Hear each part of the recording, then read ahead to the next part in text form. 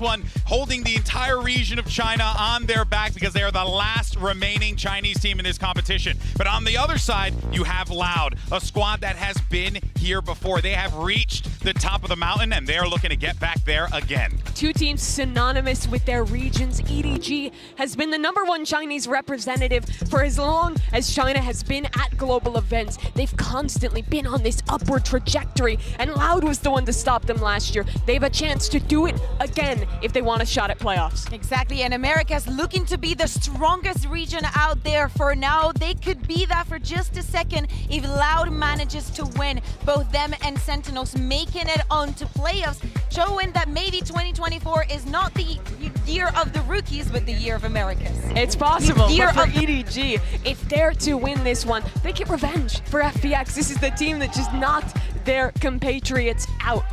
Yeah, and there is certainly going to be a lot of tension on that stage because, as we saw yesterday, right, in the PaperX game, the PaperX Heretics game, you know, when you're in these elimination matches, you're in these high-pressure moments, right? You got to wear it all out there on the stage, and Kukuka, I think both of these teams, they're going to do just that.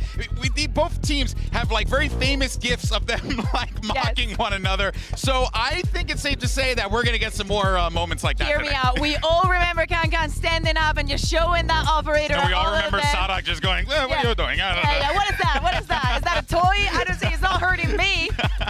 But yeah, definitely, we've seen how the character has also impacted the players from your own team and your opponents. So today, especially jumping onto Icebox, a map where individuals are so important, I think that the start for both of these teams is going to be very important. Sentinels, for example, on their first match, probably one of the reasons why it got so close is that they were losing up on the earlier rounds. Then on the second time that they played around, they were so comfortable at the beginning of the maps. If Loud can also have that kind of mechanism, they can join their competitions. And when we talk about the history, there's only been one change. That's QCK. On this map, he's playing the Jet, and he's going up against a man who many consider the best operator player in the world. It is going to be a trial for fire by the guy that they say isn't replacing Osbox, but on some of these maps, he is being asked that. Yeah. On Icebox, on Breeze, he has to step up to that plate against Kong Kong. Yeah, this could be a moment here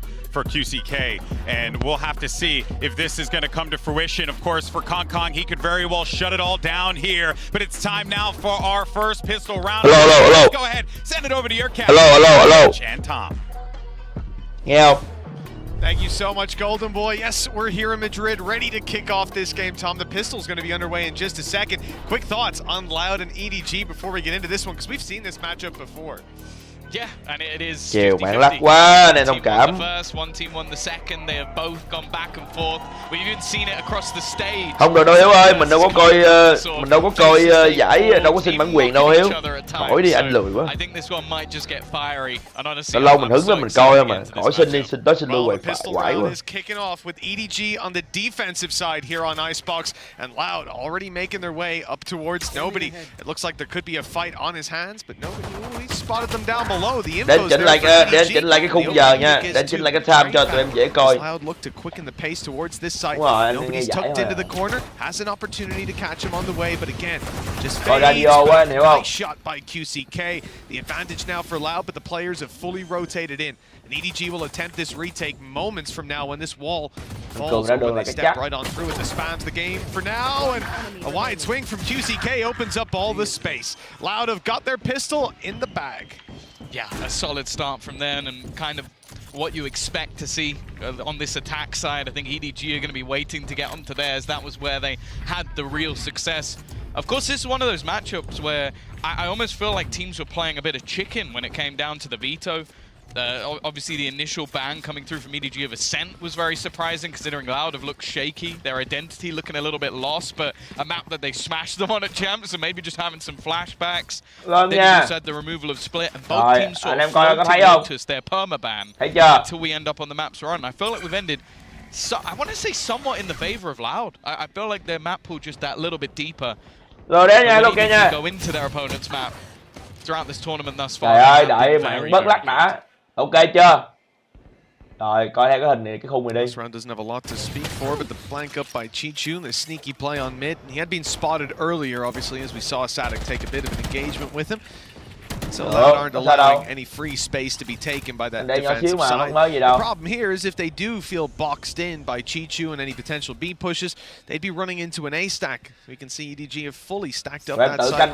Tụi em tự canh cái giờ ra là được. Not looking to commit blindly. They've spread back out and found some space. Yeah, I actually think that's really important that they go back and get that fight, because it does put the doubt in the minds of their opponents a little bit. EDG were able to stack up on A because they had the information that they had control for anybody rotating back. Even still though, cho lúc anh chỉnh như là lao 1-0 rồi. pushing into the EDG stack, which má hôm nay one of the EDG only mà ways đi they về could mới là really buồn. take any damage in this Má round. EDG This is này mà đi perfect. về You've mới taken buồn. down Chichu. At this point, you assume there's someone towards B. They'll hear the Viper wall go up. You don't have control of mid, so the rotates will go towards that side. But there was nobody there from EDG.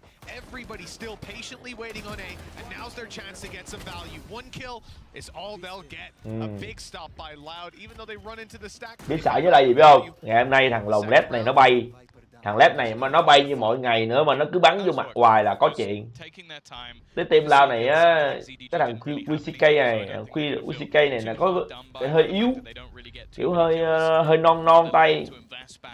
Nếu mà nó bắn hay thì không sao nha. Giờ mà nó bắn như con cặc là mẹ thằng led mà nó còn bay nữa là mẹ tới luôn đó. Bên EDG tính ra cái hôm bắn với Playerduo thì thắng, về sau thua tụi Genshin, cái trong nó phải hơi lỏ. Tụi em nghe rõ tiếng mà đúng không? Anh ngồi chạy kèo cho rap cái. Anh em cứ tự coi ở bằng cái màn hình của mình đi cho nó sướng. Anh ngồi coi chung bằng radio thôi. Rồi khi nào nếu mà bị miss timing á thì tự coi cái khung là được.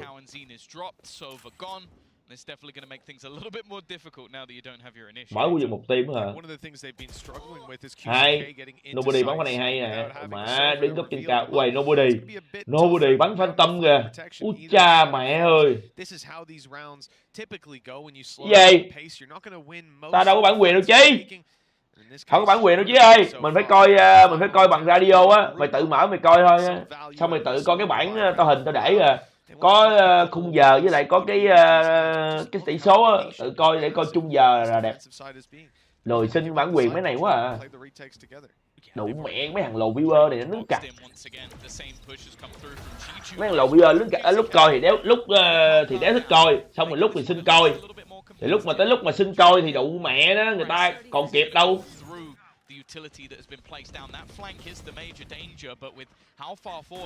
Chứ con mẹ gì nữa. Xin kêu anh Ngọc coi đi. Nói mẹ là anh Ngọc em thích coi giải với anh Ngọc.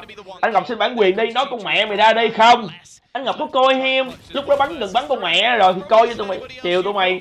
Coi với tụi mày thì đủ mẹ làm gì mà xin kịp nữa. Lại nói không. Lại nói đéo đi. Mày nói đéo đi. Bố mày chơi game khác. Gì con mẹ. Lầu má nó ngày nào cũng đang ngủ sớm, sáng thức dậy chơi sướng, đéo chịu đâu, thức con mẹ nó 3 đêm rồi. Đừng có chấm hỏi nữa, nhìn nó đần độn lắm. Nói tiếng người đi. PaperX game later on. Stay tuned for that. Yeah, to be fair, we have been doing China versus Pacific in every game so far, so I think it's understandable why some of these games have gone the other way. Thức mà mình vui. Still though, this is where things get interesting. QCK has been doing well in the early rounds as well. This means he's already going to have himself Bladestorm and an extra 4,000 credits in the bank, so he's pretty well stacked. To go for this early push, Howdong's going to be the one. Ui rồi. Almost has to fall back completely. Doesn't have any support, so his main goal is just going to be to delay as much as possible. Đồ má lấy cục hộp luôn. Rồi cho flash đánh qua đi. Cho flash đánh qua. Ôi đéo đá luôn. Đùng có đi bộ luôn hả? Ở lồng tương lao này giờ có trò đi bộ à? Đi bộ ông này đụng á, nhảy người ta nghe mẹ còn gì.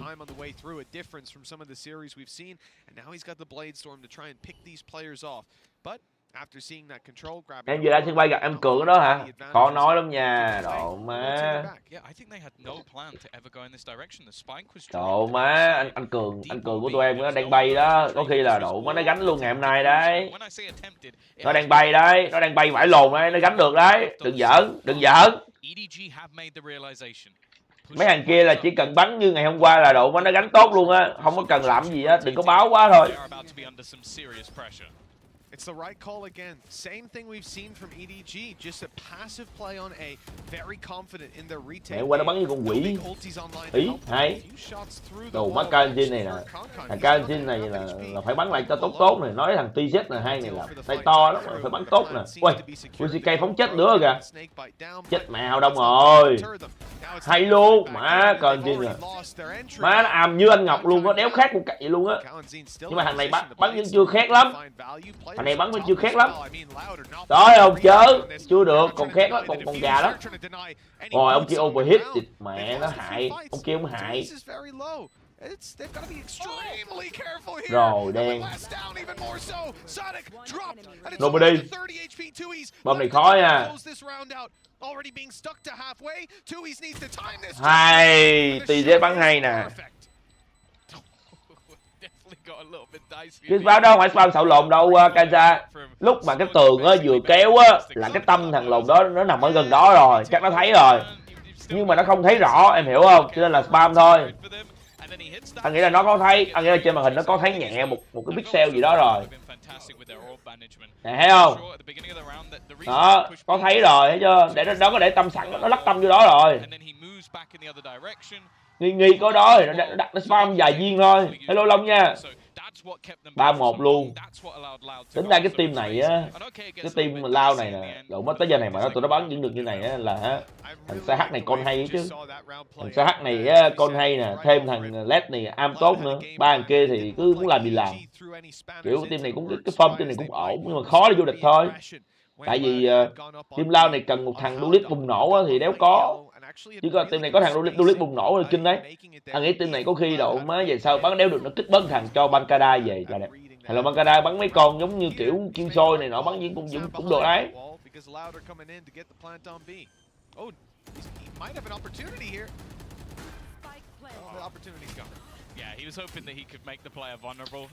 Nhưng mà chắc là Bankada này đéo về team này nữa đâu.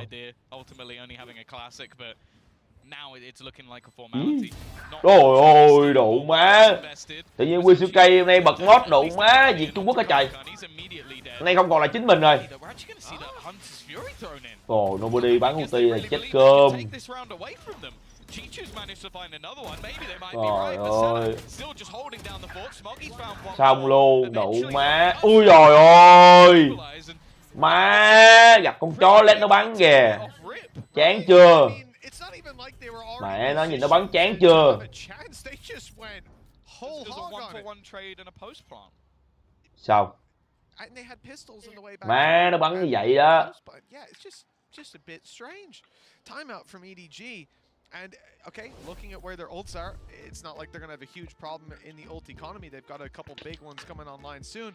One thing that's drawing my eye, though, is the fact that Sadek has a lockdown now, and they're not going to have too much to deal with it. They're going to have to rely on other well-placed utility.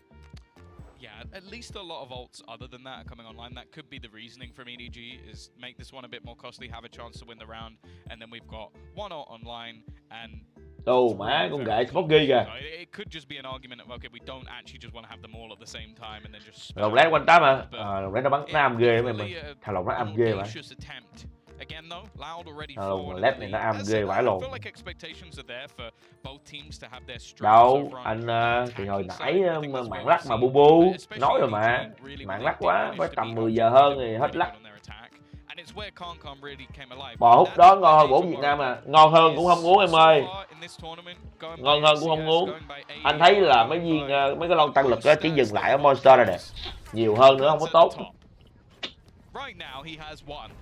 Which is not a great sign if EDG are going to be winning this, because there have been serious vulnerabilities. Even games that they've lost, he's still been in the thằng lép này nó cứ mà thằng lép này nó bắn mấy cái roll giống như là Viper á. Má gớm vậy. Mà còn mẹ biết hả, một con Viper mà nó có ulti á nhiều á cũng khó chịu lắm. Một con Viper mà nó có ulti hoài á khó chịu quá lồn. Đang khó tự nhiên nó ulti cái độ má nó bật volley vô làm quỷ. Đúng rồi, cái gì cũng vậy mà. Uống nhiều quá thì không ổn cho túi tiền của em. Sau đó là tới sức khỏe. Đấy. Tại vì người bình thường á, phải ăn ngủ đầy đủ mà, đâu có ai mà lại phải thức hoài đâu. Tuổi trẻ tụi em thức được chứ độ má. Rồi má nó phát một cái về mẹ 4A luôn. Rồi B rồi, 4B luôn. Rồi nobody bây giờ trụ ở chỗ này như nào đây? Rồi thằng Led nó đứng đây là nó thấy cái đầu nè. Nó đứng đây nó thấy không? Rồi xong.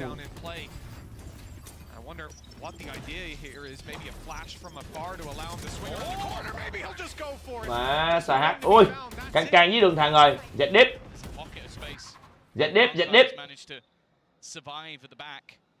Rồi thằng Led nó bò. Chết rồi. Thằng Led nó bò cái mid này. Cứu người đi. Xong. Chết mẹ Hào Đông rồi.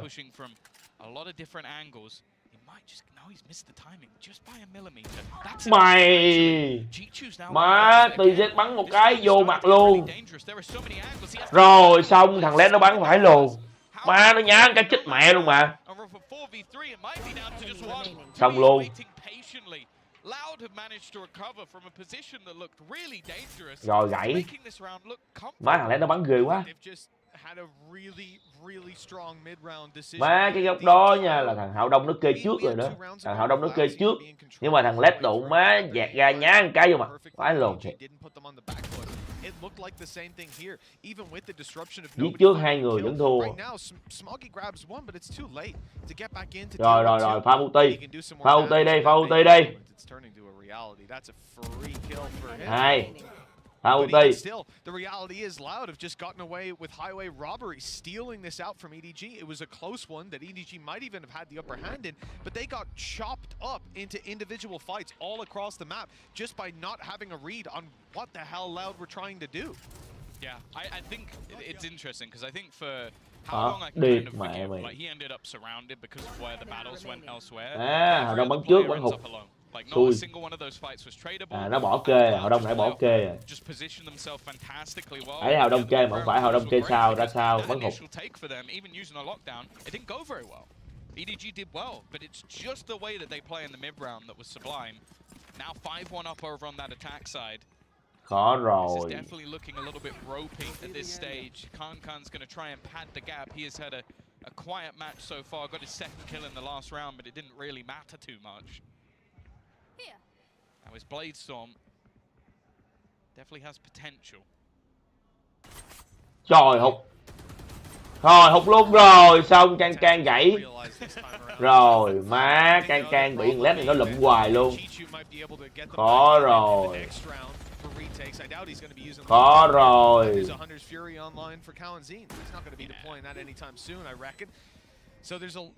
Cái gì tựa gì kỳ quá hả? Tựa này để câu mấy em fan của Sentinel đó. Là em đó Bé Nhi.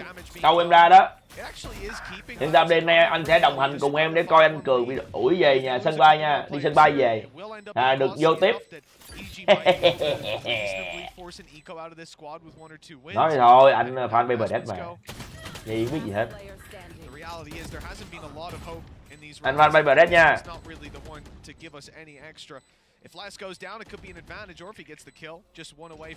Xong 6-1 luôn, độ má cái team lao này nó bắn chậm ác thiệt chứ.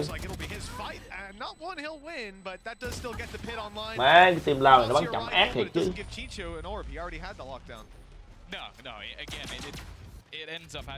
Ôi đủ má, chú Thiền fanboy sách xì vãi luôn.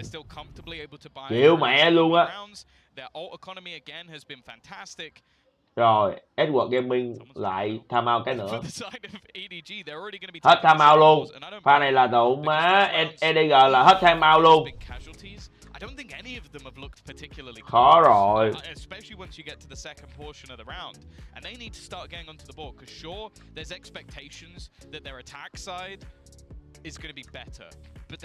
Team lao này em thấy thằng nào bắn cũng đều, không thọt nhiều lắm. Đều là do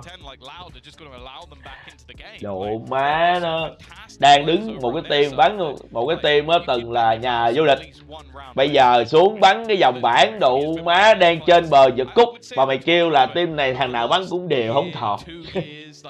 Là sao vậy cây đất? Là sao? Là sao? Từ một team mà độ má lúc lồn nào cũng chắc nẫm là độ má là đánh giá cao á, đi vô con mẹ nó vòng trong rồi bắn chứ. Bây giờ phải độ mới đứng ở ngoài bắn vòng bảng này, mém cúc đây này. Này là tranh giấy vớt rồi nè. Team này mà không thọt gì, team này thọt bỏ mẹ ra. Team này thằng led nó không bay, mấy ông kia đỡ thế lồn rồi được. Đủ má, cái này là thằng led là bức tường cuối cùng đấy. Thằng led này là bức tường cuối cùng đấy. Đang bắn thua chứ còn mẹ gì nữa, mày hỏi câu kỳ vậy mày không coi giải mà phán kinh vậy. Cái đất này không bắn nhánh thua chứ bắn nhánh gì. Cũng đông giấy hả? Đủ má, nói con em có đi cũng đông giấy tới đây thua. Đủ má, thằng Cường tới đây hết phép. Anh Cường gánh 2 ngày rồi nha, 2 ngày rồi đó. Đủ má, 2 ngày liền anh Cường gánh rồi mà team này nó thở. Chuyện đâu khỏi với cuộc đời lại gì. Đủ má, nó anh Cường chiều mà anh Cường anh coi cái pha đó anh mới thấy bực. Con đĩ mẹ nó hài vãi lộn, vừa bực mà vừa hài chứ. Mẹ nó buồn cười quá.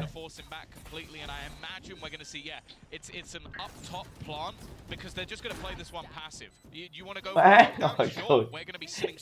cười vãi luôn. Mà đủ má đó, cái kiểu cái thằng lùn Brimstone á, nó lén lén lúc á, đủ má nhìn nó hài, có mẹ nó. Nó lại em nhớ tới mà anh chơi con vịt đó anh Cường. Nó lại em nhớ tới cái pha mà anh sao chơi vịt đó anh sao. Đủ má nó đi ra sao. Thằng lùn nó đi ra, nó nhìn thấy 3 thằng mình lúi húi. Nó thấy tụi mình lúi húi xong độ má nó trốn vô. Sao nó lại ra thêm một lần nữa đi con mẹ nó, em nói thiệt luôn á. Em nói thiệt luôn, cái thằng lùn đó là pha đó nó cũng mắc cười lắm á. Cái lồn má nó em mệt thiệt chứ. Lồn hồi chiều mà em la em cười đủ má nó em khang tiếng luôn mà. Mẹ nó.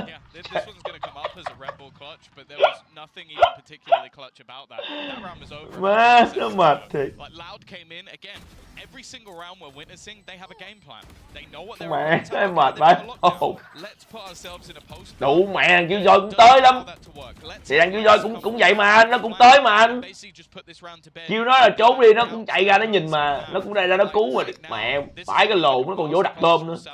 Thằng này đặt bơm, thằng này chạy ra cứu mà đủ mà mình gào vãi lồn gào nó đéo nghe. Mệt vãi lồn.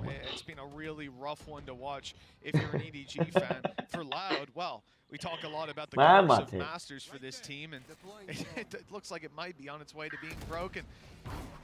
Bây giờ đang bắn đúng răng là nó vậy mà em. Bắn đúng răng thì nó vậy thôi. Bình thường mà. Thì phải vậy mới gọi là đúng răng. Còn mấy ông mà bắn vô mà Smurf nhìn là biết liền à. Vô Smurf nhìn biết liền à.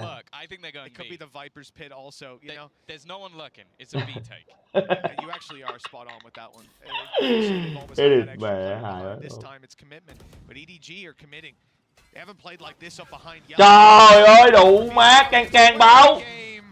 Trời ơi can báo. Con mà.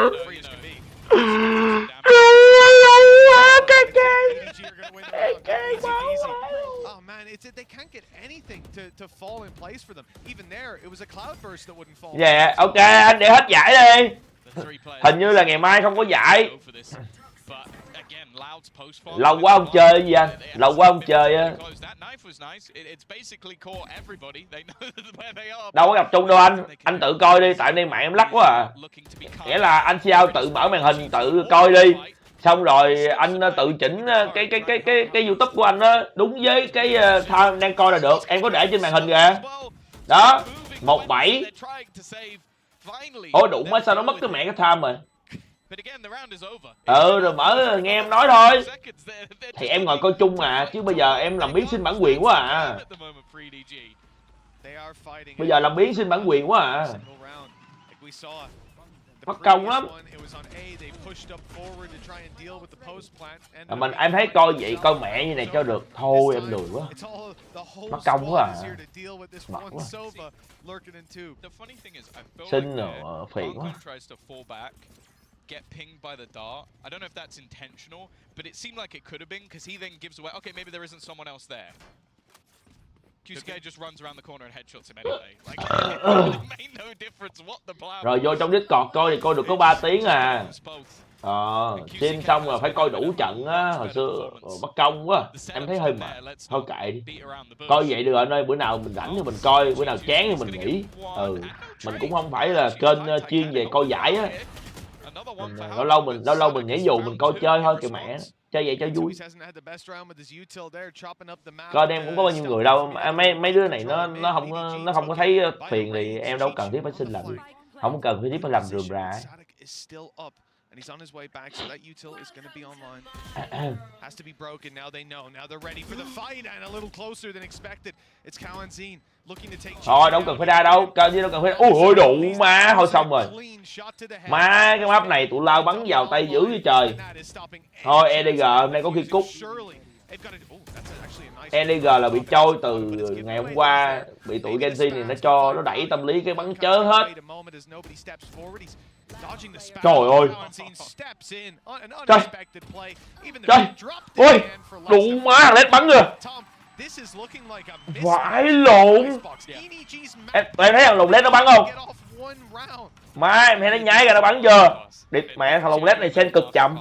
Thằng Led này là sen cũng dạng là 0.24, 0.25 gì đó, DPI 800. Đủ má nó nhái ra nó bắn vô mặt luôn.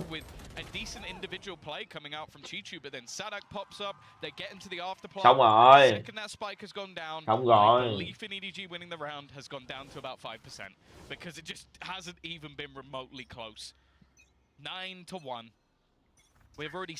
Bắn kinh vãi lộn.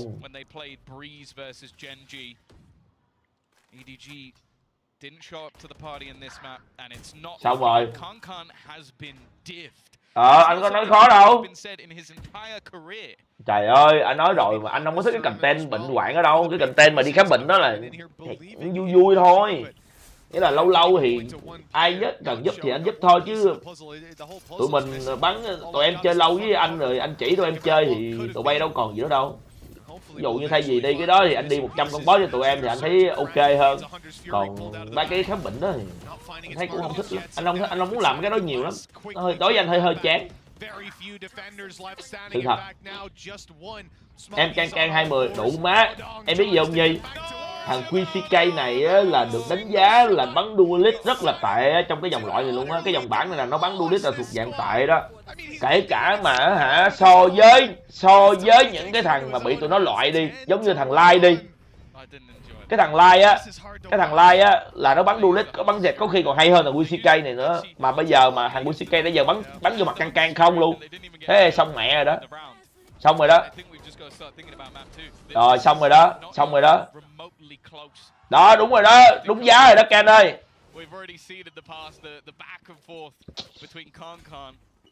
Trắng chúng đập gì đâu ơn, vui mà. Giống đủ má, em hay quá em ơn ơi, em hay quá.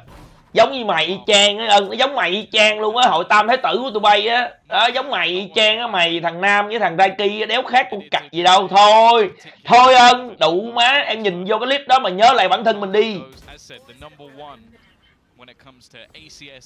Đúng rồi Tú Thiên chứ đâu anh đâu có rảnh đâu mà anh chạy 100 con như tụi em. Mấy cái game này á, anh ít khi nào chơi dùm cho người ta lắm. Tại vì chơi dùm vui mà. Tụi em cần thì anh đi dùm chơi thôi chứ anh đâu có chủ động đi mấy này đâu. Để cho tụi em chơi, cho tụi em vui vẻ, game có nhiêu đó để tụi em chơi. Tụi em chơi không được thì anh giúp thôi chứ đâu có lúc nào anh cũng đi dùm vậy được. Rồi đủ má điếc rồi bắn mà thằng Cao Anjin nó lên cái nhắm luôn. Cái lồn má bắn mà thằng lồn Cao Anjin nó lên cái nhắm luôn là tụi mày thấy xong rồi đó. Có khi nào ngày hôm nay bắn đủ má 2 map nửa tiếng đồng hồ, 2 map đúng tiếng trời. Hả? B3 bắn đủ má 1 tiếng đồng hồ. 6 giờ bắn 7 giờ phỏng vấn. 10 giờ bắn 11 giờ phỏng vấn xong đủ má EDG cút về nhà luôn.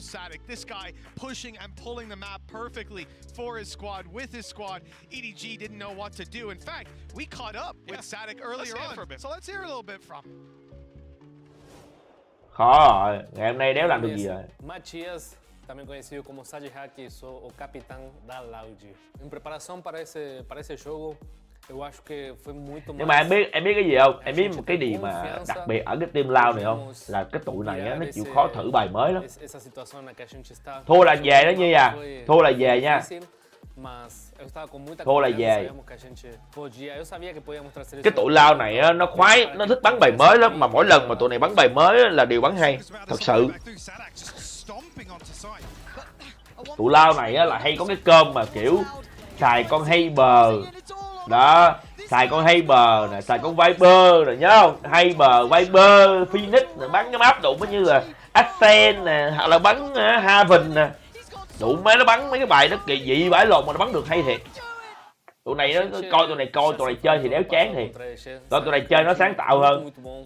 Còn nếu mà muốn coi tay to thì hồi đó thì mình cái đó mình coi tay to thì mình coi của tụi kiểu là thích coi mà ủi thì coi của Playerduo cũng được, mà đợt nó ủi nhiều quá nó bắn nó hơi ngáo thôi. Đúng rồi, tụi nó nghiên cứu cái bài dị dị hay á. Không phải team nào cũng bắn được như này đâu, anh nói thật. Anh nói với em nghe nha, bây giờ cái team Playerduo này á cũng rất lầm phải con cặp. Anh nói thiệt, thấy vậy thôi bỏ thằng Forsaken ra, đéo ai bắn frag. Hứa với em luôn, đéo ai bắn frag luôn. Giờ này em mới ra Hanabi á hả? Tốn phải cái lồn. Giải này to hả? Đúng rồi em, giải này là giải to rồi còn gì. Giải này là giải Valorant Master rồi còn gì nữa. Sau giải này còn đúng một giải nữa thôi là một giải Master nữa thì phải. Với lại một giải Champion nếu nhớ không lầm, một năm mình như 3 giải hay 2 giải gì á. Đây là những giải to nhất rồi mà em. Hình như là còn một giải nữa là ở tổ chức ở Thượng Hải đó. Giải đây là full T1, còn một giải Master Thượng Hải rồi cuối năm là Champion á. Một năm là chỉ có mấy giải này để cho mấy team franchise này bắn với nhau thôi.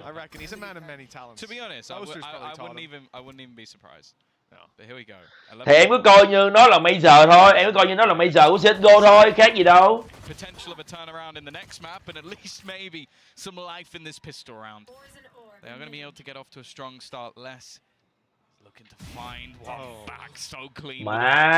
Má em nhìn thằng Led nó bắn kìa, đủ má nó bắn vãi lồn. Ôi đủ má hên quá, vừa nói nó bắn chứ là vãi lồn, pha này nó bắn chớn. Hên nó chớ đây, nó giết luôn là độ má có chuyện rồi đó.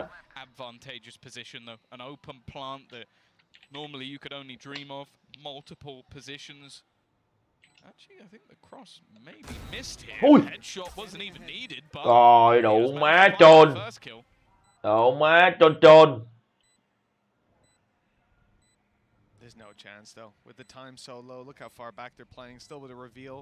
Rồi nó kiếm thằng cái CT rồi, nó biết rồi. Rồi gỡ nữa. Quay lại bắn đường thằng pha multi cũng được. Này trai. Bên thứ 3 tổ chức hả? Mà anh không chịu, giải này người ta không chịu đâu. Riot chắc không có chịu làm mấy cái giải nó kiểu đâu.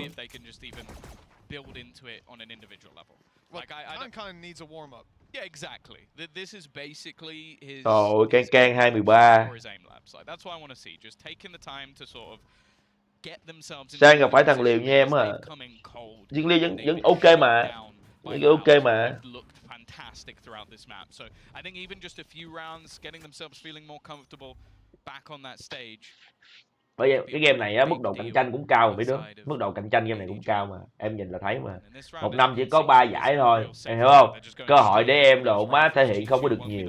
Em mà thua là độ má gãy luôn. Có thua là cái là cứ em có thấy thua một giải 2 giải là gần như là muốn bay con mẹ nó sự nghiệp luôn rồi. Đào thải liền. Sao đang bắn kinh mà độ má tụi đó này nó nứng lên cái nó tắt map, cái nó cắt cái map đó em đang bắn hay đi, nó bỏ map đó đi xong nó chuyển thành độ má nó cắt con tướng cái nữa rồi gãy. Má CH này bắt bài đẹp quá, chắc bắt bài con mẹ 5B luôn mà.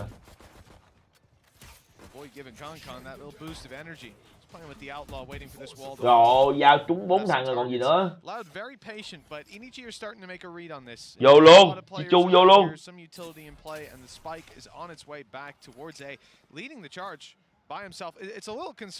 Thông minh rồi. Chị Chu thông minh rồi, chị Chu thông minh pha này hay nè. Giờ bắn không biết bắn sao thôi.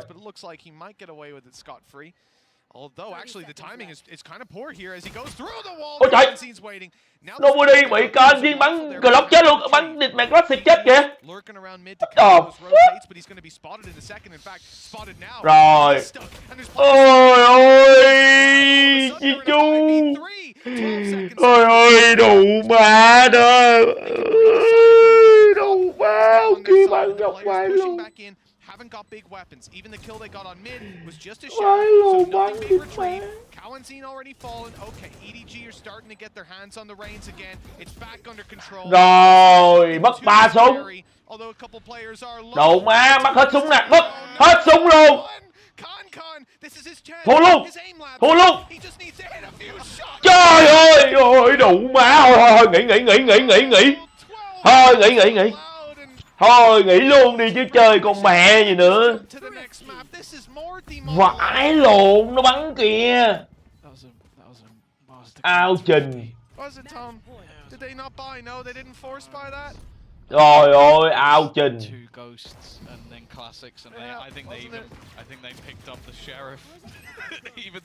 Má cây sheriff của thằng Chichu nó hại. Thấy không? Em thấy cây sheriff của thằng Chichu nó hại chưa? Đậu má, thả lại cây sheriff, thằng SH đã làm 2 cái mặt luôn.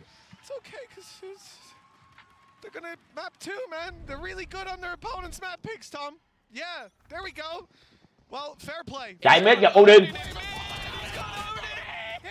Okay, Concon's managed to get to. Maybe, no, who are we even kidding? There's so much still that needs to be done. Still 3 players standing. Khó.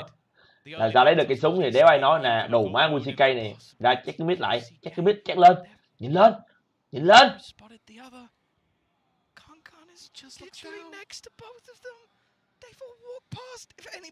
Phải lộn, tính ra ông WCK này di chuyển cũng như con cặc. Đấy. Rồi, đẹp rồi. Smokey đéo bao giờ ngờ có thằng đứng gần đâu. Zombie đéo bao giờ ngờ có thằng độ má đứng gần đâu. Can giờ chửi là đủ má sao đi qua tao đéo biết. Đéo ai nhìn biết.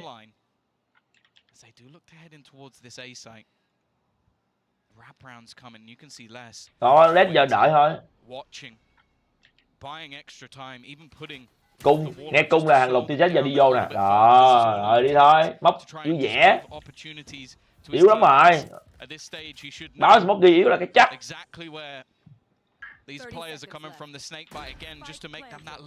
Đừng bắn lỗi là được. Đừng bắn lỗi là được. Giết luôn 2. Sao? Á lồn đúng nhanh luôn. GG. Most dominant performance we've seen in the tournament so far. They are one step away from making it to the top 4. Nothing but smiles from Sadek up on that. Đéo thở được luôn mà. Ao trình. Cái này là ao trình nha. Lát nữa có khi team BBD không bị giống vậy á.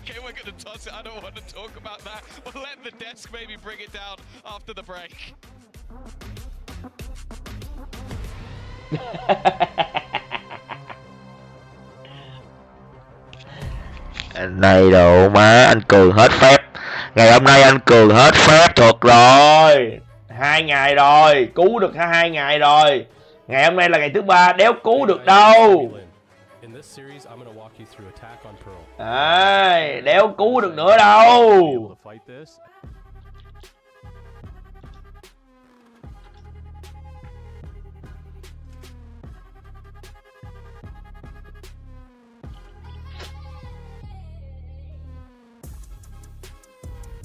Phải lồn anh Xâm Thiên ngày hôm qua bắn bị mấy thằng trẻ con nó bắn ở trong mặt, xong bị nó gáy cây cứu rồi đồng đội gánh xong đồ mới thắng đứng lên đưa ngón tay xong lại phải xin lỗi. Địt con mẹ nó quê điên. Trời ơi đụng má nó quê điên luôn á. Trời ơi bắn không lại trẻ con bị nó gáy thì cây cứu. Đồ má đúng là đéo có đẳng cấp luôn, cái đó là đéo có đẳng cấp luôn. Thiệt, đồ má đúng luôn á. Đéo phải là anh gánh nữa, phải thà anh gánh thì đồ má, anh đứng anh gáy người ta cũng không nói. Anh đéo có gánh, anh ăn hôi thôi. Anh ăn hôi thôi mà đồ má, anh đứng lên móc lỗ tai, anh làm thấy ghê. Đồ má, nó nhạy cảm quá, bị mấy nhỏ khò khè xíu là đứng lên giơ ngón tay luôn. Chết mẹ, làm vậy chi, cho người ta xin lỗi.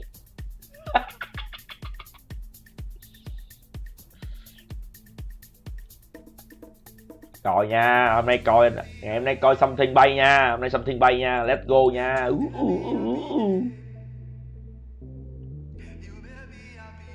Hôm nay EDG không còn là chính mình rồi. Và Playerduo cũng vậy. Mẹ, tôi nhìn thấy tương lai rồi. Tôi nhìn thấy tương lai rồi.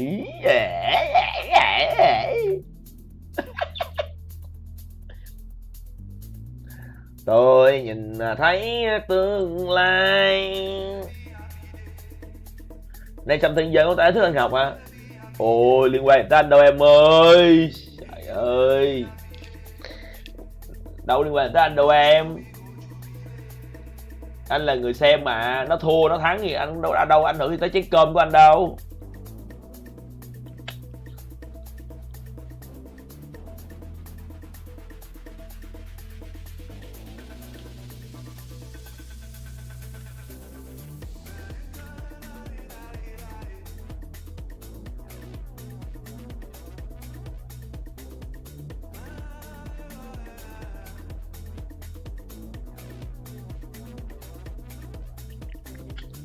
Anh này có thù với bê đẻ hay sao? Anh cứ nói người ta về nước biết hả? Thì anh thấy bắn kém anh nói vậy thôi, anh biết gì đâu.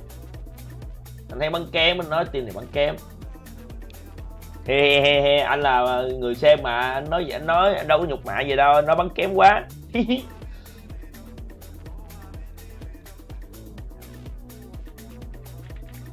Tôi giỡn thôi cho anh fan Playerduo á. Nãy giờ anh giỡn thôi. Anh fan Playerduo mà. Bậy bạ, anh đứng chung chiến tiến với bé Nhi với Quân Minh nha.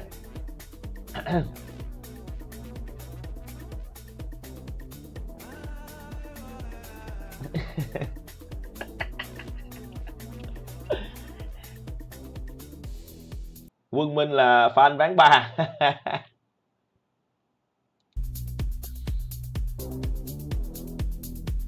Anh fan mà anh chưa bình. Trời ơi, thật ra là phải có thất bại mới nhìn thấy được cái điểm yếu, em hiểu không? Để cho ăn tiền cái giải cuối năm nè, Champion nè, giải Champion cuối năm nè, phải có sự thay đổi để biến thành nhà vô địch nè.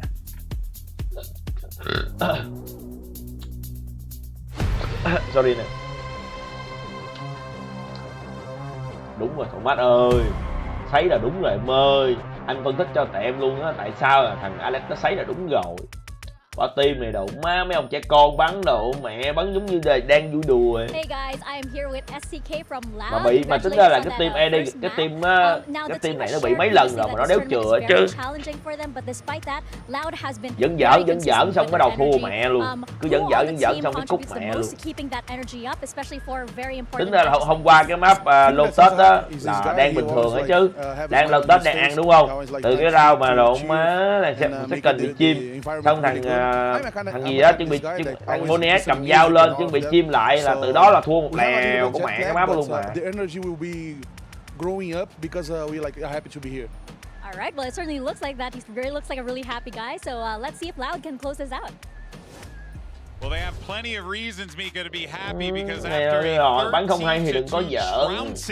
Over the Chinese #1 seed, Loud show the world that they are very much here to play and maybe even here to stay. That was, honestly, I'm not going to sugarcoat it. That was just straight up brutal. Like, I mean, what is going on with EDG? Back to back, they start a map with an 11-1 half. Để một lát coi Casey á, nó bích cái map gì nó bắn với lại team đó. Anh nghĩ Casey cao lắm, khả năng cao là nó sẽ ban map sunset.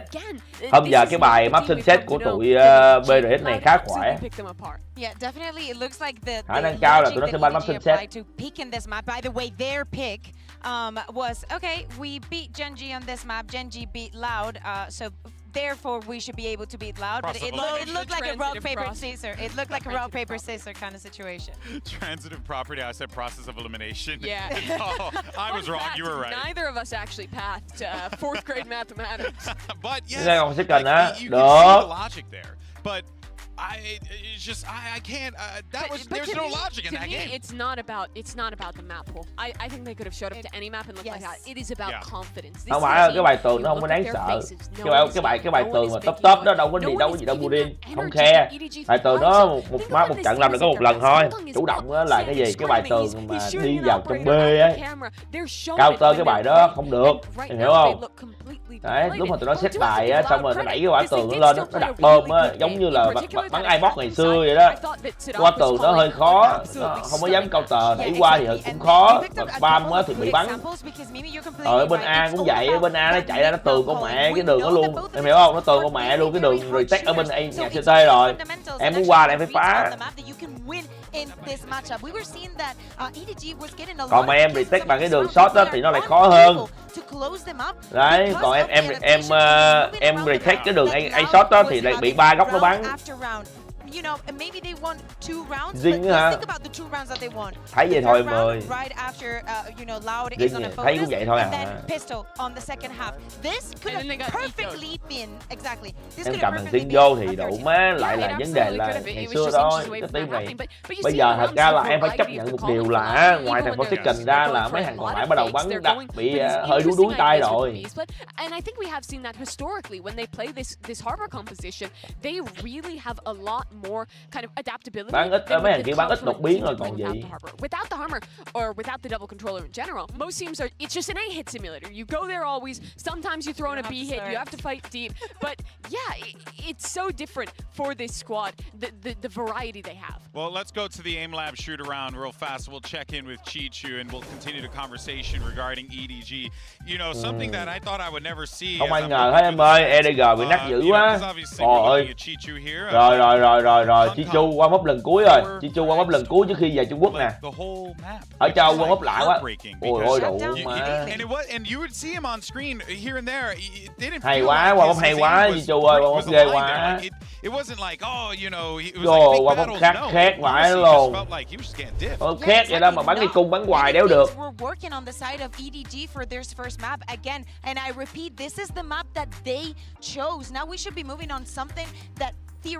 Khó em ơi, team lao ngày nay tụi nó bắn tính quá. Thằng Wescan cũng bắn tính vãi lùn. Wescan bắn cũng tính vãi lùn. Bình thường Wescan thọt hôm nay nó bắn cũng bay à. Rồi, sunset. Map tới là map bích của Lao luôn. Và Lao bắn phòng thủ trước.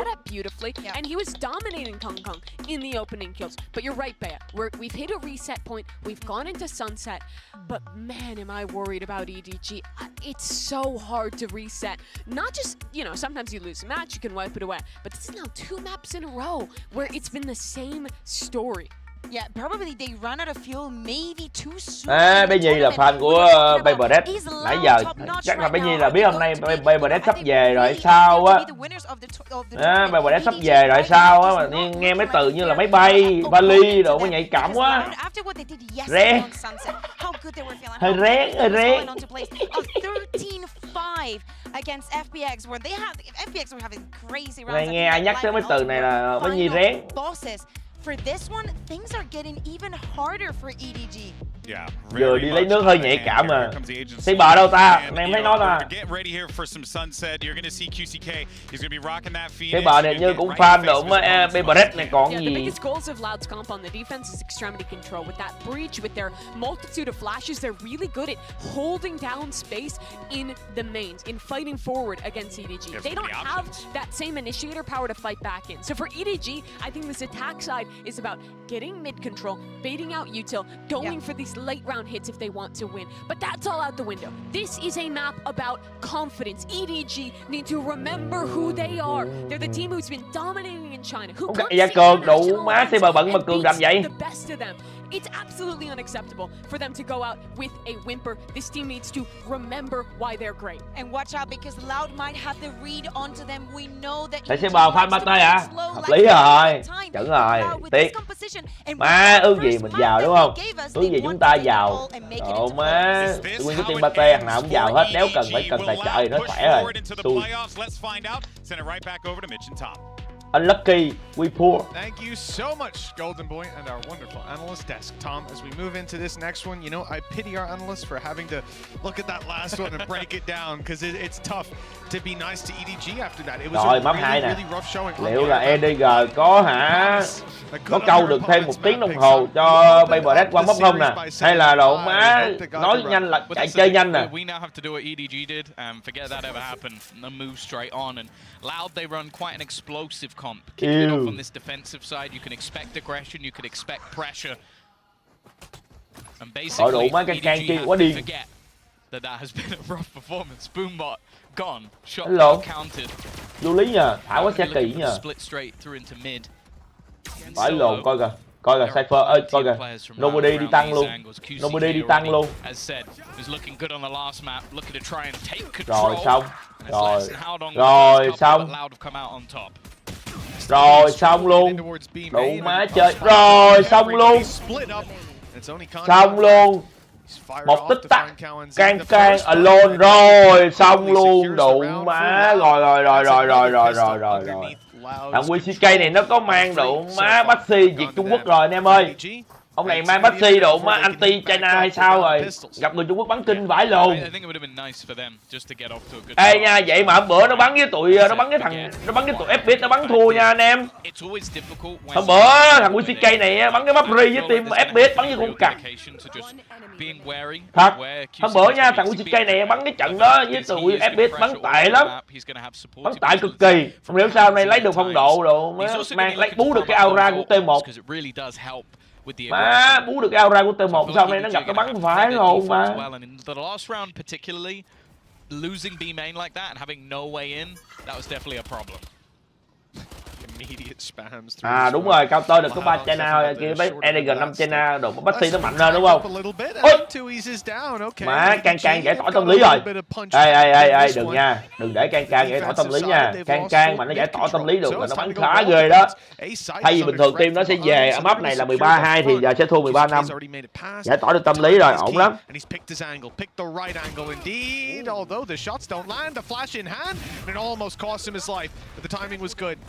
Down. The heal can be found by QCK, and he's out of there. Actually, he's just going to give up the control entirely. Ghê ba anh Cường không à?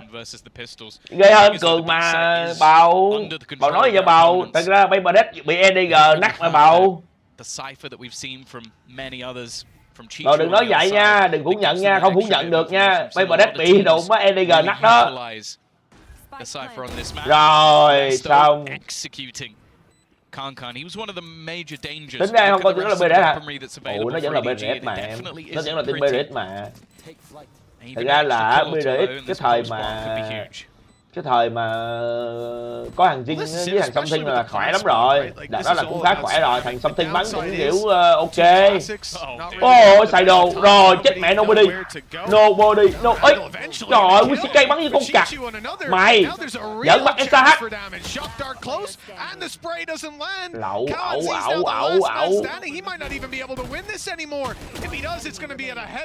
ẩu quá SH ẩu quá đợi tí còn chém lát kìa. No belief in the fact that EDG would be able to take that home. Already getting them. SH hơi nhầm. Còn cái flash kìa, cao hơn còn cái flash kìa để flash vô cho nó. Phải đó flash vô là thắng chắc. In a snake bite and then peek after the two pulses. That's one of the few moments you're going to see an aftershock, like the changes that they made to it from 3 pulses to 2. Này cái pha ông WCK này là mới hồi giái thôi, chứ pha thằng LED thì xui. Pha thằng LED là xui em ơi. Thằng LED là thằng Chi Chu đụng á vừa đi vừa bắn kìa. Ghê bạo, khó lắm nha, anh nghĩ là vẫn win được đó. Lao đang vào tay lắm. Để coi LED nè, LED nó sẽ kết thúc nè. Úi trời. Má, thôi xong rồi. Team Lao này đụng á, biển bầu đụng với bật aura rồi, bầu nó bật aura rồi. Already been dropped. Both rifles that Loud have are now on the floor. This is a confident looking tỉnh rồi, Can quá trao tỉnh rồi. Dangerously missing in the last map, and he did have a rough performance the last time they played Sunset as well versus Payback, so I was a little bit worried, but Can tỉnh rồi, 2-1. Đẹp. 2Es now. Again, it's about getting a kill, getting anything, make things more costly. They know exactly where he is. Now, not shooting it might bait the idea that he's round the corner, but can't is Dữ trời, 4 mạng luôn. he's not giving anything away, and to bounce back off pistols and then go into a flawless round, that's about as good of an economy boost as you're ever going to get. Rồi, Well, tỉnh, they lost tỉnh, the tỉnh, pistol. tỉnh. They're 2-1 up, and they've got a showstopper on Concon, a player that was, as you said, just completely missing on the previous map. A player that is really the reason that people are believing in this squad being able to pull it across the line, because he's been so strong this Dữ tournament. trời. And I was terrified. If he didn't show up here, the game was already over. But very early on, we found out that he's here to play. And round number 4, nhanh luôn. full buy for both squads. Run it back online. Okay, he's insta-pop the showstopper. Đồ mới bắt cung số vai đẹp nè. This just has to be Phải học, anh em phải học ở cung số vai nè. Đó, nó check góc giùm cho can can nè, ngon nè. He's garnered quite a bit of space, but because he's gone the direction of elbow, Cung này thông minh đẹp luôn á, check góc giùm luôn. Quả Quả đó là cung mà quét trúng cái thằng nào bên tay phải có cái là can can thục nguyên quả ulti vô luôn. This was a ruse. I like this from EDG. They're now breaking the door, and I feel like this is putting in some real hesitation in the side of Loud. Like they're clearing things out. Mấy team châu Á comeback cũng hay. Được cái dạo này mấy team châu Á mình bắn comeback hay. Ồ, con da này là bên đột kích hả mấy đứa? Da của thằng can can này ở bên đột kích cũng có con y chang vậy hả? You saw one, he might have seen two. Decent shock dart as well, some damage done. EDG on their way through though. Mày, đi chu chớ. Rồi. WCK bật nội tại độ má, với Trung Quốc tới rồi. He's on his way through. Peak is good for some damage. QCK focused on the site, gets dropped eventually, but he's back in the fight now. Alongside Kawanzin, who's just burned the ball as utility, and that flash đủ má, Molly đau quá. Ai da, chưa đặt được bom nữa. Certainly has. They're all low and well sat around the same position. Chưa đặt được bom nữa, chết con mẹ rồi. He's the first to swing, post on the wide angle, and find quite a bit of control for himself. The plant still to be secured with 15 seconds. They ôi đủ má, nó đi tỉnh. to get that done, and it's the corner up close. Nobody has xong luôn, xong rồi. It's already done. You'd imagine. Xong rồi. Mất quá nhiều thời gian để đặt bom. Mất quá nhiều thời gian để đặt bom. Very odd round. Like I don't mind the ideas from EDG. Like the start, if that was the game plan. Hai đều nha. Okay, that's fine. Then they pause, which I definitely think puts some doubt in the minds of their opponents. But then they don't really take that space, and they take so long to get into an afterplant position. Rồi, bắt đầu từ đây luôn, 13-2 luôn. Đẹp. Chưa mã hả? Ủa thì anh có nói gì đâu. Anh chỉ nói rồi nha thôi mà, nhạy cảm vậy. Là sao? Phải là 2-0 là sao? Ủa thì anh nãy giờ anh cổ vũ lao, anh vũ lao cho EDG về nước mà, anh có nói gì đâu ta? Hello Hoàng. Something to fall back on. Close to getting a null command as well. Tui's, well, gì thế nhờ? he might have his by the end of the round. We'll see if that has any impact. Round 5 starts off with a spray, and Concon getting put in his place by Kawanzin. As we saw that was just blind fire straight through the smoke, but an angle that's going to be very frequently spammed. Biết 1 mét luôn. Ngay rồi, đồ má, TZ này nó khôn. Rồi, chạy luôn, đi về luôn. Ngon. Off of this, call for some rotations, and you can see Loud are starting to group up together. Má, bắn 3 mid luôn kìa. Đó, đẩy không? Có đẩy không? Không đẩy, đi về, biết có thằng cây mid rồi. Nghi rồi. Đóng cửa luôn. Tôi qua check, Sahat phải check phải. Sahat đéo check phải rồi. Sahat ẩu rồi. Tụi EDG đây ngồi đây quái lồn mà Sahat đéo check.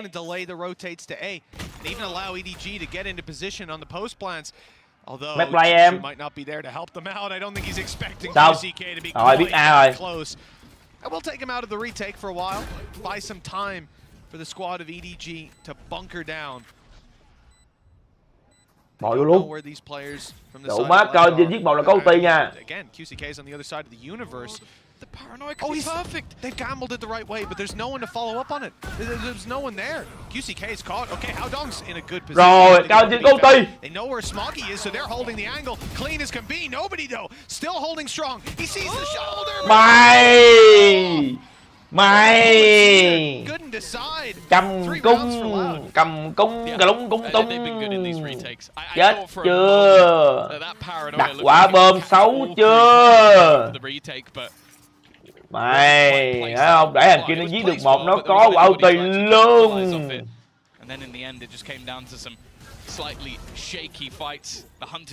Nobody bắn qua ulti này cũng tệ cơ. Thật ra Nobody bắn qua ulti này cũng tệ cơ, không hay lắm. Không hiểu, chả hiểu. An toàn, nó không thích đặt bơm quá đâu, đặt bơm quá kỳ quá. Góc đó khó lắm, góc đó khó mà cứu bơm. Góc đó khó cứu bơm. Cái đéo quả bơm mà nó hở ra ngoài xíu là khỏe rồi. Bơm kính ghét nhất là đặt bơm cái chỗ kính đó. Đặt bơm cái chỗ kính đó là phải thủ được cái chỗ đó, không thủ được khó lắm. Lấy up Viper gì nữa diễn. Lầu mà diễn. Despite that, they're still able to get a good stranglehold over the site. You can see why they're confident. Đúng rồi, cái này lỗi đặt bơm thôi. Hello Ngọc Hậu, anh Ngọc theo lao hả? Thì anh là fan của đội thắng mà Hậu. Anh là fan của đội thắng mà em. Không biết, ngày hôm nay team EDG này bắn lỗi nhiều em ơi. Kiểu không được chỉnh chu lắm. Cảm giác bắn không được chỉnh chu lắm. Hasn't managed to really get anything. And now it's up to the heroes on the other side to try and hold this one down. Rồi bắn trước chớ luôn, Hậu Đông bắn trước chớ luôn. Chớ tiếp. Không, ông này đi móc lộ rồi. Ý, hay nè. Cung. Ngồi gỡ nữa luôn, hả? Đồ má, Sạc bắn ngoại cả. Sạc bắn ngoại cả. No chance.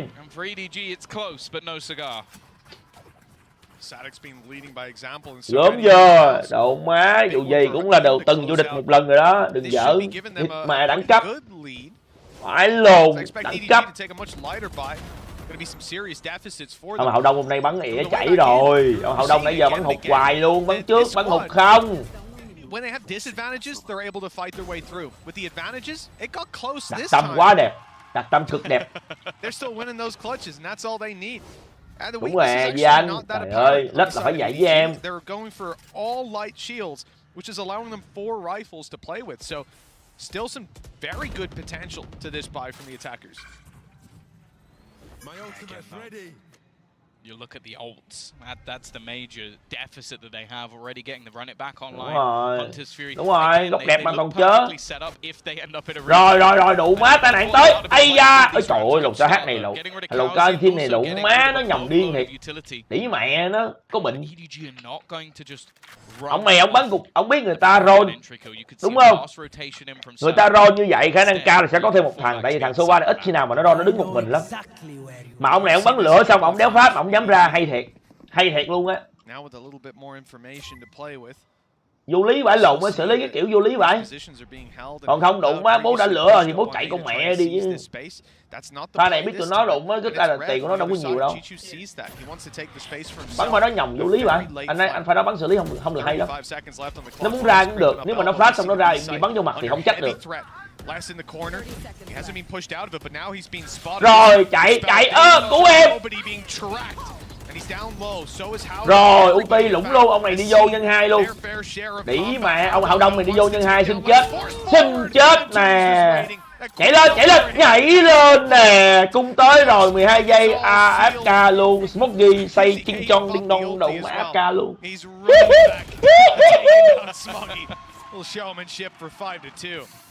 Em không hiểu sao em không ưa mấy team chung hả? Ôi tại em ơi. Coi giải chơi vui thôi em chứ ghét gì mấy thằng này. Anh là ít khi mà ghét người này ghét người kia đó em ơi. Coi giải chơi vui thôi. Coi giải chém gió chơi thôi, cái gì đâu ghét người này ghét kia. Nhưng mà thằng Song Thiên là anh thấy khó chịu. And then also you just have Tui just pop in anyone's head that even looks at him for a second. Well, I think that's also part of it. You have riêng thằng đó thôi, riêng thằng đó thôi. Riêng thằng đó thôi. Tại vì á, nói thiệt, này nói thật thôi, chơi game là phải gáy. Anh nói thiệt, nếu anh là dân chơi CSGO, anh chơi game thích gáy lắm. Thua thì thôi, mình thua mình bị gáy không thành vấn đề. Lúc mình thắng mình gáy lại, đủ mới chơi game phải vậy mới vui. Nhưng mà bố này đéo có được, bố này chơi đéo có được phe lắm. Gáy mấy gáy thì cũng được đi, đủ má giơ ngón tay lên nhìn nó bẩn bẩn. Mà bố đéo phải bắn hay cơ, đéo phải bắn hay nữa, bắn tệ phải lồn bị mấy nhỏ giả xong rồi gáy. Cuối đứng lên rồi. Cái đó nó nhìn nó đéo đẳng cấp. Gáy ở trong trận thì được. Đấy, hiểu không? Kiểu trong trận á. Kiểu trong trận á mình đứng lên mình gáy không sao hết, không thành vấn đề. Nhưng mà độ mới xong trận rồi đứng lên độ mới đưa ngón tay nhìn mẹ, đúng không? Khác gì bây giờ em vô em ra sân chơi em thi, em chơi với mấy thằng trẻ con rồi em bị nó đánh thua xong em đứng lên chửi nó thì cũng được đi. Bây giờ xong trận nhưng mà ra mình đánh nó làm chi? Ra mình bắt đầu nó làm chi? Đó, nghe nó vô lý. Còn mấy mà xong trận mấy thằng kia nó có gáy gì nữa đâu, nó thua nó gáy gì nữa. Ông đứng lên gáy là xong đi, còn ngóc ngón tay lên nữa. Nhìn nó không được đẹp, hành động nó không đẹp.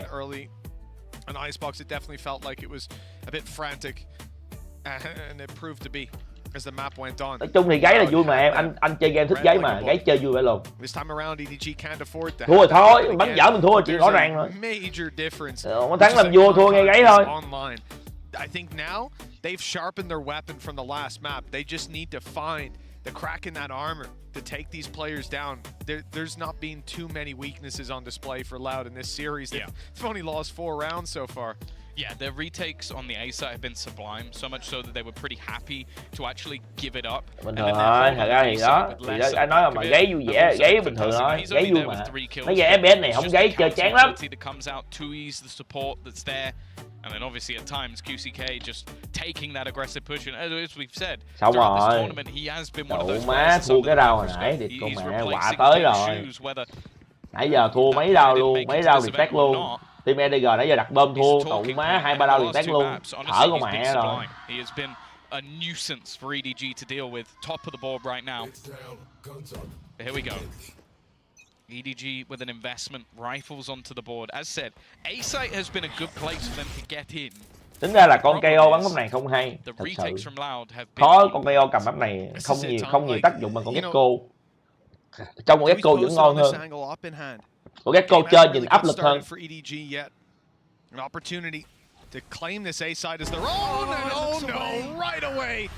The timing is found, the space is taken, and Tui's is right back out of nghe tiếng tele, nghe tiếng xe là biết ít nhất ở đây có 2 thằng. Ok, báo liền 2A. Khả năng cao là sẽ rất là đông A, cho nên là đổ qua đồng đội về là đẹp. Rồi Ron luôn, trúng thằng này luôn. Vô thôi, tôi đi test. Rất dễ, không có gì khó cả. Anh đặt bom đi, anh đặt bom rồi tôi tới. Đụng má full đồ. Nè, full đồ nè. Ông Chichu này còn móc mít. Màu mày đi móc nè, đi móc bị bắt bài nè, đi móc bị thằng lét bắt bài, đi móc bị thằng lét bắt bài. Đấy, gặp ngay bố, xong chạy đi, đặt cái bom đi, đéo thể đặt được bom luôn. Bây giờ làm gì nhau, đặt cái bom bỏ lại cái mạng, hậu má đặt cái bom bỏ lại cái mạng luôn. 7-2. Đúng rồi. Đặt bom mà vô góc đó là gần như là phải hy sinh một người để đặt bom rồi em ơi. Em không chạy được. Xử lý chuẩn chỉ luôn thấy chưa? Đó, Muli lửa làm đúng quả combo đẹp luôn. Flash tới, ăn hôi luôn.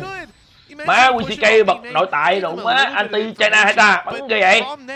The rotate comes in, Les leaves B main, moves to mid, waits. Không phải là đọc như một cuốn sách đâu Laika, thật ra cái pha tình huống đó lâu rồi, em nhìn nè, từ đầu đến cuối bắn nhau bên A. Đúng chưa? Chưa có hề thấy thằng Chichu, chưa có hề thấy nó, mà nó bắn Cypher nữa là người ta sẽ nghi nó móc. Mà bom chưa đặt, đúng không? Bom chưa đặt thì tụi nó làm cái gì? Rõ ràng là tụi nó đang chờ một thằng móc tới. Em hiểu không? Bom chưa đặt nghĩa là tụi bên này đang có thể chờ thằng móc nó làm cái gì đó, thì bắt tài bắn kỹ là thằng led đứng trên mấy là chuẩn chỉ.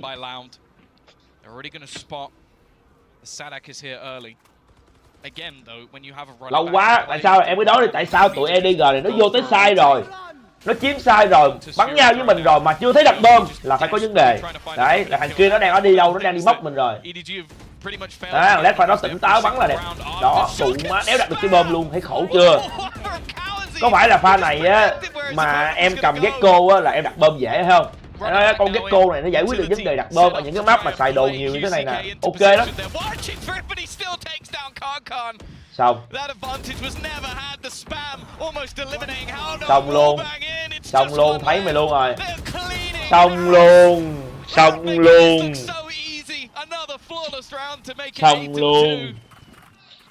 Đéo cho đặt bom luôn.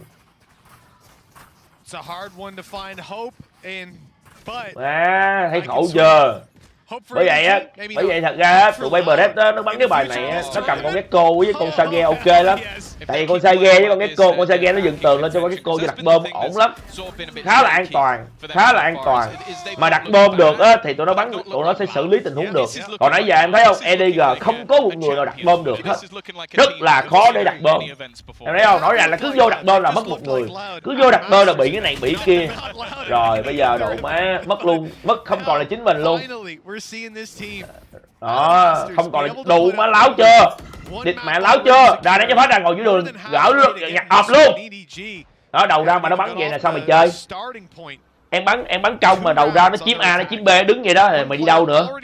Em đéo thể nào đi đâu được luôn. Đéo có chỗ nào cho em đi ngoài trừ mid. Thì bây giờ cái thằng bây giờ thằng SH này giờ chỉ cần bắn mid vui vẻ là được.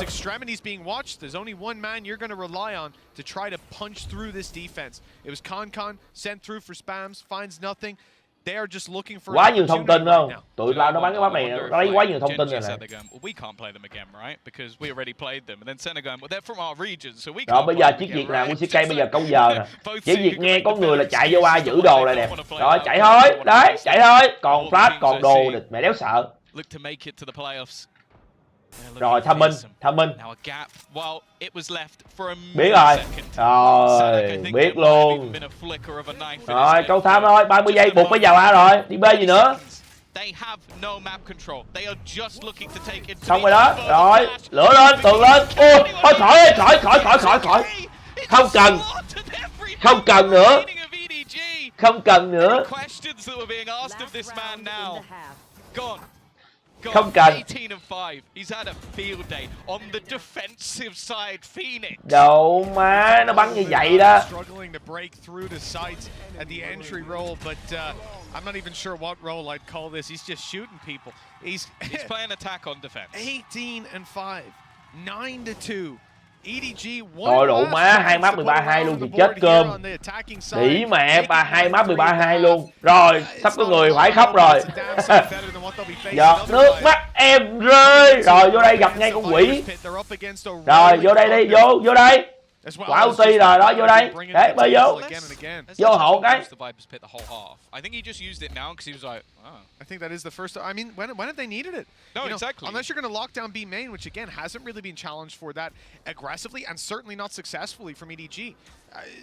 There's been no pressure, zero pressure from this squad. You know the little rồi biết là chắc chắn là sẽ người đi chợ vô, cho nên là thằng cao anh Jin này là sẽ đứng đây thủ cái chợ này. Trời đủ má, cầm nhắm luôn, quái lùn, quỷ. Thấy rồi. Mày ulti mày luôn. Địt mẹ, mày ác quỷ tới. Rồi xong rồi. Mày lỗ nha. So Loud might want to compete for mid control. Maybe this can work out for EDG to force another fight. Instead, Kawanzi wants to try to get a little angle. He's got a spam. Rồi, tôi cứu bạn cứu tôi. The man advantage sits in their favor as they move towards B and they're bypassing this Viper's pit entirely. Sadik needs to be careful here. He's playing a risky game up against Concon. The flank is underway as well. Look, Chichu's thread the needle straight through. And the thing is, vẫn còn led ở đây, vẫn còn led ở đây. Chichu móc được không? Chichu móc, chết mẹ, Chichu móc được rồi, Chichu móc được thằng Omen rồi. Cầm súng, chết. Ui. Trời ơi, bắn chớ hết rồi. Nai chai, chớ hết rồi. Không sao, đao cuối cũng được. But let's be real, Mitch, this has not been a pleasant outing for them. No, it absolutely has.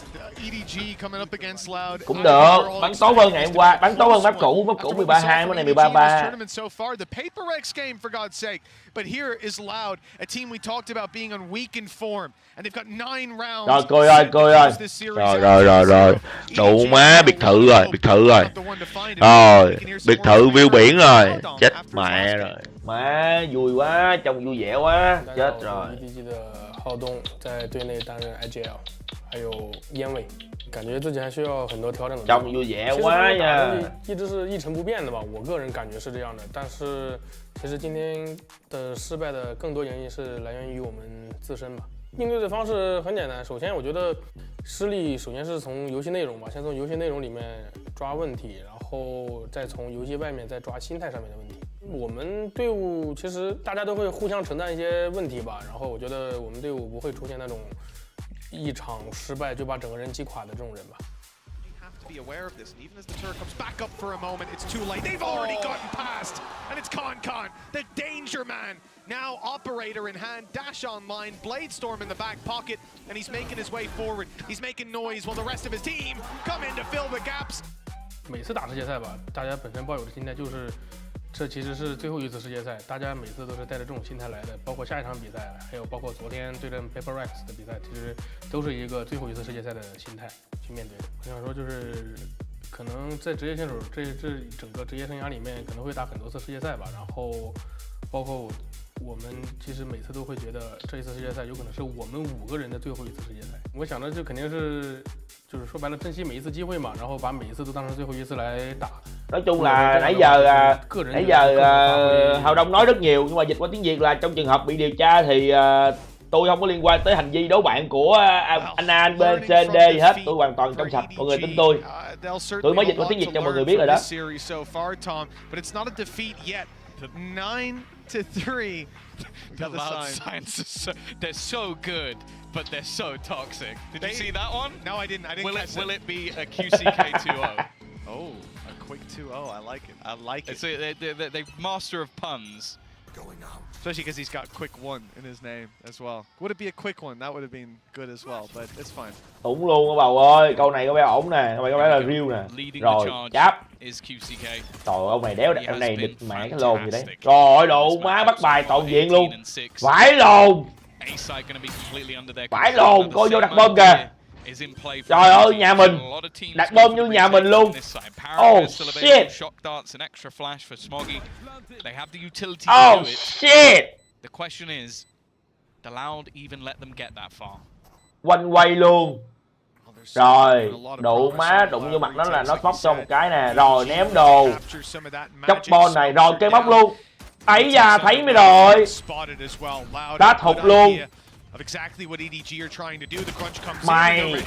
Ơi, đi dây bắn hụt. Xong. Rồi, có Molly. Xong luôn. Trời ơi, nội tại Việt Trung Quốc. Con đĩ mẹ. Đâu mày nó bật nội tại Việt Trung Quốc rồi em ơi. Đầu mà Wescan ngày hôm qua bắn như con cặc, ngày hôm nay thì mày nó anti 5 China rồi. Thấy con đĩ mẹ rồi. I think that you could give Sadak anybody, and if he goes, yeah, he's good to go. We've just got to believe it. It wouldn't matter who it is at this point. I think he could bring back some like. Cái lồn má tính ra là đang dễ, đang 2 đấu 2 dễ đúng không? Đéo hiểu sao quá, điệp con mẹ đó, ông Nobody chạy vô chém móc cho chết, chạy vô chém móc cho chết, xong đụng má nó bị cái thằng giết lại đứng ngay là thằng Phoenix, nó giết 2, nó có chém một ly nó thả xuống. Đủ má đồng đội khó con mẹ luôn. Binh em. Nó binh lại. Binh em, nó binh trái bơm mà, thằng kia đứng gần trái bơm thì nó spam gần trái bơm thì trúng thôi. QCK is looking to try and heal himself back up. Bear in mind, Konkan has actually invested. Rồi, lại gần đây, phá thêm trái nữa, ron cái nhẹ là đẹp. Ron cái nhẹ đi, ron cái nhẹ, phá qua cái là có thằng Cúc. Đợi đi, về đủ cái. Ôi, chú bé đừng. Trời ơi, chú bé lạc đường. Rồi làm cái gì nữa? Chú bé lạc đường. Nãy giờ chiếc chu này đi đâu là bị đủ má, bố bắn vô mặt không? Thở rồi. Well, the pistol rounds have been going to Loud again and again. This time, though, they're able to build on the back of it. This is the real tragic thing. Just look at the timeline now. Round 2 and 3. Tính ra là Playerduo hơn á. Ngày hôm nay á, độ má gặp tụi KC á nha. Chứ Playerduo mà gặp tụi Lao có khi độ má nó ủi về nhà rồi. Tụi Lao độ bắn với EDG nó bắn dominate luôn. Nó bắn dominate luôn. Playerduo bắn bữa bắn với EDG mệt con mẹ luôn mà. Loud have just had complete control. Their buy round here represents Lao hình như thua là cái chắc rồi Duy Anh ơi, thua là cái chắc. Lao vô địch rồi mà em. The man winning those opening duels doesn't change. She's taken damage and now finally dropped. And Kankan's made it out a lot. Kaonzin's dead to the nade. He just stood. Kaonzin làm cái lồn vậy? Cái lồn má Kaonzin đứng đụng má cao tơ trên này luôn rồi, sao hát bắn phải mà. Rồi, quỷ tới. Not in rounds like this, Chichu. Trời ơi, Chichu! Chichu! Wow, just can't lose. No, not a third time. Trời ơi, con dao đẹp. Con dao nó đẹp. Đĩ mẹ nó gà chưa? Đủ mẹ nhìn nó gà chưa? Cầm dao. 13-2, 13-3. Just peeking into an angle, puts a smoke down, runs out the smoke, kills the guy, goes back into the smoke, runs back out the smoke again, and kills another guy. And it just... Even Sonic's face is like, that was just dirty. Oh, I feel a little bit ill. 12-3. How do you think EDG feel on that stage? Để ý nha, nhưng mà em để ý cái giải này, nếu mà ai hay coi BOV á là sẽ thấy thằng Nobody giải này cầm dao nhiều vãi cả. Anh nói thật, em để ý đi, hôm giờ không biết là bạn có để anh coi trên màn hình của anh thôi mà biết em có để ý hay không. Thằng Nobody này cái giải này nó cầm con dao nhiều, nó bóc con dao này ra nhiều vãi lồn, rất là nhiều luôn.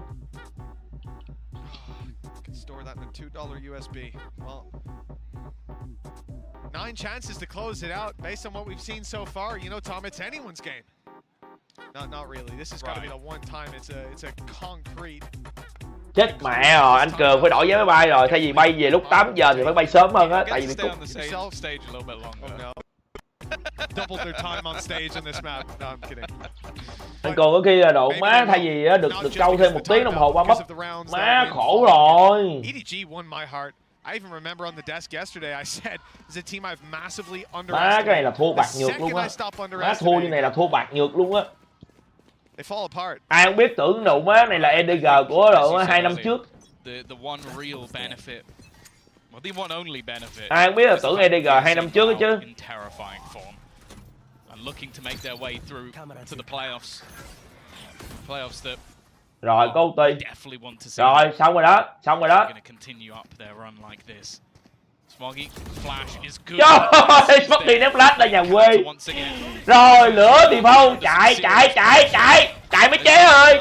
Chạy mấy chế ơi, nó ném đồ ghê quá mấy chế ơi. Rồi xong luôn. Trời ơi, tao nói mà thằng lồng QCK này nó bật nội tại Việt Trung Quốc rồi. Còn ném hết nhà quê luôn rồi, thôi xin đi về. Tạm biệt.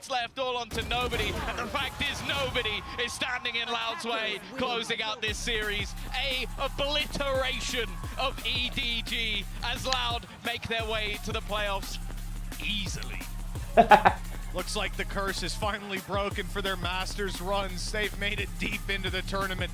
Má hậu đông kiểu mặt. Ủa? Vậy là xong rồi hả? Hậu đông kiểu ủa? Vậy là xong rồi hả? Wow. Wow. Hậu đông kiểu đủ. Ủa? Xong rồi hả? Tí mẹ mới gắm chuột vô chưa kịp chơi nữa. Chí Chu đụng má qua mất khét quá. Chí Chu qua mất map Accent nhưng đụng má bắn sunset unlucky.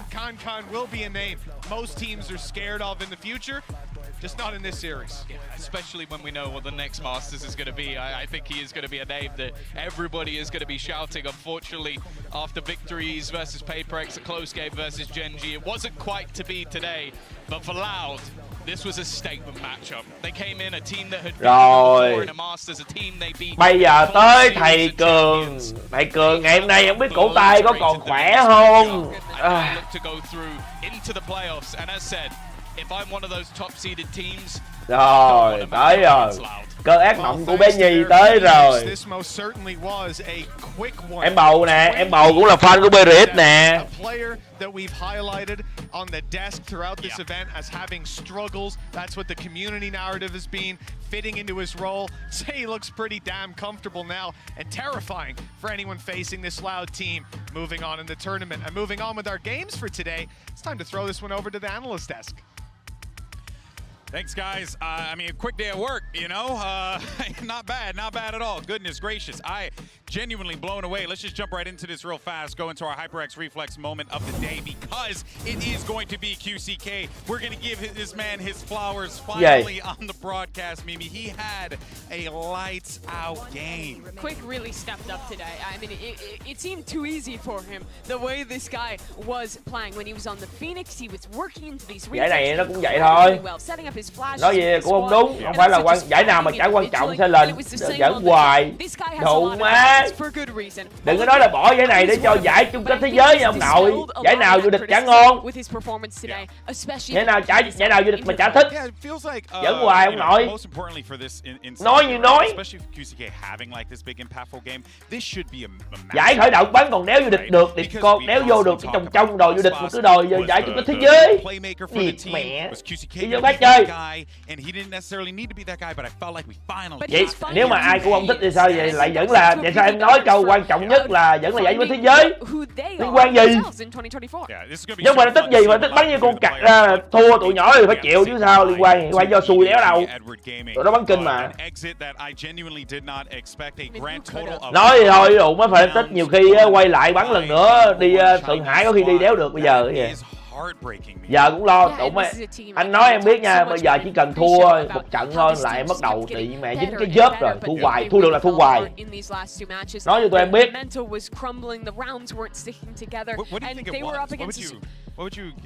ngoái là sao? Năm ngoái hả? Thôi. Năm ngoái nói thật với em á, nếu mà tụi nó thắng cái tụi Easy thắng được cái giải cho mình, nhưng mà đội mới dominate nguyên một năm á là Fnatic thì khác gì đâu. Tính ra tụi Fnatic vẫn ngon của mẹ đó. Tiền thưởng cũng vậy. Tiền thưởng hello tèo nha, tiền thưởng thì cũng vậy đâu mẹ, hơn được chút xíu chứ mấy. Đồ mà tụi Fnatic nó quét được mẹ từ quét 3-4 giải liền lại trả sướng. EDG picked that map, but you definitely showed them how it's played. Did you imagine that it was going to be such a dominant performance? Sé que me has entendido, pero te repito la pregunta. Menuda performance que habéis tenido. Em bắn giải này á, em đi bắn giải đừng có nghĩ nhiều. Đồ má nó bắn giải nào vô địch giải đó tính tiền trước. Bắn giải nào tính tiền giải đó trước là đẹp. Đâu hơi đâu mà tập trung giải này bỏ giải kia là kiểu xui thua khi mẹ nó thua rồi đủ má giải bị người ta bắt bài đó, người ta thắng được mày thì ra là bắn như này thắng được tụi bay rồi mai mốt cứ thế làm hoài luôn thành cái dớp luôn. Many people have had questions about who he's replacing and yada yada. I know that he has not had an easy day, and I want you to tell us how he's feeling and how do you see his performance on the big stage.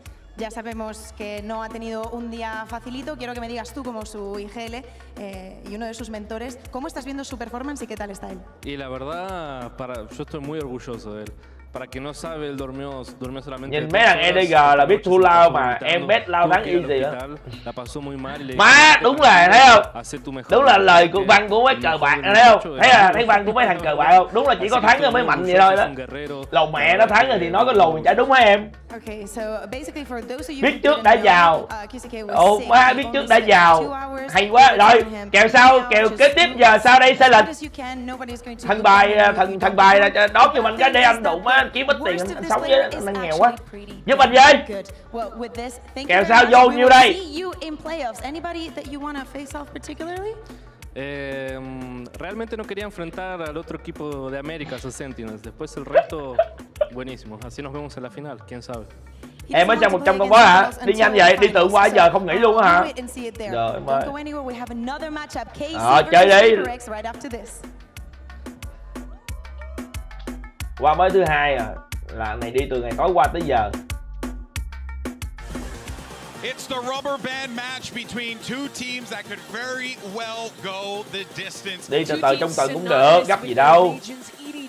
Has been the number one Chinese representative, and Loud was the one to stop them last year. They have a chance to do it again. Đúng rồi, ngày đi 2-3 tiếng đồng hồ rồi xong.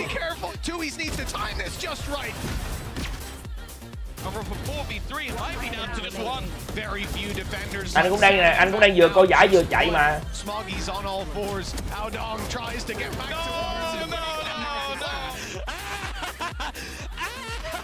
Má hát cười à, coi lột tá hết cười à. Nhanh hả? Anh có nói chậm đâu. Tại vì em thôi chứ anh không bao giờ mà anh miss 100 con boss cả. Lúc nào anh trả cho đi xong 100 con boss nhanh. Dạ gần đây anh bận quá anh không đi thôi. Dạ anh rảnh anh còn đi giùm cho tụi em luôn chứ mấy con boss này nhầm nhòi. Trời ơi, nếu mà tụi em bắn giải á, mà tụi em nắc người ta 13-2, 13-3 á, tụi em cũng sẽ cười to như này thôi. Tin anh. Sắp tới tụi KC cũng cười giống như nè. Không biết là hôm nay nó có cười được vậy không hay là BRS lại được cười.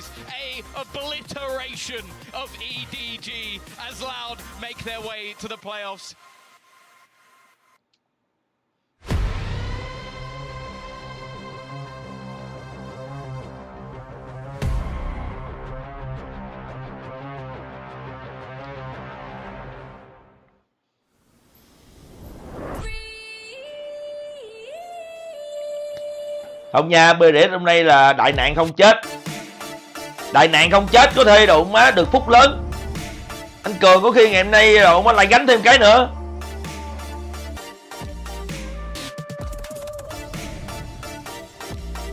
Được.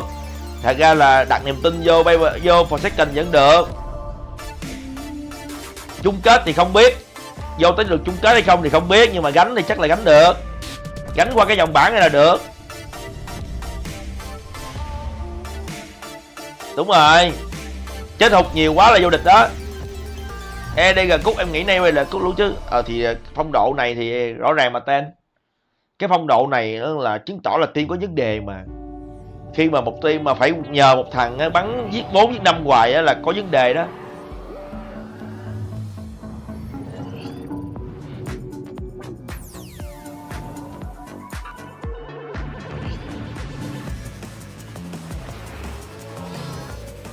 Giống như bây giờ nha, trong team em có một thằng mà nó bắn 4 bắn 5 hoài mà em thắng người ta 13-2, 13-3 thì ok, cả team đều bắn tốt. Thằng kia bắn đột phá hơn. Nhưng mà nếu mà team em có một thằng bắn 4 bắn 5 hoài mà em thắng người ta vất vả bãi lồn luôn á, 13, 11, 13, 10 kiểu vậy á, nghĩa là team em bắn đéo có tốt. Em phải bắn đột là do em bắn quá đột biến. Nói thật, đó là mình phải coi lại.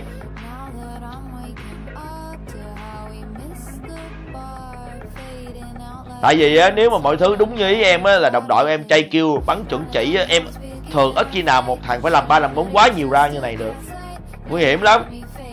Ngày hôm qua là cũng đưa vô vài tình huống nguy hiểm mà, giống như là tình huống này, một đấu 2 của thằng Moniet này. Pha đó là Moniet mà lít thua pha đó, anh nói thiệt với em là có khi cho cái map đó luôn. Nhưng mà vì Moniet lít thắng cái pha đó nên là tụi nó lấy tinh thần lại được. Và sau đó đụng mắt comeback lại được. Chứ mà pha đó mà lít thua là cút. Đụng má áp lực tâm lý nặng vãi lồn luôn.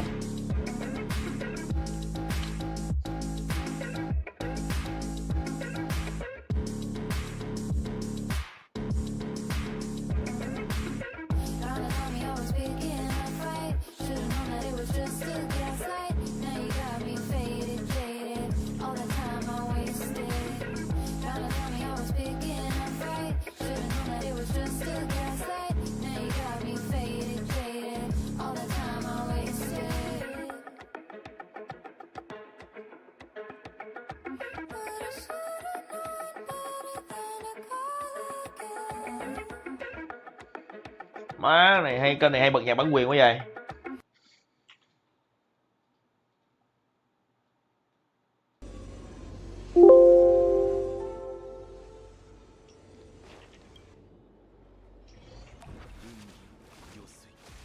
Dòng bạn á, không phải đâu em, tại vì cái dòng này thật ra là bắn có 8 team mà, cái giải này có 8 team mà Nagisa. Có không? Có bản quyền không Layla? Má kênh anh nhỏ quá Layla ơi, giờ nó ban anh không có chỗ ngồi xạo lồn á. Ok nha. Má anh nghe em á. Kênh anh nhỏ quá đồ, má nó bú nó gõ anh cái anh không có chỗ ngồi xạo lồn với tụi em á.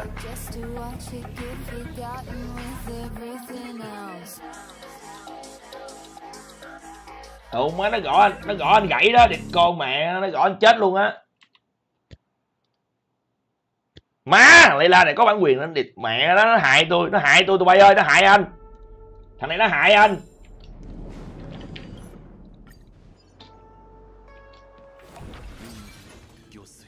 Không, nó chứ không có mấy cái nhạc này thì như không bản quyền, nhưng mà nó là sẽ không cho em kiếm tiền. Nếu mà em làm cái clip YouTube kiểu mà có cái đoạn này á, thì nó sẽ phải tắt tiếng hoặc là em sẽ bị không kiếm tiền được từ cái clip này thôi. Không, mà hôm qua anh cũng thấy rồi, có mail gửi về mà, có mail gửi về bản quyền nhưng mà là không bị đánh gậy, nhưng mà không được kiếm tiền thôi. Mình có mà kiếm tiền đéo đâu lo. Mà cẩn thận đi em. Xui á, lâu lâu nó xui nó búa một cái đi 1 tháng nữa là độ bye bye cái giải vậy luôn á. Chà, em Layla giờ này bắn cũng khét nha. Layla đang có đà vô địch Split 2 này, anh xin bản quyền coi Layla vô địch đi Ascension chứ hả? Chà ra Ascension có khi độ mới lên một cái lên luôn. Nemo lộn á, Nemo cũng bản quyền mà bị điên hả mày? Nemo bản quyền cái này, Nemo dạo này bản quyền búa mày tới công chuyện luôn. Split 2 top 6 à? Ui rồi. Cách nào để bật nhạc bản quyền trên sim hả? Không có cách nào hết. Switch cũng có bản quyền mà, em khùng hả mấy đứa? Mấy cái bài hát này nọ là nếu mà cái kênh đó nó không tính bản quyền là khác nha. Nhưng mà trên Switch vẫn có bản quyền nha. Bản quyền giải là có chứ không phải là bản quyền nhạc. Trên Switch em có thể coi bản quyền nhạc được, nhưng mà bản quyền giải là hầu như không là vẫn dính mà. Có hết luôn á. Nghĩa là mấy cái kênh này nó đều mấy cái hệ thống mà livestream này á, mấy cái platform này là có bản quyền, chẳng qua là tụi nó làm không có căng thôi. Em hiểu không? Nghĩa là giống như bây giờ bên Nemo á, bên Nemo á, giải á mà em coi cũng được, em coi giải nào cũng được, nhưng mà chỉ cần mà cái bên mà làm giải á mà người ta nói với bên Nemo một cái á là mình sẽ bị cút. Hiểu với nói không? Nếu mà bên đó dễ, bên đó kiểu như dễ, thôi kệ mày thích mày coi tao đéo khe thì được. Nhưng mà nếu mà bên đó nó làm khó, giống như giải VCT nè, là Vinagame liên hệ với bên Nemo một cái là đủ má bye bye luôn nha, khỏi coi nha. Ngày xưa là không coi được như này đâu. Em cứ nhìn giống như đá banh đó, mày kêu không có bản quyền đúng không? Mày ngon mày bật đá banh ở bên Nemo đi. Đó, đơn giản thôi, ví dụ điển hình còn cái gì. Đó, đơn giản mà. Bây giờ bên Nemo em nói em coi YouTube không bị bản quyền. Đúng, coi nhạc bản quyền đúng, tại vì đéo ai kiện cáo gì hết. Đéo ai kiện cáo thì ok. Ok chưa? Đéo ai kiện cáo ok, nhưng mà độ mới thử bật đá banh thôi. 1 phút 30 giây mày bay luôn chưa đó.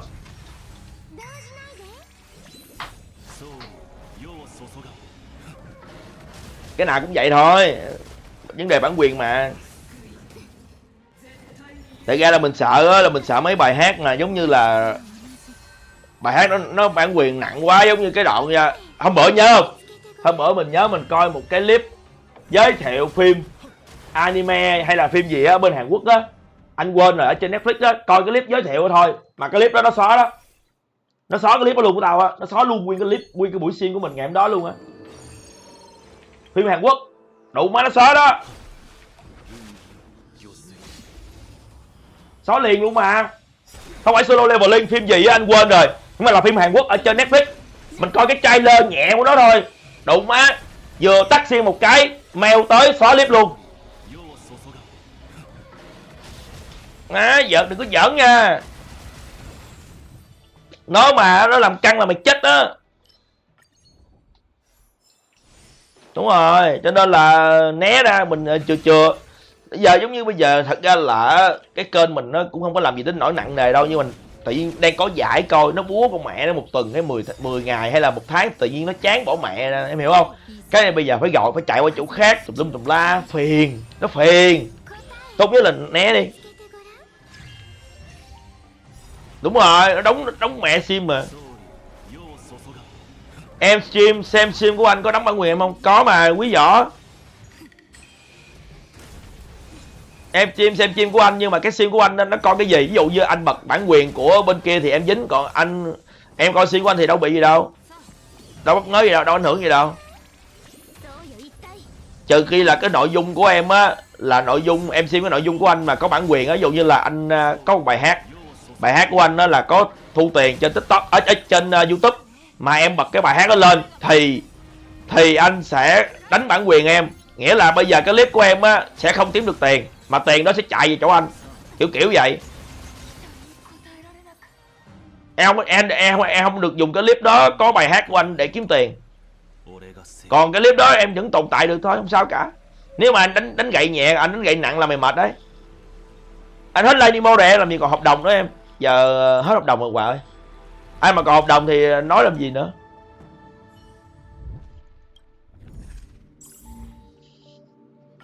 Nhưng mà do thật ra là mình sim nhỏ, mình simmer nhỏ thôi à Hòa ơi, view ít nữa, cho nên là bây giờ lấy hợp đồng bên Demo mình cũng đâu có đạt được KPI bên người ta đâu mà coi. Kênh mà bây giờ mà em muốn có hợp đồng bên đó thì bèo lắm anh nghĩ hả? View phải hơn cả thằng Tích kìa. View của thằng Tích ngày xưa còn không đủ KPI nữa mà. Căng bố mẹ. Giờ được có vài bên thôi à. Giờ anh nghĩ chắc có vài nhóm là vài team KOE là còn chạy được KPI bên đó thôi. Đa phần là cũng căng lắm.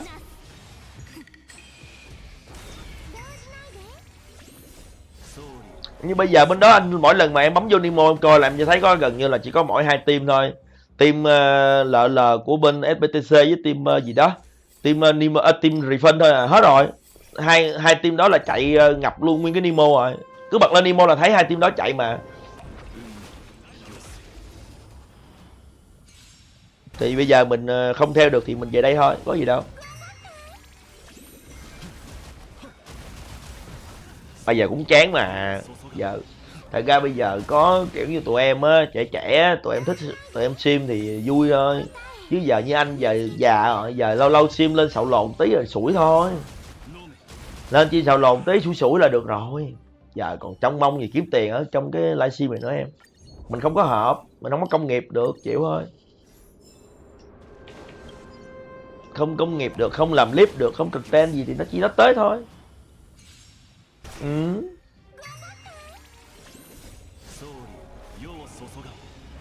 Game giờ cũng chán à.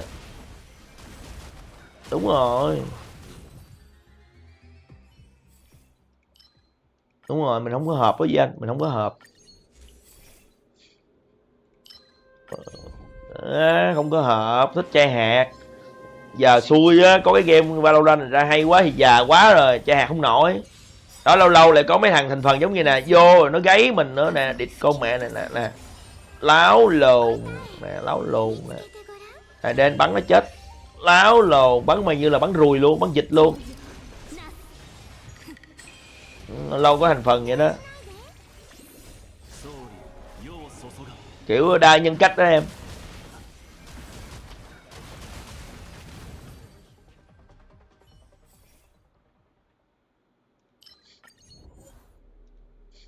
Đợi xíu nha mọi người, đợi xíu nữa mình coi trận Playerduo nha.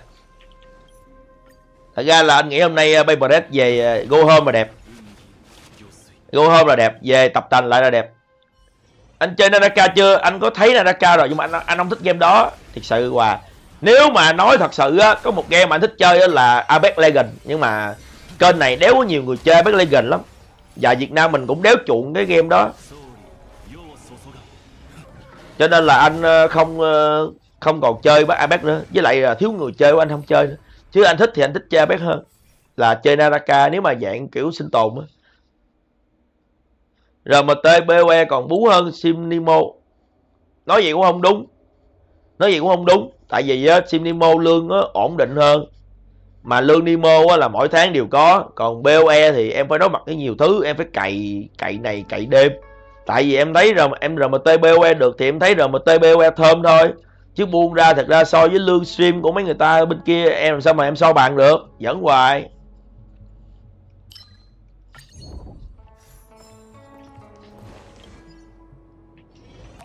Đúng rồi.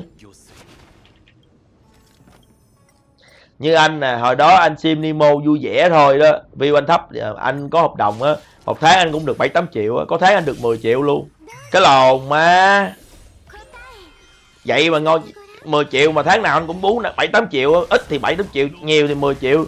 Vậy ngon là còn gì? Gì khác lồn đi làm đâu. Chắc chắn là sẽ ngon hơn RMT BOE, anh hứa với em luôn. Rồi chơi BOE cày lòi chỉ. Lúc anh chơi thì em chơi thì anh nghỉ game. Chịu rồi, đôi tay ơi, già quá rồi, chơi gì nữa. Không ai chơi, lười chơi quá à. Sao anh Cường?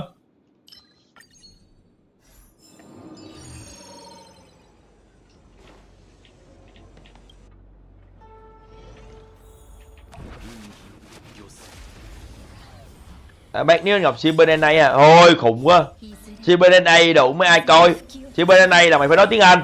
Viewer cũng phải là người nước ngoài nói tiếng Anh. Đủ mày, tụi mày có chịu đâu, tụi mày lõ tụi mày vô nói tiếng Việt sao mà chơi. Thấy vậy thôi, khó lắm. Phải thống nhất kênh chat về một ngôn ngữ á. Thôi không cần thiết, đéo cần.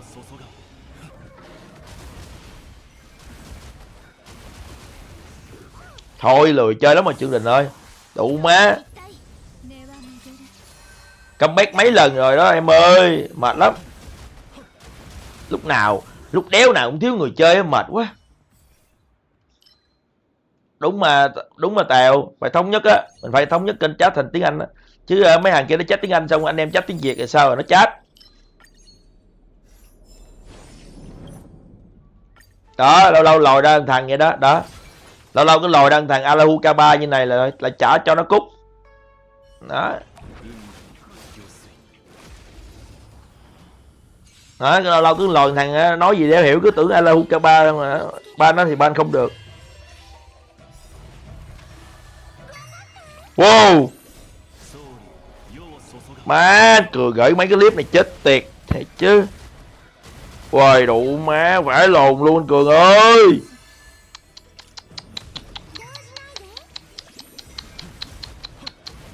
Anh Cường hư quá.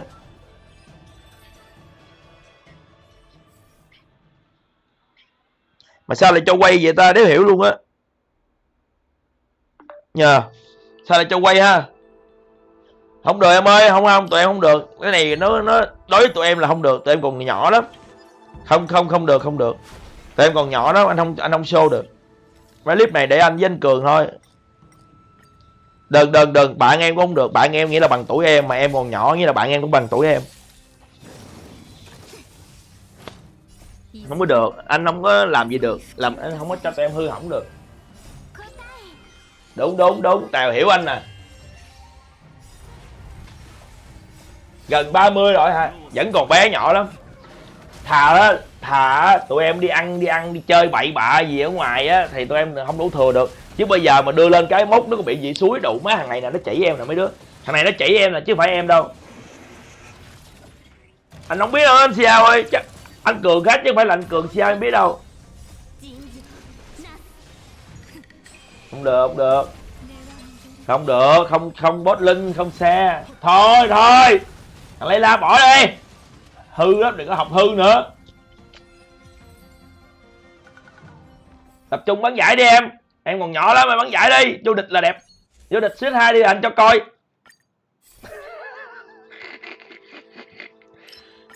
Ok á, anh giữ clip lại nha. Vô địch split 2 đi, Ascension đi anh cho coi.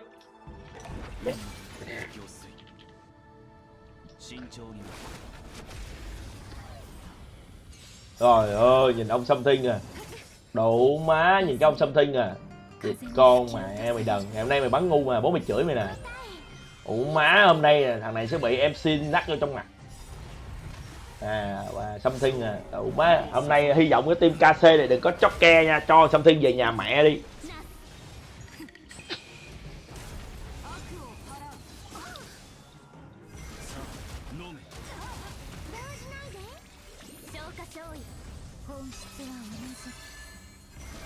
Map nào không quan trọng, quan trọng là độ má sẽ là 2-0 cho một team nào đó.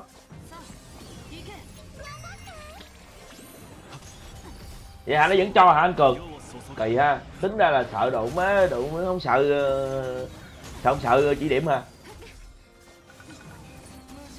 À mà thôi anh Cường hư quá. Anh Cường đừng vậy anh Cường, làm vậy tụi nhỏ nó hư, nó học hư á. Đây là group này là group game anh Cường ơi, mình hãy giữ nó vậy đi.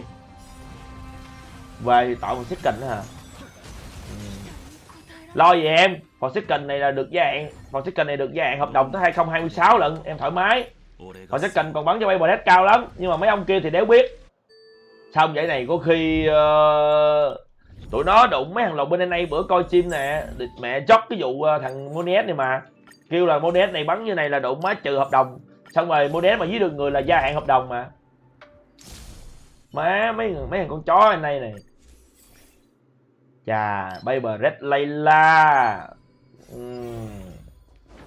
Chà, Layla Baby Red nghe cũng khét đấy, cũng được đấy. Chảy máu Baby Red, chảy máu Layla thì sao? How about that shit? Chảy máu Layla. Úi chà, nghe dữ vậy trời. Má chảy máu Layla, chảy máu Công Anh, chảy máu Crazy Guy đồ, má bộ đôi Việt Nam nghe ổn quá nhờ. Cũng được. Úi chà, hỏi vậy.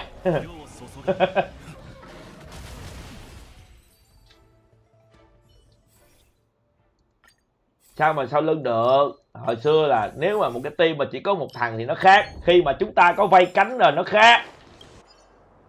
Hiểu không? Mình có vây cánh rồi, đụng má mình đông hơn nó. Chưa biết ai hơn ai đâu.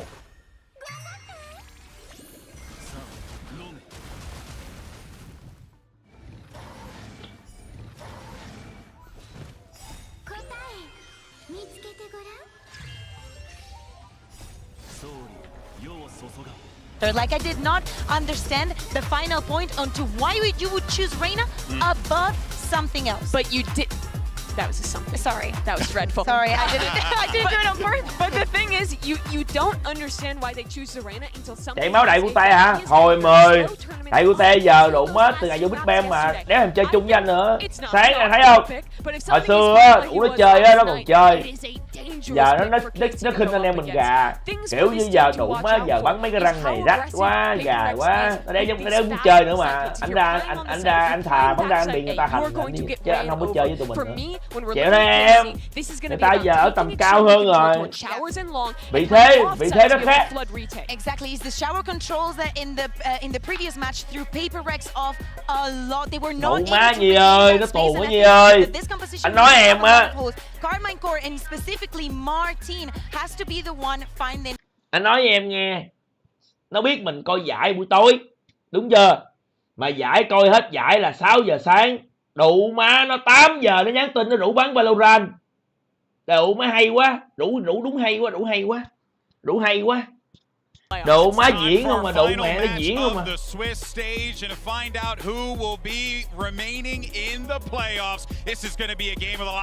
Đủ má nó đủ cái giờ đó đó. Nó đủ người ta bắn cái giờ đó. Xong rồi nó nói là hả, anh này nó kêu mình khinh nó, đéo hiểu luôn, trong khi mình mới coi giải xong mới đi ngủ. Where do you stand on this matter? I mean, it's a really interesting matchup in terms of kind of the style of both these, right? Sao rồi nó chê, nó kêu là mình khinh nó. Sao anh kia thôi hôm nay vô bắn với anh với viewer đi không? Chê luôn mà, nói thẳng chê mấy thằng viewer này gà quá, đéo cho, chịu thôi, tụi mình gà thì chịu thôi. Rồi, Mặt Tiền bắn láo. Mặt Tiền bắn láo. Ui. Mặt Tiền bắn láo. Ta le về luôn, lộ rồi. Nè đấy. Ui, thằng lục này bắn này bắn ray à.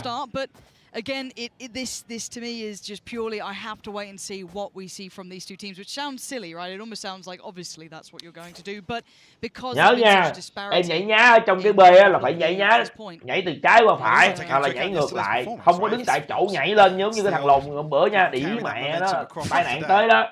Là một cái đòn vô đầu liền á. Rồi đi B, thằng Omen nhảy nhá lên là thấy chắc, xin nhảy nhá lên là thấy rồi. Rồi thấy luôn, sát. Bù, wow. Rồi ông kia không thèm bắn con mắt đủ má. Hại ghê luôn. Bắn mẹ con mắt đi. Tham cái lồn á.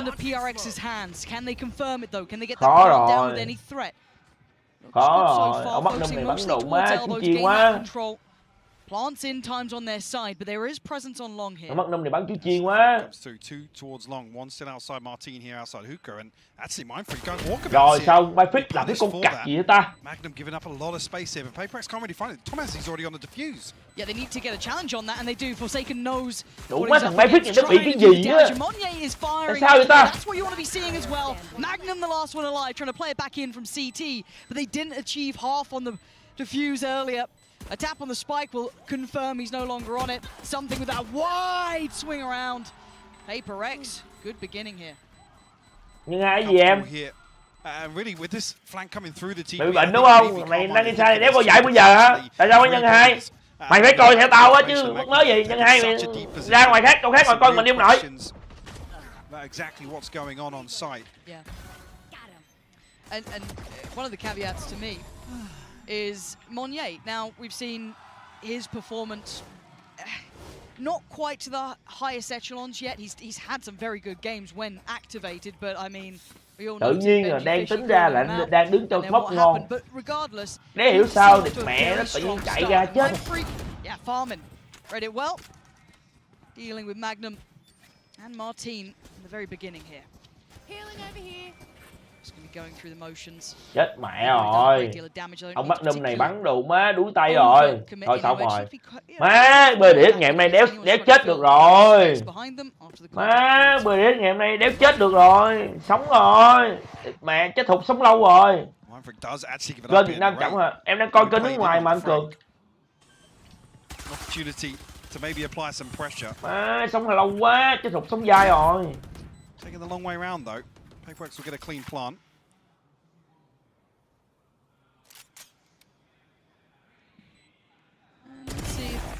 Ôi đồ má, Byfix thăm minh luôn. Ngày hôm nay Byfix bắn vô thăm minh luôn á ta, dữ trời. Not really entertaining much of an attempt. So Shin and Tomasi going to have to just kind of accept that this is going the way it's going. But again, for Paperex, this is good composure shown here in this second round. This should keep all those weapons standing, especially that prize possession in the hands of something. That's the key component to them going forward. And again, you're going to have the likes of that Bulldog still in play as well. A couple of little bits and pieces. Going to really bolster that going into the bonus. And for Paperex, this is a good start. Cool, calm, collected. No threats found here. Cút được. KC này cút cũng được đấy. Nhìn bắn đéo mạnh mẽ bằng tụi nhìn kiểu tụi này bắn cũng hơi rén, nó không mạnh bằng đá bên kia. Tính ra là năm thằng team Heritage này cũng là thuộc 5 thằng dạng tay to rồi, trừ thằng Batitech thôi. Batitech thì ngày hôm qua sốc quá. Còn cái ông Magnum này thì hơi bé, tay bé thật. Magnum này là bắn phân tích từ đời đầu rồi. Even the sentence. A tall order, yeah. As soon as you say it, it's like, whoa. I want to see if they're up to something with that bonus as well. Do they have something in mind? Thua kè thì phải cầm mà em. I hate the fact that there's a player called something because it makes me constantly say it. It's like if he casts big. Oh, well, okay, at least he's getting kills with it. And the rate's just been... hôm nay tỉnh táo rồi. Hôm nay tỉnh táo rồi. Độ má, team này hôm nay tỉnh táo rồi. Quyết định là đéo giỡn nữa. And now the sight hit comes in off the back already. Big pressure from Monnier. Rồi, Tomaji bắn kìa. Phải lộn, Magnum này đần. Má, ông Magnum này đần, phải lộn á, có kìa. Làm cái lộn vậy nhờ. Ông Magnum này đần quá lồn á. Carry that form across to today. That explosiveness still remains for sure. Lay hoay con cậy á. Obviously Shin and Martin going to give this one up. Ủa đâu phải làm con cậy à? A little bit of a something giỡn, đồ má giỡn nữa, là ba giỡn hoài luôn mà. You just wish you had comms. I know, wouldn't it be great? Dễ thương. That was a nudge to production. Dễ thương. But yeah, we'll pray. Does Combine Core get to keep these rifles? I think they will. Definitely no one close enough towards Martin, but just curious if Shin was maybe going to get a challenge on that, but no. All good, no harm, no foul. But for PaperX, look at this gap close coming from Monye. The fact he gets away with this, and there was no awareness coming out from Magnum there, just seemingly swept aside by that. 3-0, mấy anh giỡn. Ok nha, 3-0 dẫn được nha. Cứ thắng là được thôi, dẫn nhiêu cũng được mà thắng là phải thắng á. And if you're the Carmine Core fans out there, right, you're kind of hoping that they came out with a strong start. Maybe correct a little bit, maybe that confidence deficit they would have been playing with after being pushed around. A lot of people saying they've been performing under expectations. Giỡn mà thắng là được như Nhi, giỡn mà thua cái là độ má bay map này đó. This team coming out of kickoff and they looked exceptional. But hasn't quite lived up to that. And again, the pace is unrelenting. Look at this, Monye and something instantly dominating the space. And it's going to force them to respect this. I would say Magnum is a little behind enemy lines, but can he make anything of it? Móc rồi nè. With only a sheriff in hand here. Chạy. Rồi, đặt bom lại. Yeah, the gap closing now. Monye going to be put to test, put to task. Này, phát đẹp. That's rough. Blinding Monye just popping off. Yeah, hay luôn. Even spotting the right. Nhưng mà là hot echo.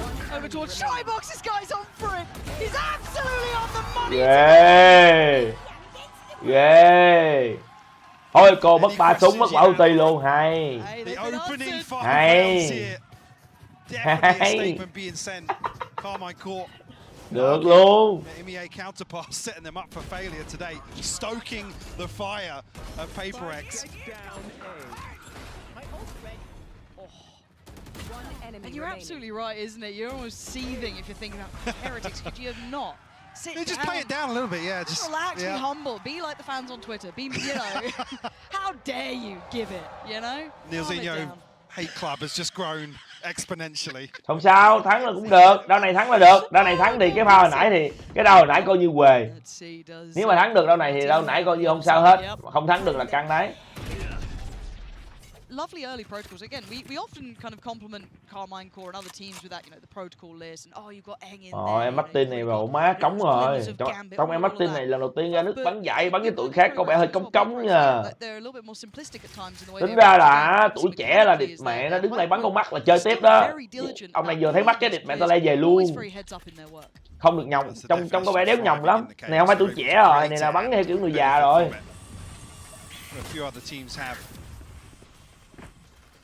Slow down here at least by the poison orb. Snakebite to follow up. Right there. Monye chomping at the bit, taking a very aggressive angle here. Well, he's had Magnum's number. This time it's Forsaken, but it could have been either. He's absolutely been dominating this site. Now he's going to try and play in a little bit mid-tempo almost. Carmine Core try and take a little bit of space back here, but there's going to be no reason to fear them. They've been sweeping them every time, and Monye is just a demon. You can't get away from him everywhere they go. It's only Shin to bite back so far, and even then, just about converting onto Monye, but there's the back lines. There's still something with that operator. Still willing to take a chance. Does Martin get any more play off this? Ôi, bóng đâm này đừng bỏ mẹ ra rồi. Thôi ông ơi, thôi đéo tính tiền rồi em ơi. Thôi. BDS này sống rồi em ơi. Thôi BDS này sống rồi, 2-0. KC của hôm. Bắn num này bắn, ông bắn num này tính ra là để biết bắn con Sky luôn á chứ, đậu mẹ. Tệ vãi luôn. One of the worst things you can do is give them freedom. Give them space. Dạ, quá smoke, đéo có flash. Take really aggro pathing with your satchels. Khó hiểu. Get up in the faces. And bring the fight to you. It's very hard to sit back and play retake versus a team like PaperX. Because they always convert this space into a kill, maybe two, but there's very few options, to be honest with you, other than fight fire with fire. Không sao nha. Rồi, bây đã thắng được lại được coi tiếp. Bây đã thắng thì mình lại coi tiếp thôi. You give them backside, they go spawn. Không biết. Không tập team nó không được. Sao không tập team được em? Chạy bài vô ru ray mà làm gì không tập team được em? Tập nhiều rồi đằng khác. Nhưng mà có lẽ mấy ông này là bắn ngợp, nhìn là kiểu bắn ngợp rồi, ra đứng cương tay rồi bắn đéo lại người ta nè, còn đứng dốc cương tay không, turn that gaze away from PaperX either because they're the ones who got. Xong rồi tụi nó chiếm A thì mấy ông này sẽ bắn theo kiểu là đụng á, trả Molly vô default, đi lấy cái bơm lại xong dẹp qua smoke bắn nhau, đù má quả ta tích gì mà nghe đừng điên. Nếu chiếm nhà sinh luôn, nếu làm lồn gì hết, thậm chí là không có một cái bài đẩy nào từ bên B đẩy qua TB để đụng mới chặn cái nhà sinh trong trường hợp tụi nó đánh A hay như nào á. Đôi khi không móc luôn, chả có cái móc. Nhìn đi, tụi Playerduo làm gì có ai chơi móc, đúng không? Ai chơi móc đâu. Giờ tụi nó bắn mấy cái bắp nhưng quả cơm này là không cypher, không jumper, không kilo này nọ các kiểu gì. Thao hồ mà đi móc mà tụi nó cũng không có chịu khó đẩy luôn. Trong khi quả cơm này cầm Yoru mà mẹ ta le sao chơi. Yoru không dám đẩy trước ta le về lấy dự thế sao chơi. Bắn 2 duelist và bắn thủ chết mẹ này. Rồi bây giờ đi B nha nè, sâu đỡ đây. Rồi mù vô luôn đó. Different site too. We've seen them hammering that A side. Nó đéo mù luôn. Nice from Shin. Ok, Shin đổi được 1. Just the teeth marks left in the corpse. Down to 4 apiece. A little bit of a pause here. Maybe trying to identify where some of these players may be. They've got to have a good idea. Taking the TP, right? What was that? Về luôn, kỹ chưa? Về luôn. They're just in full troll mode. Back, Here in this anti-eco. Left one posted up here, Mind Freak. Try and police these weapons. Mind Freak ở đây rồi mới giữ súng. You know KC are going to want it. Narrate the first to identify Mind Freak's position. Rồi, out trình. Yeah, KC now. They're running. They're just thinking better of it. I mean, the guy's the Iceman. You know what I mean? You don't mess with that kid. He's just wild. But at this point, you're looking for silver linings and small bonuses. And Magnum has connected towards Divide, but actually going for the Seekers too. They're really committing on this one. Flash's turn, something's got a little bit of a heal here. So it's going to come in, but they're going to run low on time. Keep your mind towards Monye as well. Still in the case. Still in ủa nhìn đi đâu vậy? It's been a monster so nhìn đi đâu vậy? Ủa ông Tomazi này bị điếc hả? So confused. KC were looking towards showers. They had no idea. Thrifty. They get away with daylight robbery on that one. Even at that moment, you're questioning the investment of the Seekers. But KC exploded. Không phải là Magnum, thằng Tomazi. Thằng Tomazi là thằng Viper mà. Nó đứng gần đó mà. Potentially, I mean, Martin full commits. Trying. Coming out, yeah, Tomazi, I don't know. Maybe the position wasn't relayed, but he's looking towards bench and showers here. Luckily, a second team. Má, nó đứng kế bên luôn á. Nó đứng kế bên nó bắn bồ mà kia nhìn đi đâu á. Plenty down here. Okay, you said it before, fight fire with fire, and they are. Rồi, giỡn. Team willing to challenge. They're getting down and dirty.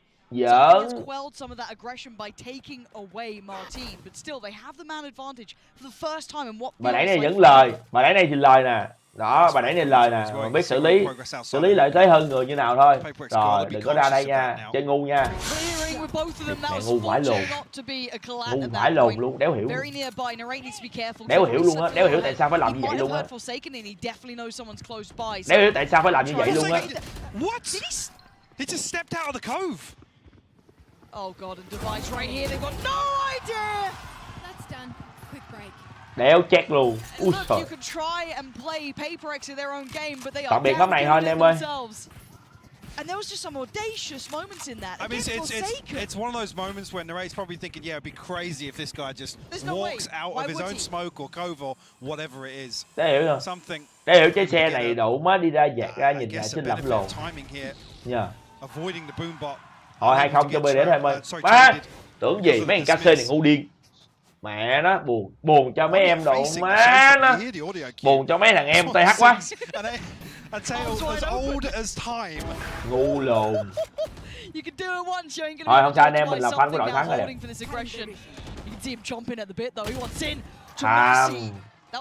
Tham, đủ má bắn con mắt ra rồi. Nó đứng đó nó bắn bể mắt rồi. Nghe 2 tiếng rồi. Vẫn cần phải nhắm ra chơi tiếp. They're allowed to execute onto you. I mean, Mind Freak's gonna find himself a wide open A site here. The penny has dropped. Trời ơi, bắt bài. After Tomazi's challenge. Again, can't really fault it. Like I said, Tomazi's posted up, almost posturing a little bit that yeah, we're going to fight for this site. Ồ, hôm nay đừng ngủ sớm. Hôm nay 2 trận bắn như này là chắc nhanh lắm mấy đứa ơi. They're not willing to show any respect. Hôm nay mấy trận này là bắn nhanh lắm. Molly here, orbital strike, showstopper, plenty of post plant possibilities here. I was just wondering actually. Được. Này bắn nhanh đi ngủ sớm. Không sao, Playerduo sống rồi. Yeah, I mean he dropped the đúng rồi. Playerduo sống rồi. He's going to look to orbital strike just for the dog. He's cooked it. Not ideal in that, and now Forsaken gonna play forward. PaperX still starting to thrive, coming alive. Divide and Forsaken in unison. Send them packing. Carmine Court are trying. They are trying to play this scrappy game, and it just isn't working for them. Rồi. Như vậy là độ má xích 1 EU này là chỉ là độ má lucky rồi. Top 1 EU này chỉ là lucky rồi. We've seen too much of a switch up here from PaperX, but still seemingly a decent read on the early round. Able to punish this aggression down a short time. Trận bắn đéo tính bằng tụi hơi tích nha. They've got to change this scoreline somehow. Otherwise, Carmine Core, their backs will be breaking from their heavy heart just looking at that scoreboard. It's brutal to play against mentally, because you're trying to pick yourself up to be confident, take challenges against a team who are running you down. And again, a little bit of variation coming out from PaperX here, looking at trying to adjust towards that B side, or at least an early indication of it. TP committed to, it looks like. Actually, no, going to decide to back away. Now they're almost faking that they've rotated, creating all this pressure, dumping all this util, but all it is a switch up towards B long. But snip out. That was good information there, and the Seekers, này they are bắn going to go on đủ this má, and coi wait bắn to con see trai Monet kìa. dive in here. They've got to know that Em coi nó Tomasi bắn is con still trai around as kìa. well. Nhìn nó bắn con trai à. Tới lúc mà tụi nó vô sai á, thằng này đéo còn món đồ trong người luôn. Đéo còn gì trong người luôn. Look for the flanks, look for the pressure on the back lines. We need that plant to come in for at least a little bit of safety for PaperX, which they got right about now. 4v5, it gets dicey. Nó bắn con trai rồi tụi nó vô sai hết, đéo còn gì để chơi luôn, đéo còn gì để trả đồ luôn. Look at Device's position. That could be huge. He's got to get there quick though. Timing, can something hold them back? Can he buy a couple of seconds here? That's all he needs, a couple of seconds. Device done so well. He does catch Shin. Forsaken then called in. It is just methodical in approach. Hắn rồi, 2 kill but look at the HP. The walk-in ngu, ông Tomasi này ngu điên. Magnum left alive, and that is just not gonna work out. Độ má, ông Tomasi này ngu vãi lồn. Yếu máu lại bắn nhau. Ôi giời ơi. Trời ơi, ông Tomasi này yếu máu lại bắn nhau. Automatic as soon as the Trailblazer comes down long. PaperX know they have to be explosive. Hay quá. Capitalize on that timing, get ahead. Tỉnh táo rồi, không sao em, bắn hay thì được chơi tiếp thôi. Again, you can't even really fault. You look at the minimap here, and when PaperX freeze on this first wave, the first pressure out towards Hookah, KC are immediately rotating. They know that PaperX are trying to find these timings. Thất vọng quá. Bắn hiện tại hơn của tụi Helix nữa, tụi Helix hôm qua bắn sòng phẳng quá luôn. Hôm qua trận Helix coi hay rồi, top 3 coi hay quá trời. KC are so desperate to Hay. get a round win up. Lại một ngày nữa độ má fan của Playerduo lại được thoát chết rồi. Đỡ ghê chứ. PaperX have done this to countless teams. Playerduo lại được thoát một ngày nữa rồi. Rồi ông này thì bắn lộn như an X stint when the meta was X, Y, and Z. No, this is a historic team who's been able to do this over a variety of errors. Look at it now. Shin's smoked down long. Look what they've done to him. This is all on the back of just the one wall coming through, but PaperX might have a mystery here. Scout destroyed. There we go. This could be it, but they've got to make it work with very little. Martin's got to be good for it. Spots one, lets him cross. This is huge. The discipline is here, but can he drop the bodies? He can. That's two. A third needed. Get it. They still have a chance here, PaperX. They're up against pistols. What is going on? Something just flew in. Narrate got a satchel kill. Ôi đủ má luôn. One of the most bizarre MasterCard thrifties you'll ever see. Something seemingly thinking he has double the range with a shorty. Sao để đổi súng ra? Very bizarre. And just after crediting them, this is a total misread of the situation. KC finally. Và đó đủ mà thả cho hết lẹ không được mà. One of those scenarios that I was saying wasn't really suiting them up until now. Yeah. Phải đó thả cho hết lẹ không được. Bữa đó something hơi ẩu. Thật ra quả đó Something chạy về đổi cái súng Vandal thì bắn vẫn được. Tại nó cầm cái City đang cầm nhắm, nó đổi City luôn á chứ. Cầm Vandal bắn được mà. Nó cầm Vandal khi nó giết được đấy. Tôi thôi. Hơi ẩu, phải đó hơi ẩu. And now we're in a bit of a state of flux, aren't we? Things are a little bit up. Đó xử lý từ từ cũng được mà, đâu cần phải gấp vậy. Are they just going to be, pausing off to take maybe a little bit of space? What are they up to? Thôi thua vậy em ơi. Trong đám này có vẻ trong cái ông này có vẻ hơi lỏ lỏ. That's his opposing number basically removed, but the bulk of the hit is coming this way. Trời, ông kia còn bị chó cắn nữa kìa, đĩ mà. Trời ơi, ông sợ quá multi luôn. Big ultimate to draw out this early on. As he did actually take some damage there. He's got to be careful. Má, con BG này độ má thở rồi em ơi, đặt ulti xấu điên. Độ má đất bắn ulti xấu điên. Has come across with the operator just to hold elbow, yeah. Nay góc thì luôn. Ulti xấu vãi luôn. Problem for Shin. I don't think he's going to take too much damage here and actually rewarded. Masi still trying to keep his head down. It's 10 XP in here. A little bit of spam, a little bit of a shot going astray is going to at least drop the pit for them. That's a plant now. Mind Freak and Divide. Ult going to be invested from Martin. He's going to try and lead the way. Can he spot these players out? Did he see Mind Freak slip towards elbow? That's the question, because he can try and divide and conquer. The flash is sent, they know it. This is good from Carmine Corp, but can they handle him? Yes! Ult upon ult, they are investing everything. Rồi, thấy đâu vậy rồi. Đầu tư hai quả ulti mạnh vãi luôn. Đầu vai khó. Còn flash. That's about it. Đầu vai chớ rồi. From Narrate there, that's fine. He'll be happy with that. And they give themselves a window. 8-4 qua kia thắng Piston thì vẫn làm được. Like I said, you come out this with an 8-4. Trời, nó đây là bắn. Đây tính ra bắn vẫn đang tốt đó nha. Không tệ nha. Nó đây nãy giờ bắn vẫn không tệ nha. Này bên NA qua bắn ok chứ. Khá phết. Very quick response here from PaperX to apply this pressure towards Uka, but it's the Viper's bit that really slows them down, forces PaperX to reconsider their approach. And a crucial 4K from Narrate. Really the superstar, I guess, overall so far here in Madrid. 4K seat. Guy's a standout player. Giải này thôi em. Anh không có coi được cái giải ở EU nó bắn nên là không biết được là anh không có coi tụi nó bắn ở bên EU nên không có biết ai bắn tốt. Giải này thì rõ ràng giải này thì tụi nó đang bắn tốt. Thằng Naret này đang bắn rất là tốt. Monye really ran rampant, but it was actually Magnum this time to hold him back. This is better, but he's not going to be alone. Narrate's trying to close the gap a little here. Might deny Forsaken, he does. Good work. Boombot to follow, but there is a squad of 3 staring him down. The Cove is keeping them safe. Another satchel, another denial. Rotations are coming in. This is great work. Hay quá, this is really good from Narrate. Delay quá bom hay quá. Rồi, má, tụi này bắn ăn cờ dở quá. Rotation, Mike, they're taking the TP. They've got a free site. Yeah, something's looking for the backstab. Molly will go down and cut off any sort of pressure coming back through from spawn here. Narrate, does he consider the possibility? He's got to, right? We've seen this. He's so conscious of taking that TP. Khôn quá, là đây khôn ghê. Oh, fight on CT though, not going to be able to get the follow options there. That is control from Divide.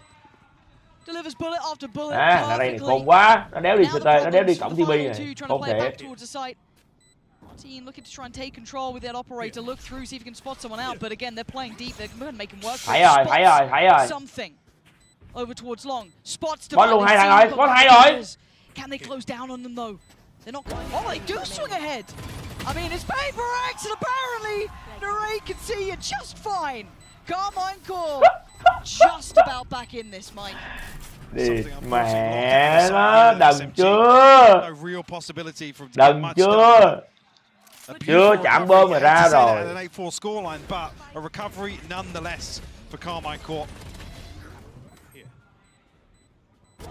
Chưa chạm bơm. Approach continues here for PaperX in the second half. Apply that same sort of aggression once again, Lauren. Can they keep it up?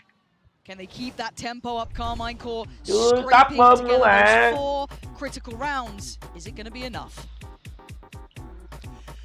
That is the question that is on our minds, because it started off quite nicely for PaperX as they were able to put a sizable amount of rounds together, but this actually takes us. Nó tính giết một rồi gây đột biến, em hiểu không?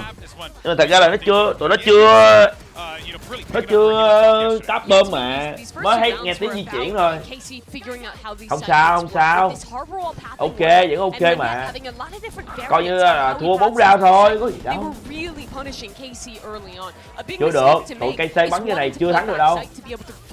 Tụi KC này phải bay nữa. Bắn như này chưa thắng được đâu nha.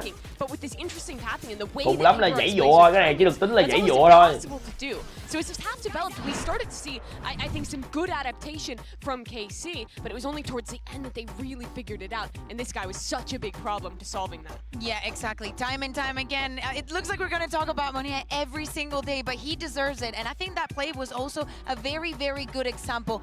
Low buy, you know, because it's a bonus. You have the ability to float them. That's exactly what you need to do on the side of KC. By the way, I was saying the Reyna not completely sold, and I forgot for 1 second that it is something, and he only needs to be on the operator. So of course, I'm still looking at him for this defense side because of the reason why you would play Reyna is to deny those traits potentially when you have the operator. If he has the same effect that he has in other maps, he's a very big threat. It was a tough half for KC, but they've rallied at least. Nhưng mà thằng Martin này có vẻ tỉnh tỉnh rồi đó.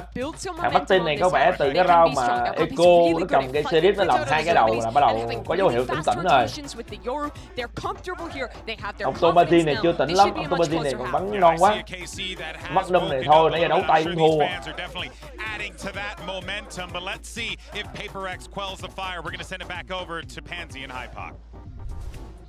Đâu, coi lắng ra Piston nè. PaperX did kick this off with a belting start. No two ways to put it, but Carmine Core have clawed their way back. They found a rhythm, they found a solution, and he got them 4 rounds in pocket. But Mike, do you reckon they can hold on? Rồi, nghe tiếng chó rồi. Đó, nghe tiếng chó là sẽ bật cái móc lên chặn lại. Rồi, bỏ chạy luôn. Rồi, ôi, nhảy luôn. Nhảy kỳ vậy ông nội. Look at the flank. There's Đúng rồi. Tomasi's got to have heard. Yeah, he's heard all of this. He's just trying to keep his head down, trying not to be spotted. Oh no, he's just eating the paranoia. He beat it to the Lear. Oh, it's the Lear. Oh, thôi. Thôi. Through them in the blink of an eye. Thôi em ơi. Mấy này hơi đồ ớt rồi. Nếu bắn gì sao thắng. Run it back for me one time because what on earth? Mấy ông này đủ mẹ nó vô bắn đặt cái bơm người ta thì thách về thua hết trơn. Tomasi bắn con cạch gì 20. Ôi giời ơi. Trời ơi, Oman này phát lỗi luôn. Phải lộn, ông Tomasi này bắn hụt hết. Ông Tomasi này bắn hụt hết luôn. Thôi tạm biệt. Tomasi just peeks out of the wrong second. Ôi đó không, thấy chưa?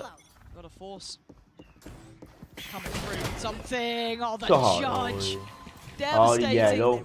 I know there's going to be more pressure, but he's down low, so he's got to be a little bit careful on the HP. Martin is already back by sight, but something still doing damage, gets the heal off, and goes in for more. Ủa? Carmine Core Làm gì vậy? just about staying Ủa sao? Tại sao something đủ mới chạy qua lửa bắn nhau vậy? Flank once again from short. You see it's been pinged out here. The Gì vậy awareness ta? KC Magnum reflanking it. Monia, he doesn't catch them though. Ahead of the smoke falling. This timing could be awful. Yeah, that's Monia dead. There's nothing he could have Ôi, done. something làm gì vậy? Trời pretty. What can you do against 3? Thắng luôn, mà phích lên luôn. There's too many bodies there. Carmine Core. There we go, finding a little bit of an answer there for themselves, but với 2 ngon vãi lồn mà tự nhiên đặt qua lửa bắn nhau à. Gì trời. Scrappy as anything to kick this off. Something again, I don't know what range he thinks he has with shotguns. Tự nhiên đập qua lửa bắn nhau vậy. Try to find another kill.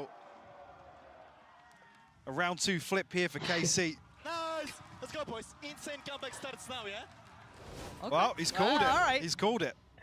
Đéo hiểu, tự nhiên với 2 người trong cầm cái Z tụ má nhảy ra ngoài giữa đường bắn nhau, cái dòng cái góc đó đâu phải là góc bắn Z đâu. Em muốn bắn thì em bắn ở trong lam kìa. Ôi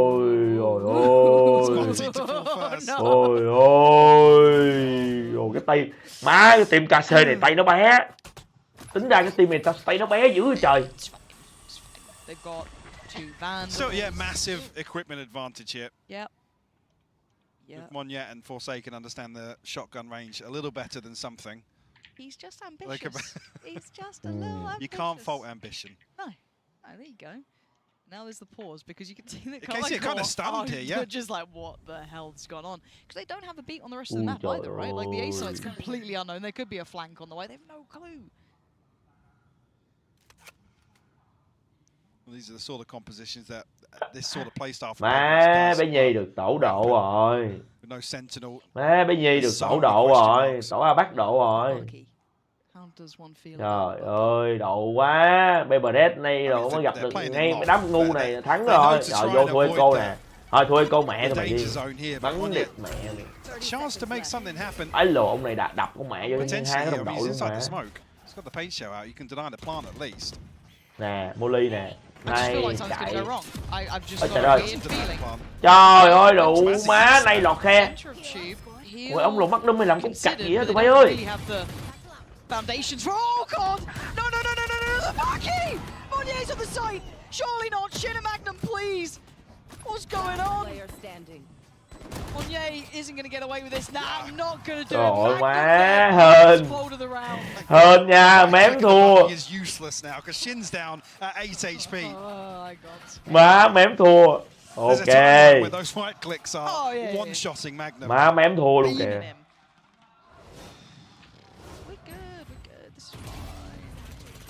Something is such a nuisance as well. You can see him just playing out perfect. But the timing of this first kill. Súng bé em. Súng bé. Nice one back. Oh, done to him.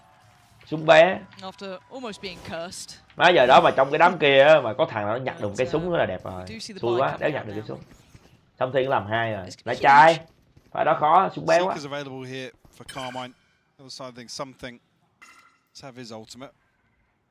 Early showers control for KC.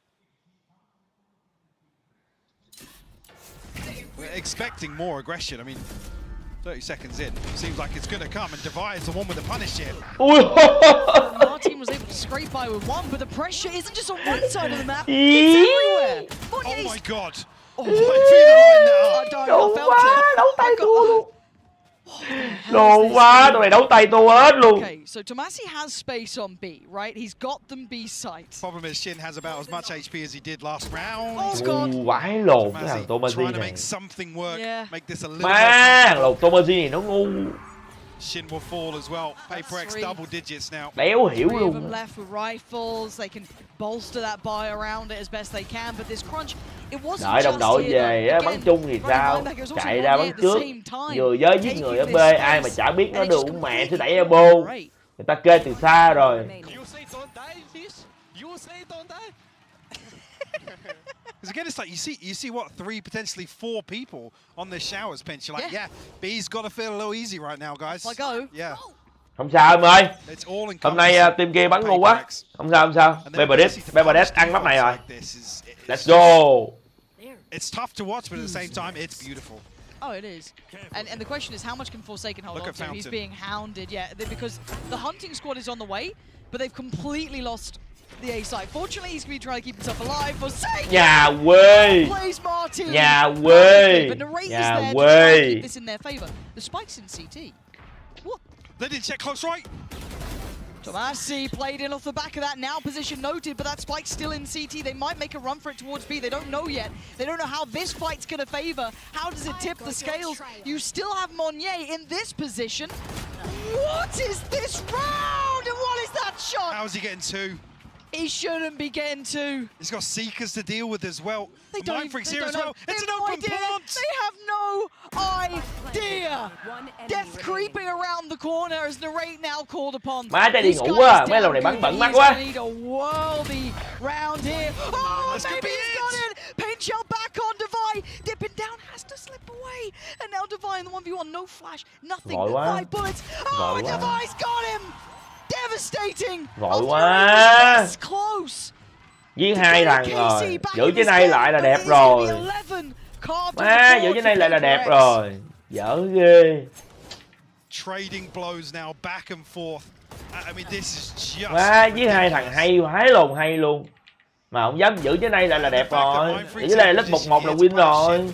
Narrate, unfortunately, again, it feels like this is a free site, so he has the time chưa táp cái and the bơm space nữa. to get towards long, find a more comfortable angle. Ẩu dữ trời.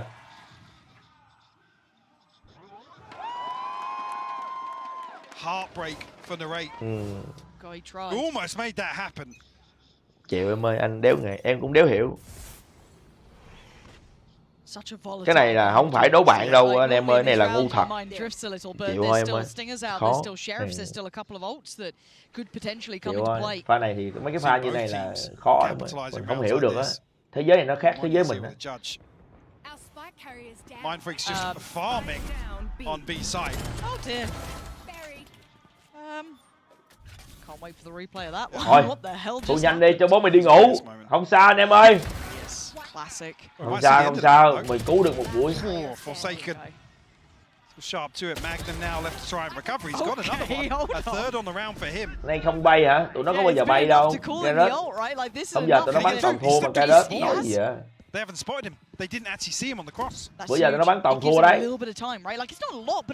Tụi này có thắng được ai đéo đâu mà kêu bay. No idea he could be an elbow by them. You know, they have no idea where he is.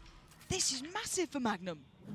What position did he take up? He's going to push back towards spawn. And actually, thắng được lao hả? splitting. Có không? He might have timing here on something. Ủa, lao thua ai? Đúng rồi ha, đúng rồi, thắng được tụi lao.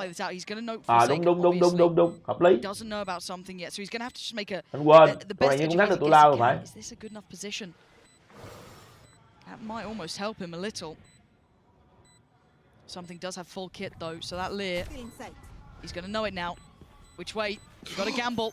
Did something note him? He's looking this way. Magnum, can you clutch this up? Can you do what Narrate couldn't? You got one to the right, one to the left. He can't do it. Forsaken there. Well played by PaperX. That is 12.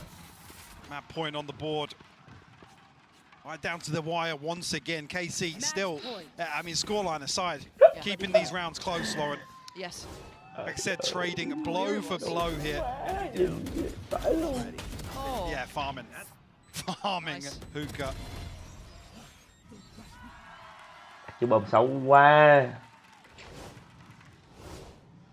Purchase will come back for Carmine Core. Showstopper to work with. Thôi bỏ đi em. Chuyện đó không quan trọng nữa. Tụi này sắp về rồi thôi. Tụi này go home mà đẹp. Can they keep map 1 alive?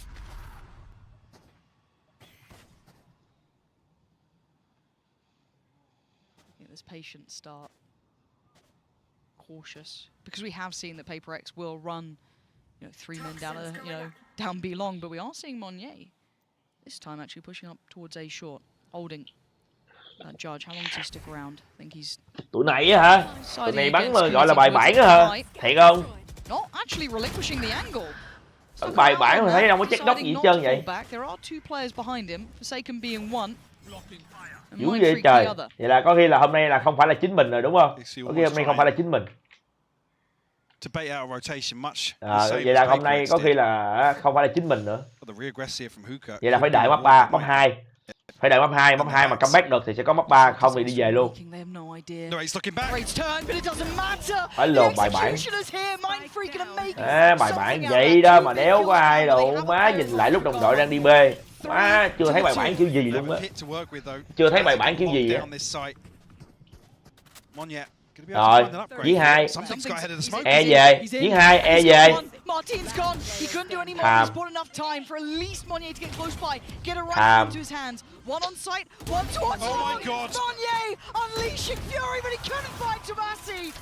Đồ má, lồng xâm thiên này nó tham, địt con mẹ nó tham dữ vậy trời. Two examples of that energy being their downfall, a little overzealous. The approach from both Something and Monyet. Punished here, KC will find their 7th. One enemy remaining standing. Regardless, so they are both looking absolutely electric. Tham dữ vậy. E về là đẹp rồi, đúng không? Nó E về, tình huống sẽ là 2 đấu 2. Thằng kia còn trên này nó sẽ không đặt bom thì không được, đúng chưa? Vừa ném này, thằng này nó ném trái lát ra là đủ má dạt ra là ăn được. Ít nhất là sẽ có cơ hội, chứ đủ má nó ra nó bắn luôn thì 1 đấu 2 khó cho thằng Moni hết quá. Tính ra hàng lồng xâm thiên này bắn cũng cái teamwork lồn trong tại quá. They do have stingers, sheriffs. They still have that rifle on Something. E về nó chạy thôi, nó nghe rồi. Thằng đặt bơm mà thằng kia thì không biết. Thằng kia một là hút ca, hai là ở trong belon thôi. On the other side though, right? You've got everything there. There's a 4 play stack. Now, traditionally, we've seen a couple of variations, but it's mostly Divide playing towards. Nó sẽ có tỷ lệ thắng cao hơn ở tình huống mà mình hơn người như thế này. Tình huống thắng tỷ lệ thắng nó sẽ cao hơn là để cho thằng Monet này 1-2 khó quá. Là Monet này nó nhảy hút ca ra nó giết được thằng ở lon là đụng tay nó phải to lắm đấy. Đó là bắn hay rồi đó, nhưng mà nếu là không đủ. Everybody huddled towards his position. Giờ có dám flash đâu. Rồi, flash qua. Ôi giời ơi. Bit of damage here, and Device still around. Wait for something though. He is the final boss, and TP comes in. Yeah, nice work from Carmine Core. Okay. Something is trying to hunt them at a similar pace. He is getting to spawn. He might get around the back. Omen này phải check nè, hàng xin giờ phải chỉnh nè, hàng xin giờ phải chỉnh nè. I don't think anyone's close enough to stop that now, so that's going to go down. But the back line, who wins this out? I think it's going to catch in here. Orbital strike committed. Divide goes down. Mindfreak did get the trade, but look at this. Something now getting closer, down to 2 on either side. Mindfreak still only with that Sheriff, but it might be enough. Martin waiting in showers. He's gonna take down Mindfreak. It's all on one. Something. Từ từ, đợi tắt bơm đi ông nội ơi. Incredibly hard round to try and break back into now with these positions. Không ra, đúng rồi, không ra. Tắt chứ nữa, lát ra. Đó. Đấy. Ở như này thì được mẹ đéo thể đảo được. Rồi, 12-8. Ê, tính ra là mình chửi mấy thằng KC này nó ngu chứ nãy giờ nó bò từ từ cũng lên 8 rồi kìa mấy đứa. Anh xin lỗi KC nha, anh xin lỗi, này là lỗi anh xin lỗi KC nhiều. Tính ra là chửi nó ngu vậy thôi chứ nó nãy giờ nó bò lên 8 rồi kìa. My bad. Không, cái nào mình nói bậy, cái nào là mình nói bậy mình phải xin lỗi. Cái nào mình nói bậy mình xin lỗi, thành vấn đề. KC bắn cũng được đó, lên 8 là được rồi đó. How much can he get away with though? Can he slip through towards CT? But all eyes on him, but it's Narrate from up above. Taking down Forsaken and something. Sights now open. Martin not going to be able to convert that kill, however. And they're getting quite paranoid of the flank. They're going to pop the ult as well on top of it. Viper's pit to try and secure this. Monnier with the first man forward, but Narrate with the spray just connects well. Monnier cô tôi sẽ đéo sạch đêm này vô. Ủa này đâu? Opportunities now dwindling. You can see that. Ồ, má quyết định là sell quả này à, ulti lại hả? Cũng được. Thôi sell thôi, nếu mà không bắn vậy thì sell. Đi theo chó em ơi. Nếu này là sẽ bị mất thông minh con chó. Nhưng mà đủ á, con đi theo con chó đi vô đó thì góc đó thì lỗ. Quả ulti đó nó cover vậy em con chó đi đâu đi đâu, phải đi đường khác vô chứ sao đi đường này được. Thôi rồi nó trai giữ quả ulti cũng đẹp. Còn có con rau mà thôi gì, Backboy có một rau thôi mà. Ôi, bị gì vậy? Sao xoay rồi? Rồi lộn xoay kênh luôn.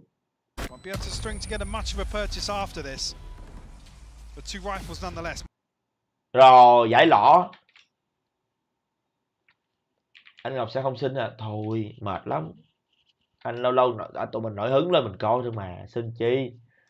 Say rồi anh em ơi.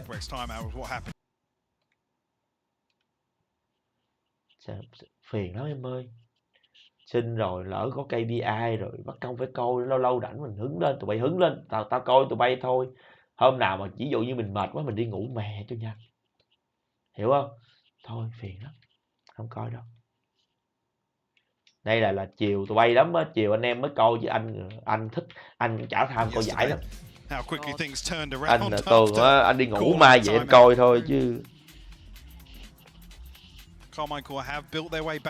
Má cái này mà nó về OT mà thua map này là đủ má như một trò đùa luôn á. Treo mấy stream nó có tính không hả? Không biết nữa. Anh không biết nữa. Cãi đi Silent ơi. Mình cũng đâu chủ động coi mấy này đâu. Coi kiểu này á, lỡ như mà hôm nào á, ví dụ như mình coi bữa nào mình coi giải á, bữa nào ví dụ như mình chán á, mình không có giải coi á, hay là có giải mà chẳng nó chán quá, mình cút ra ngoài mình bắn Valorant cho vui, em hiểu không? Hay là mình đi coi phim cho sướng. Còn hôm nào mà trận hay á thì mình nhảy vô mình coi kiểu radio cũng được. Kệ mẹ đi, tầm này stream chơi vui vẻ thôi mà không cần thiết phải rườm rà mấy cái đó. Him joining them over towards B might be somewhat indicative of it, but again, đúng rồi. Just kind of scraping together a buy to try and even out the economy a little bit, getting what they can.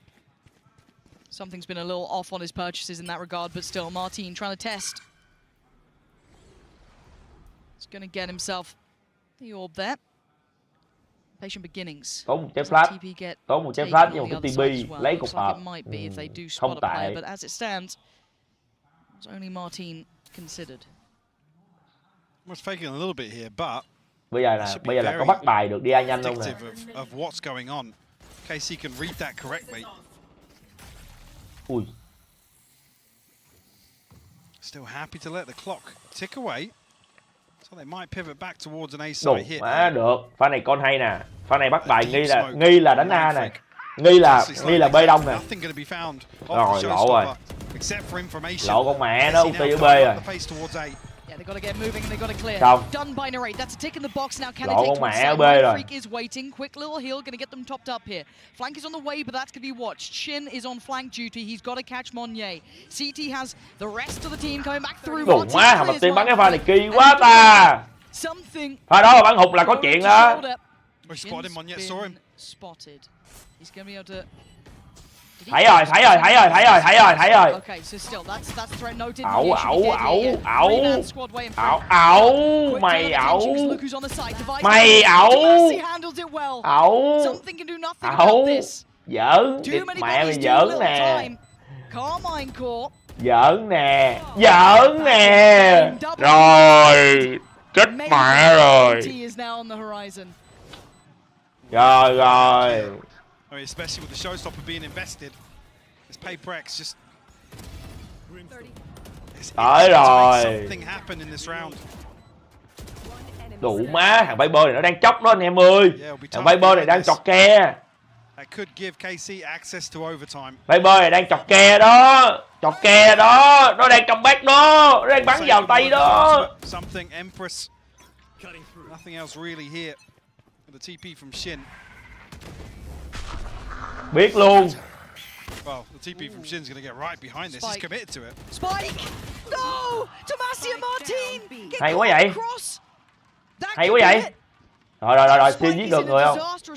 Shin doesn't get noted by the flash, but they're so aware. Monye. Hay quá. Thôi thắng rồi. Oh, it's just one of those rounds where PaperX. Tỉnh nó kìa, Modep tỉnh nó kìa. Round 23 by the way.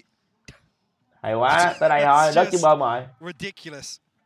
You let your foot off the gas for a minute. A second. You thought maybe we could just cross up towards him. Ngộ nha. Tính ra là cái team này á bị cái tụi này á bị cái kiểu là hút ca với lại bị hút ca với bị cái bê lon này đẩy hoài. Không đẩy hút ca thì đẩy bê lon, không đẩy bê lon thì bị hút ca đẩy chết. Tính ra tụi này đéo có tí gì gọi là bài bản luôn á. Rồi thắng rồi. Around the entirety of the map. Now got the spike, 40 seconds left and limited options. It looks like Narrate be a problem. Pull rotation and pray that Magnum can outdo Forsaken. He's got one flash and a slow rotation coming his way from Monye as well, so he's in a real pickle here. Forsaken has the angle, and he's got the shot. Spike now left, it's all on one. Narrate, can you do anything? Monye is getting audacious, but PaperX get to 13 and claim map 1. Great resilience shown here from Carmine Court. It's tough to ever have to mount a comeback versus a team like PaperX, where every round feels. Chết mẹ, không thấy cười nữa rồi. Không thấy cười nữa rồi, nãy giỡn quá giờ không thấy giỡn nữa. Cũng hơi sợ. Cũng hơi sợ.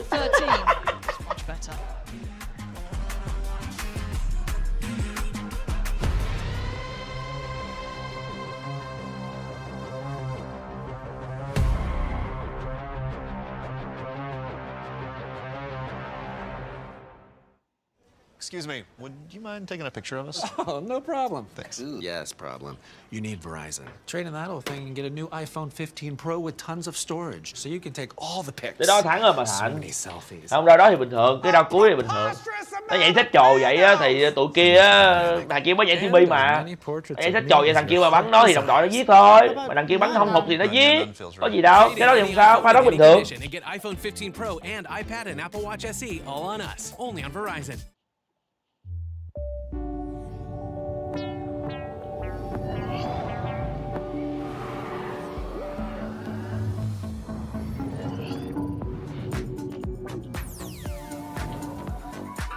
Tính ra là như cái pha đó lỗi thằng Lục Xin.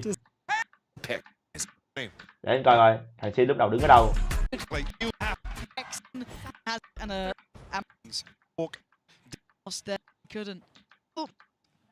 You let your foot off. No! Taken one of his ultimate, something Empress. Nothing else really here. The TP from Shin. Well, the TP from Shin's going to get right behind this. He's committed to it. Spike! No! Tomasi and Martin get caught on the cross. Trời ơi, ông này đầu rau làm trò.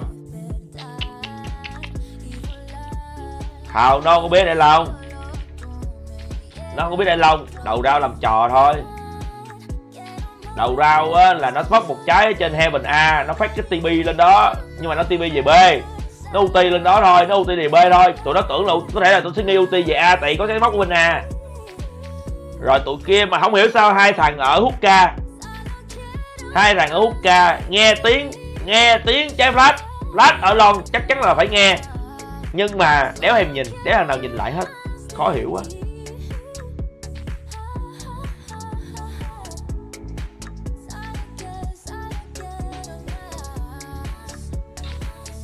Quả đó là thằng Sin này là chủ động đứng ở nhà luôn mà. Nó chủ động đứng ở nhà ngay từ đầu rồi. Vừa vô ra là smoke xong người ta lên đi luôn. Ở đó đụng quả đó mà giết được 1-2 cũng đỡ, mà đéo giết được ai thì cũng thôi dái quá. Rất con mẹ với bơm đụng nó nặng vãi lồn đó chứ.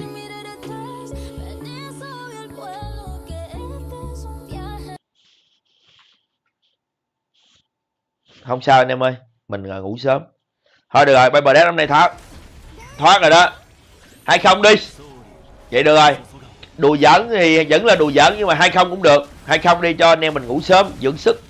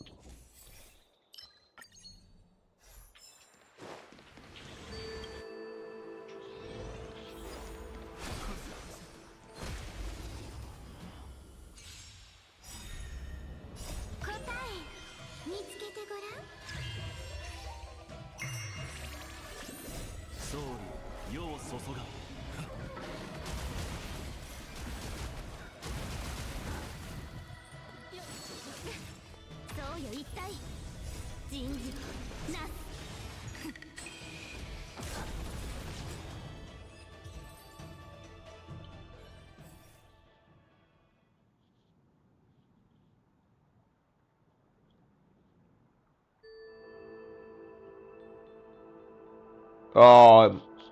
Má map bích của BDS, map sao là map bích của KC à. KC là map bích là Lotus bắn thủ trước luôn. Tụi KC này bắn map này hay không anh em?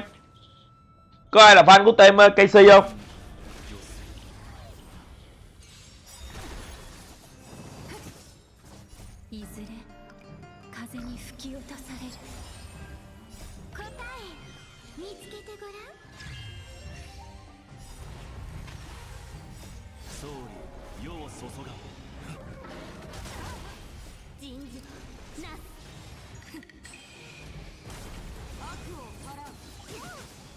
À, thắng hòa đã tích 13-10 à.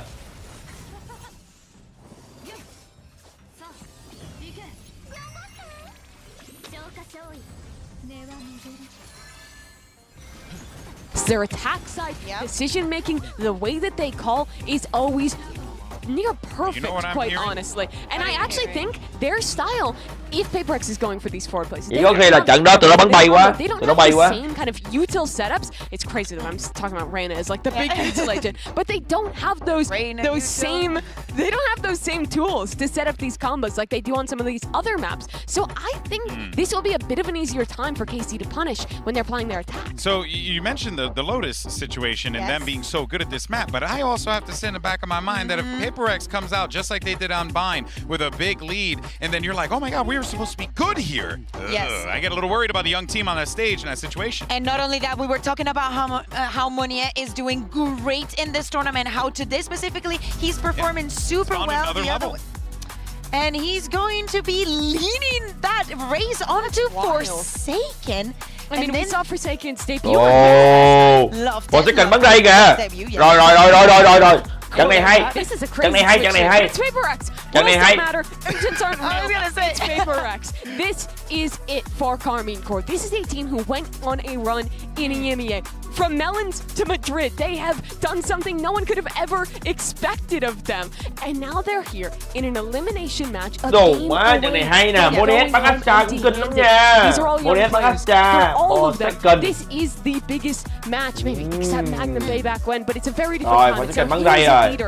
Để anh Forsaken kia là hôm nay tôi sẽ tẩy tụi này về luôn. They need to close this in a very good fashion if they want to be contenders for those playoffs. Genji is already waiting on the other side. It could be a great year for Pacific, especially if EMEA goes home this early. Well, it's now time to see what this Carmine Corp team is truly made of against the game and ready PaperX. To send it back over to Pansy and Hypoc.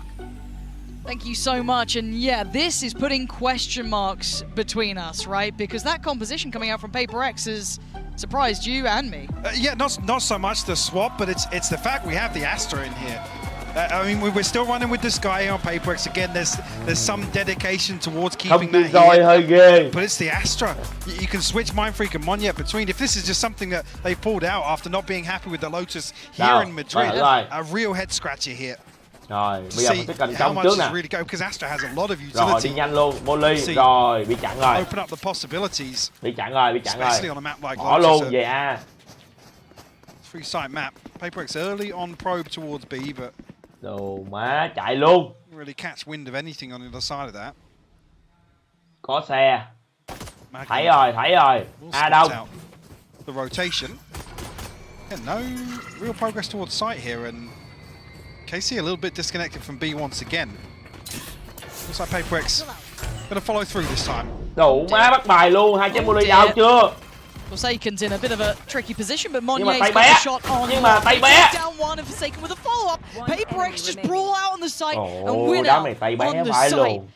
Heartbreak for KC there as Narrate just drifting on through. Thôi. How does this happen? Điệt mẹ bắt bài như này mà vẫn thua. Điệt tay bé phải luôn. The two mollies placed on site.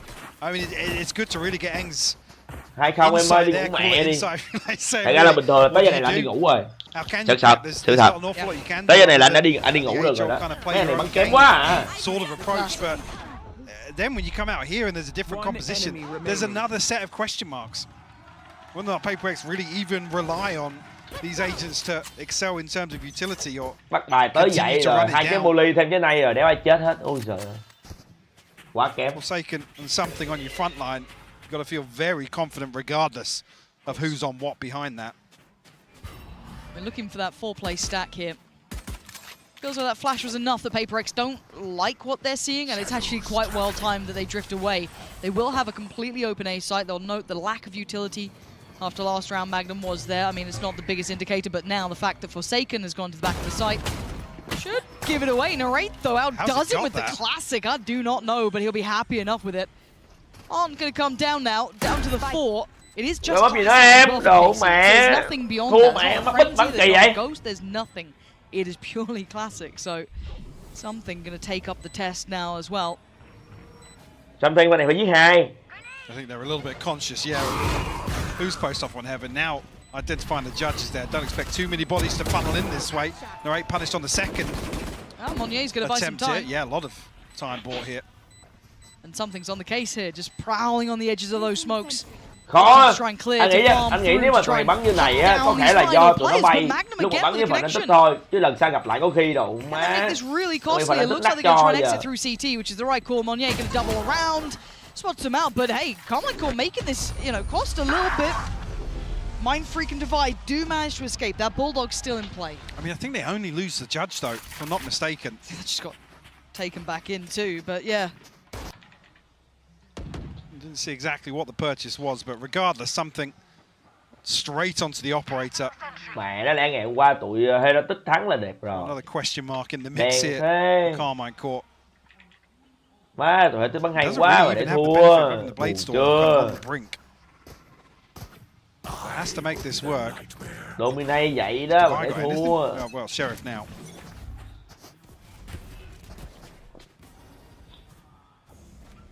Drifting really deep onto this angle very early on. No resistance from KC on the other side, unless Magnum was spotted. Yeah, he was jump spotting that corner earlier. Yeah.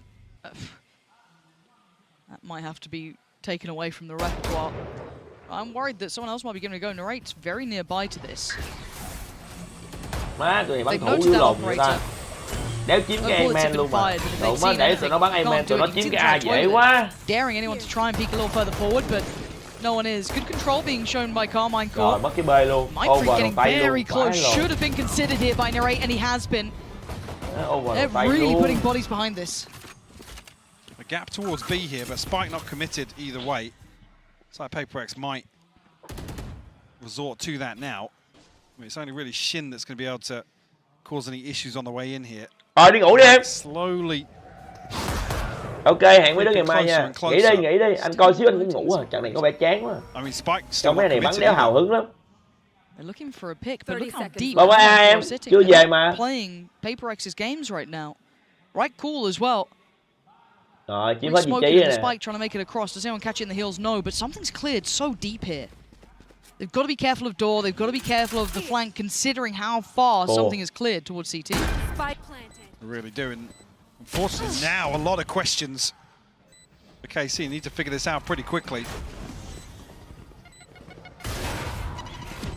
A real exchange of utility here as the retake starts to build up, something rattling off a couple of shots, but Forsaken in a fantastic position as well. If he can hold this down, he can become such a thorn in their side. Try and maybe double up here with something, but there is the push! And look at these shots just going astray. Can Monnier do anything in a 1v3? Ý mẹ, phải trong tiền bắn nhắm hụt hết. In the sight, and he just can't find it. Đẹp con mẹ, trong tiền bắn cái nhắm hụt hết luôn mà. Đủ má. This is one of those situations I was crediting on the first map, really. PaperX will keep pushing. You give them that space, but KC are playing in spawn. They're still in buy phase with 20 seconds left. Rồi. Well, a really, really well-coordinated retake. This is after there's a gravity well to slow things down just inside Link. Don't leave it hanging. Don't leave it. Oh, no. Rồi, 4K moment. rồi. It's a vibe killer. Vibes down, Yeah. game's lost. Yeah, it's wraps. Let's go, Mike. Pace change, looking like. Committed control towards Mount this time as well. And yeah, look at this. Very pacey. Going to get the first real glimpse of this C site. Hadn't tested too much. And again, KC going to evacuate. Why would they stick around? They've heard enough of this. Don't need any more of it. That's going to be a plant. But look at that big flank coming out from Monnier. His timing could be critical. They need to hold a fair amount of this space for it to really come to fruition. Looking to be a nuisance in the backlines here. This is not a good face-off, an operator versus a judge. Actually, Monnier pulls the trigger at just the right time. Love seeing something swing as well, just to make sure it goes their way, and the last two being herded. No one Mấy lần này xét lâu vậy. to hide. Narrate gonna try and bully his way Mấy ông nội past. này but đi it's xét not lâu just vãi one. luôn. The whole team's gonna be here. Something gonna be careful, doesn't want to lose the operator, but they're hunting him down now.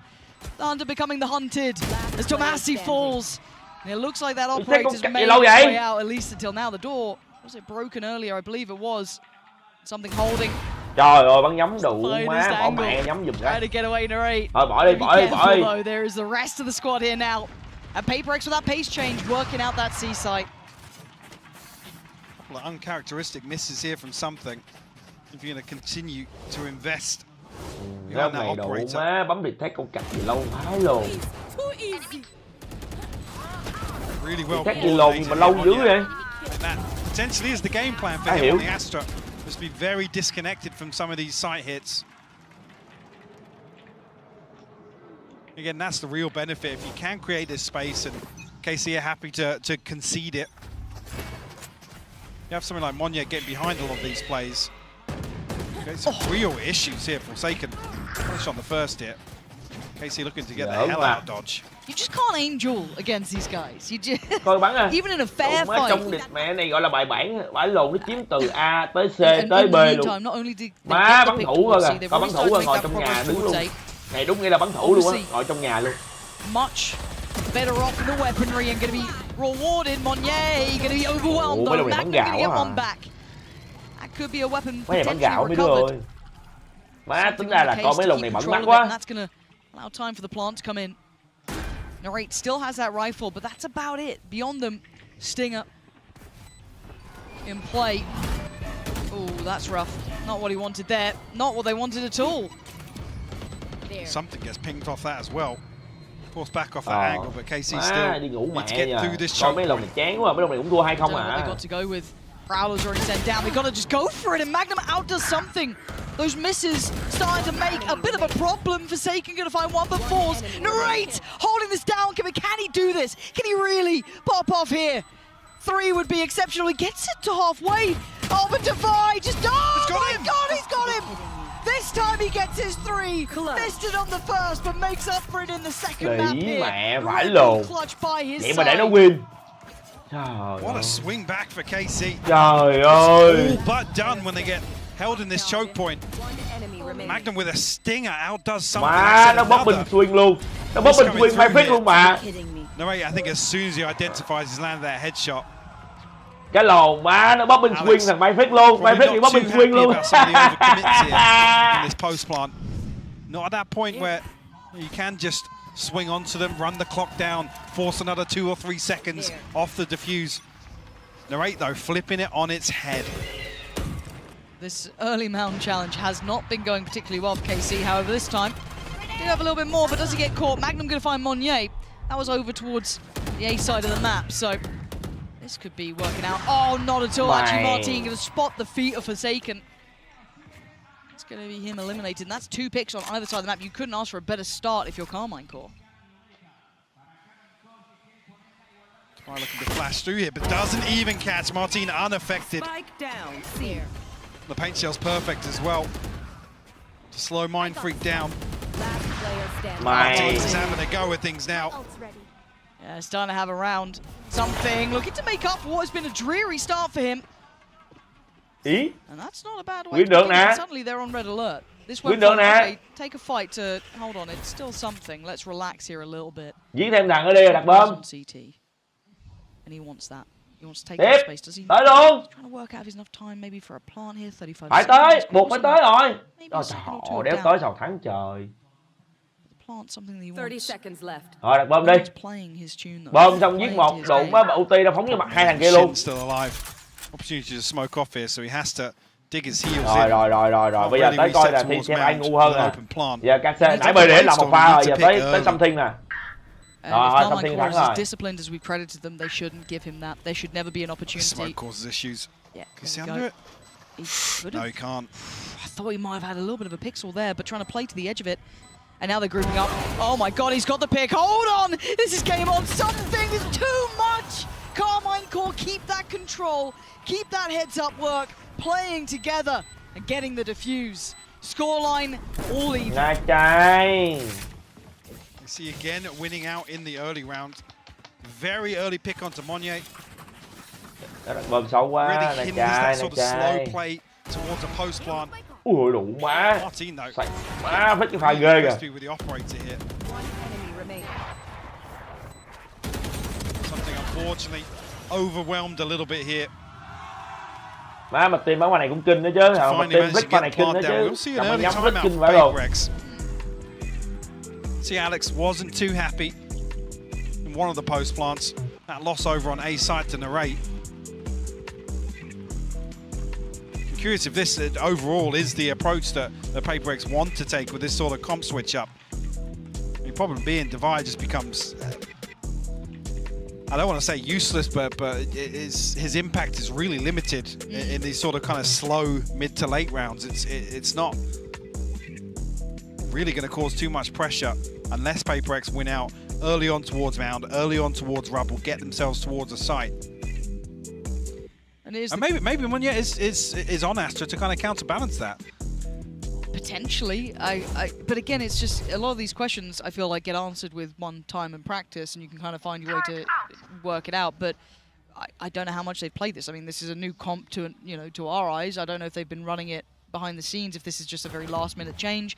If there's something they thought might work, their traditional comp wasn't going to be the answer they needed. Đất bê. But to change it at this point is I mean, it's a credit to PaperX to be able to do it. The answer is to just get Forsaken on Raze.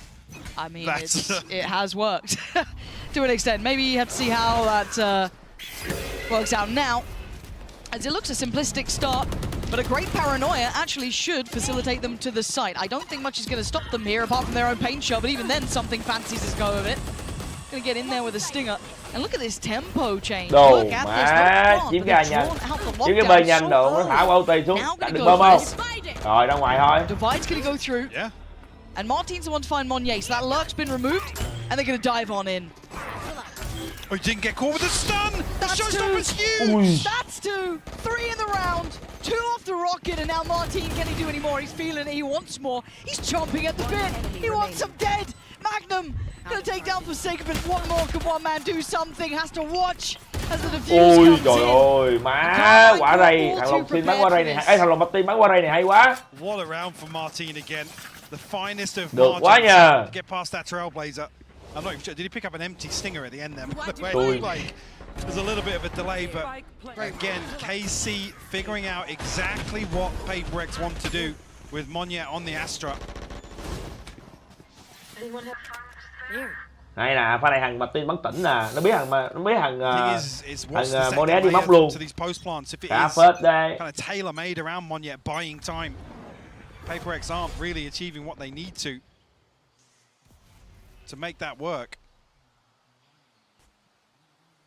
Martin and Shin, and good to see Martin finding a bit of comfort here. He's been not quite to the extent of what we saw online, or I say online. Má hơn. Kickoff tournament, it was hơn very vãi much. luôn. Rồi mất cái này. I wouldn't say headline.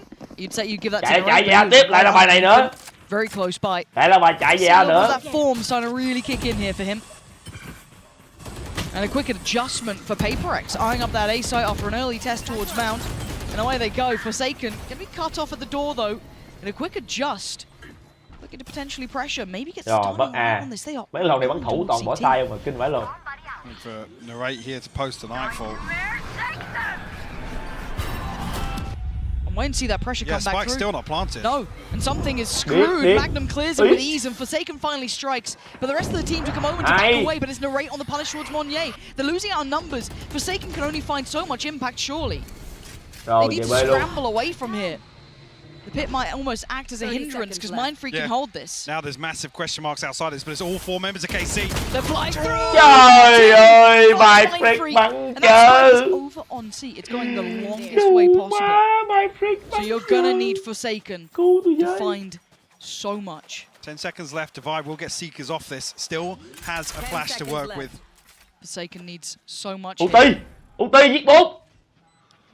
He's going to get this time to shine. He's good for one, but Martin was so quick with a response. Divine next. In line here. Jump on the first to draw the fire. Falls back. Flash. Buys a second. He's still got to kill him. Does he get noted? Yes, he does. Oh, he's dead to rights. Con bắt khó chịu. Carmine Core showing diligence now. Mẹ con bắt khó chịu vãi luôn. This is rough. Timing a little off, I guess the synergy a little off between. Độ má, nó hại tao. Forsaken commits to that. Tự nhiên tụi nó bắn hay quá vậy ta. Tự nhiên mấy lần này bắn vào tay quá vậy ta. Come into this choke point here. Out towards KC. Tự nhiên nó bắn vào tay quá vậy mấy đứa. Maybe a little bit lost in comms there, but beautiful recovery from KC. It looked like they were gonna lose out initially, but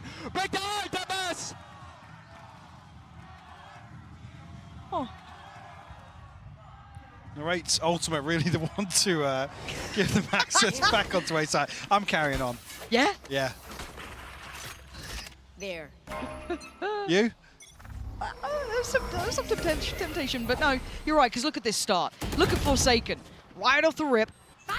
Trying to get the shots Forsaken the hell up. Mất mẹ quả ulti luôn, vãi luôn. And now what do? They've lost out on that early chance. You're down to 4. Something's position's going to be noted. Already early rotation from Má gãy luôn. And this map just doesn't look kind to PaperX now, Mike. It doesn't. KC definitely in control here at the tempo. This first half. Magnum will potentially be called upon, spotted here on the cross. Something. Able to dash across though. Unscathed so far. One will be uncontested. Monyet disconnected once again. Khó nhờ. He's been red so often though. Cái thằng tính ra là tụi này bắn đụng má để mất tay hoài, khó thủ vãi lộn. Mỗi lần chạy về thì test đụng má nó phải lúc nào cũng thắng luôn ta. Nhìn mệt vãi. Right about now. 1-for-1 trade, but it's not enough considering they're down to 2. Narrate sweeping through. Mindfreak bites right back. And now Monyet needs to come forward here. Needs to be part of this. Ẩu chưa? Nhảy qua smoke ẩu chưa? Mindfreak toying with the TP. Monyet can't hit the shot on the cross, and now it's all on Mindfreak! Ủa? Mindfreak làm gì vậy? Carmine Core! Trời đủ má, Mindfreak làm con cậy hả? The job done. They are starting to really tip the scales here, Mike. PaperX really struggling I mean, this almost has sort of echoes of the approach Fnatic had versus PaperX on this map. Concede all the space and play the retake, and PaperX just left scratching their heads in that series. Carmine Court look like they've taken a leaf out of that book. One enemy I mean, typically you credit for PaperX's ability to convert space into success. And this sort of play style not really quả đó playtime thôi Hiếu Lê, playtime là win rồi. PaperX really struggling. Playtime là win rồi. Second time out called. Quả đó playtime là được, kể cả nó có giết được thằng playtime câu 3-4 giây nữa. So, again, when we talk about this map-wise, it did sit quite nicely with Carmine Core. We credited them very highly on this map. This is one that kind of put them, not necessarily on our radar, but it very much solidified what a lot of people were looking at. But the fact, as I said, that they're doing this to PaperX after what was a very good first map, this has got to be a huge confidence builder for Carmine Core and kind of bring them back to where they should be mentally. Because a lot of us kind of discussed this coming into this event as well. If they don't start off with a confident beginning, they could lose a little bit of that I guess faith in the calling and executing the plans they've come up with, but so far it's looking absolutely on the money here. This could certainly spur them on as they go forward. But the timeout came in, a couple more rounds to play with, and a full purchase here for PaperX.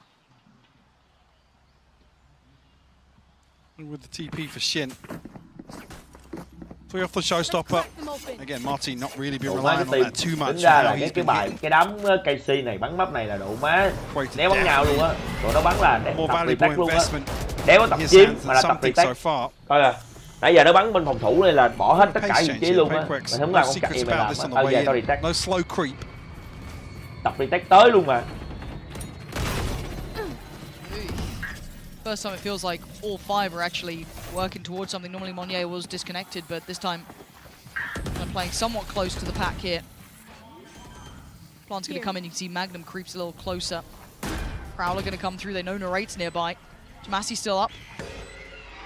Flash there. Something trying to play ahead. Does really well with that. Takes out Tomasi and wants a bit more, but he's not going to be able to get back up that rope here. Forsaken going to be forced away as well, but they're still trying to stand their ground. Almost belligerent in approach, but it's divided by Magnum. Forsaken to answer right back. Không phải lúc nào em retake em cũng win được đâu. What you got for us now? You pulled off a 1v3 before. Retake khó bố mẹ. This is a lot though, and he ain't got much time with this one. We're going to try and hold on to the operator. Oh, hang on, still got back down rope here. PaperX think he's saving. Oh, I mean, there's a star down, regardless on the spike. Looking to do some further damage to the economy, but I think running the risk, he should be safe to get out here. Don't think he's got time to get back in and get that operator, so PaperX, a slight adjustment. Bắn đâu phải lúc nào em bắn bỏ map, bắn retake nhưng mà đâu cũng phải tùy map thôi, không có game 3 đâu. Không có đâu. Yeah, we haven't seen this sort of play coming out. Bây giờ tụi nó vô side, tụi nó đặt bom ra, nó bắn nó đợi mấy lần mà retake thôi, giữ đồ này. Mấy lần này bắn retake hoài, còn chết gì vậy? Đấy. Toàn phải nhảy qua bóc. Which is strange.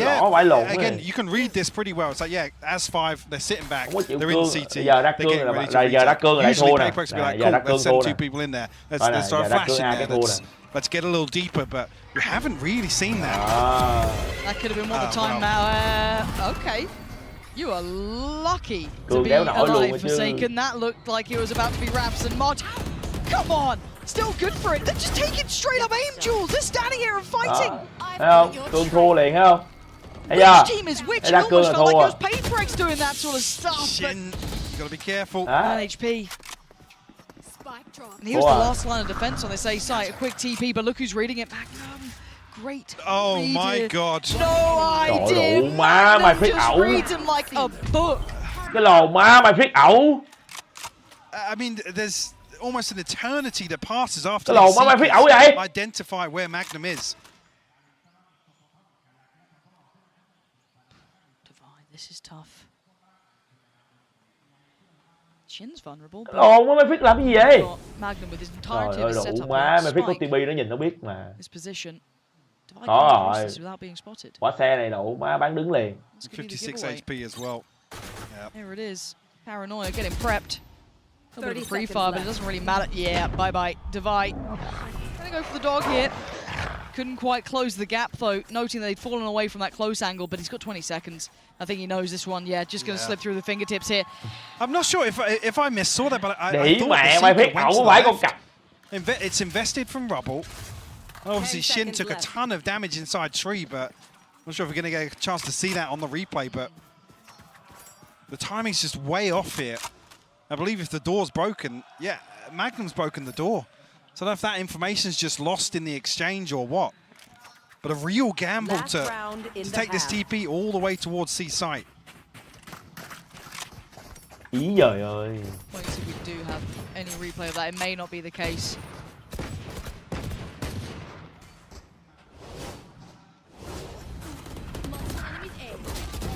Yeah, I can't remember exactly what happens here because I was focused on where I've missed it there. Yeah. I know Shin took a ton of damage inside tree. Maybe they're thinking, yeah, we've tagged up the A-site player, so surely Magnum's going to commit towards helping his teammate. Right, yeah. Đồ má nó pick một phát giữa đường luôn mà. Ghê vãi luôn. The critical issue there. Hey, Magnum! They're just taking mad challenges! Carmine Core, this is very out of character, but it's worked Chạy very luôn. well. Rồi, khôn vãi lồn luôn, quá đã. With a change of pace, taking mẹ mày, bắt được mày rồi. Somewhat late duel over by Mound, and it worked very well for themselves. Shin on fire, they're taking down Divide. Biết rồi, chạy đâu? Noted. Nowhere to run. Chạy đâu? Nowhere to run on that. Carmine Core. You've seen real different shades of this team in this match. Chạy đâu? Winning out in that sort of round where Paper X are looking to get feisty, get up in your face, take an engagement. Squashed. And KC happy to throw bodies on the line. Hết chạy. Let's go, boys! Energy into it. Definite. Yes, energy booster, confidence booster for Carmine Court. And now a chance to listen to one of the players who's really trời stepped tao. up here. Tao tính kêu tao đi ngủ á, thì tụi nó má nó comeback. Yeah, đúng rồi. For Carmine Corp. Even though we know we can win against them, tao kêu đi ngủ nó bắn vậy đó. There at the moment. Hồi nãy thì nếu bắn gì đi. Team is not feeling the ball. We are not playing at the same level as we Mày did. mấy thằng cây si nhá. Nãy mày nếu bắn gì đi, cho tao đi ngủ mẹ đi. Nãy ăn map 1 đi, map này nát luôn đi, tao đi ngủ mẹ rồi. Lồn mẹ mày. But he's learning very qua map 2 mày bắn vậy đó. I think his calls are very good. I don't think he fell short. Chơi tao mà, chơi tao. I think it was a team. Thấy tao già nó hại tao. We for sure are better than that. 15 seconds less, 10. Just no chance, surely. Anything top sits hoping that a few of mà giải này nha. Thằng Naret này giải này bắn hả? Mấy pha lít 1-3, 1-3 nhiều vãi luôn. Nó lít 1-3 không luôn á. Thằng Naret này độ má vô form lít kinh vãi luôn. For me, as a duelist, I just need to not do stupid stuff, even though I'm having a bad game. I still need to make space and calm. If I ever don't do that, then the game is very hard for the others. So I think it's just me being calm because it's just another match. People shouldn't think that it's death or do match because it just adds on the pressure. It's just about us not having the greatest team play right now, and we're trying to work on it.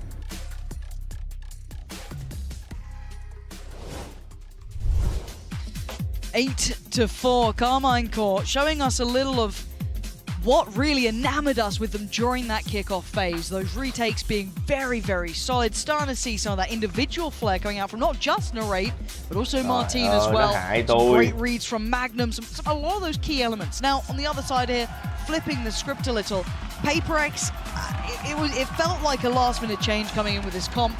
I'd be happy to be proven wrong if they say, hey, no, this is where we intend to be, but it didn't quite land where I wanted it to. No, and I think there's an opportunity to really, I guess, demonstrate it in the second half here, but it feels like in the mid-round, these slow, drawn-out rounds where KC are happy to concede space, not using the utility, they're always going to win out. We'll see. Như tích full độ rồi hả? Không thấy nói chuyện gì luôn mà. Không thấy đi chat gì luôn rồi. Wow rồi. Themselves up now pretty quickly. The rest of Paper X making their way past Rubble right now. Ôi trời. Looking for Monya to just disconnect, but Monya bắn cái pha này gớm vậy. Mồm luôn mà. Phải luôn mà kia nhảy vô rồi mà Monet bắn cái mặt luôn mà. Than he is by a couple more seconds, but that flash should be noted. It's an open path, so KC looking to potentially reset towards Mount, but actually had it pushed forward. Rồi biết móc luôn. The turret's been dealt with quickly. They should have an idea that everyone's here. They've seen 3 different pieces of utility, and they're just going to flood CT. But already something's going to catch Shin. Can they try and disrupt these final players? There's going to be a playthrough back on short as well. Magnum going to be flashed off the angle. You can already see the smokes be coming up here. The diffuse is going to be starting. It does get denied. Going to be dragged away. Monnier, something. Paper X looking for... No way! Come off it! Come off it! You got 5 rounds. Relax Đúng a rồi Bẩn little. không? Anh nhìn xem gì chơi mà. What are they up to? Lồ mẹ nó mấy ông It's này. always the same Paper X Đặt underneath. quả bơm. Đặt quả bơm đó mà đẩy hết về CT rồi đéo hiểu sao mà bắn luôn. Hả? Đặt quả bơm đó đẩy hết về CT chơi cái gì? Nó móc CT xong rồi đụng mẹ nó chạy qua phốt bắn. Vô lý người ta sao tụi này bắn đụng má cái con cậy nha. Screaming. Hả? I can't believe Nhìn nè, em nhìn nó bắn nè. That's how they kick off the Đặt quả second bơm half. rồi. Mà bơm đó đéo phải bơm CT nữa, đó là bơm ở ngoài. Xong rồi đụng má mấy ông chạy con mẹ CT bắn. Không cho. Not even unconfirmed, but a Thôi ton hiểu of quá damage cái lồn. to Monnier. Oh, Mindfreak God. caught on. I don't know Cái gì what vậy, he was doing Mindfreak? on there. Have a smoke out something? I don't know, but he looked lost in the source. Monnier, fortunately, though, going to make up for it and kind Má of bail out đỡ the thiệt. player by door as well. This is... Do you know what, Mike? I'll leave you to the analysis on this now one. there's action coming now. No, look, it's time. Plant's going to come through. Martin you're looking right. for something, but Ồ, what's going to happen? Yeah, find something on the other end of it.